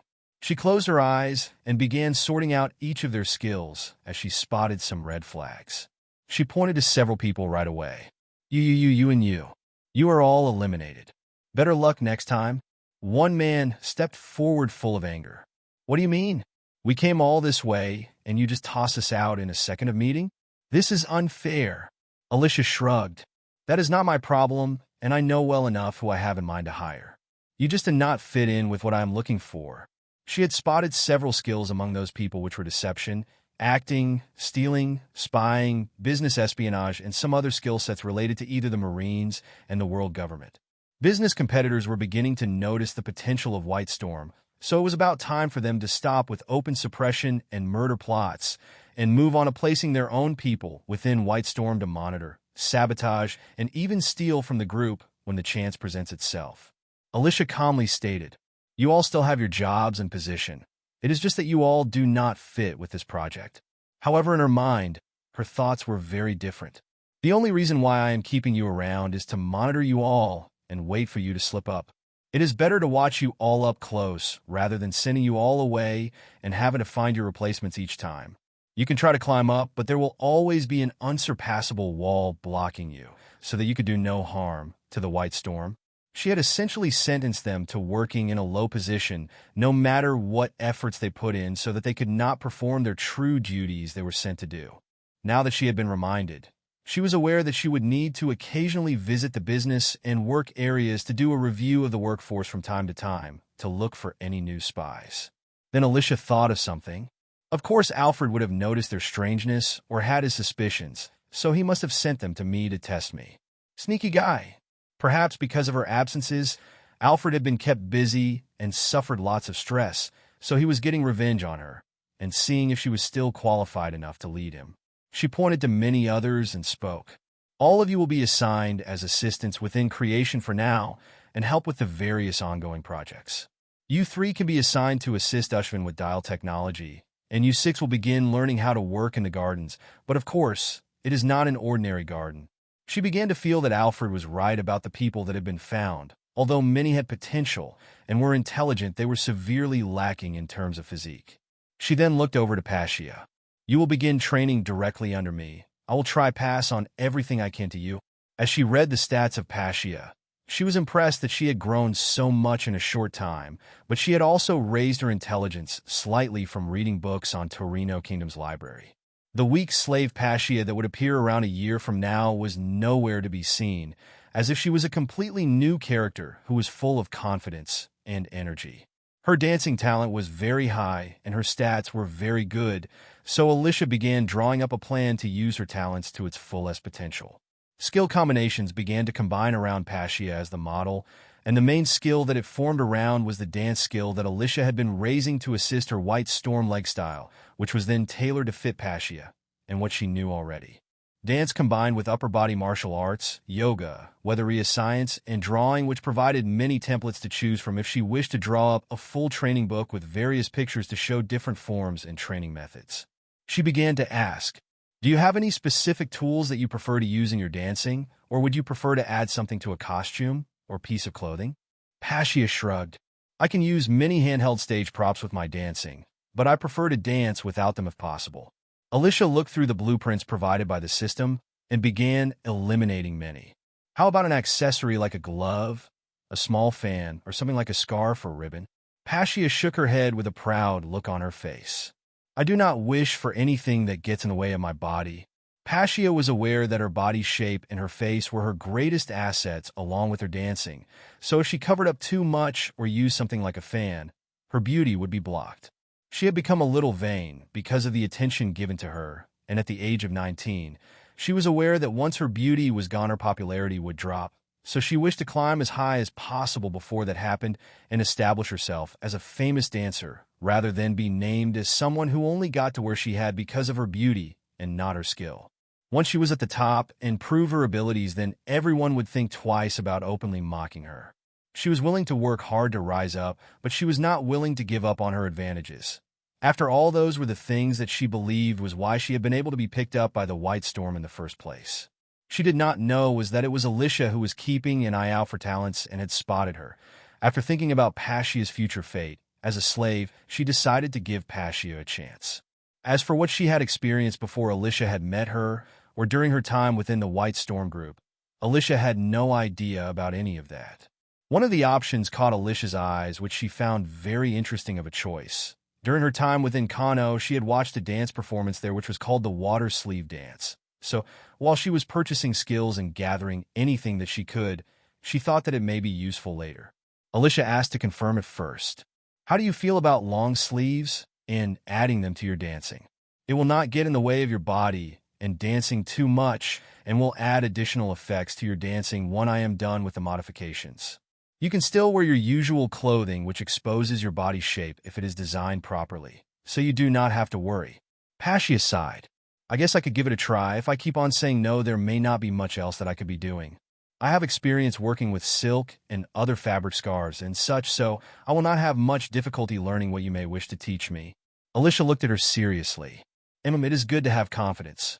I will draw up your training plan, and you will be under my direct teaching for some time until I feel that you are ready to use it effectively. First, we will begin with learning how to create mirages as a focus. She believed that if a costume was designed with the Weatheria technology, Germa suits, and other combinations, then it was possible to make the sleeves capable of producing mirages and even adding additional features to it like wind or thunder attacks. Even if they could not be added, they could be added to a ring or bracelet, which could be used in the same way to provide her a way to attack. Hello, everyone. As we wrap up this video, I want to share a quick note. I have a Patreon account.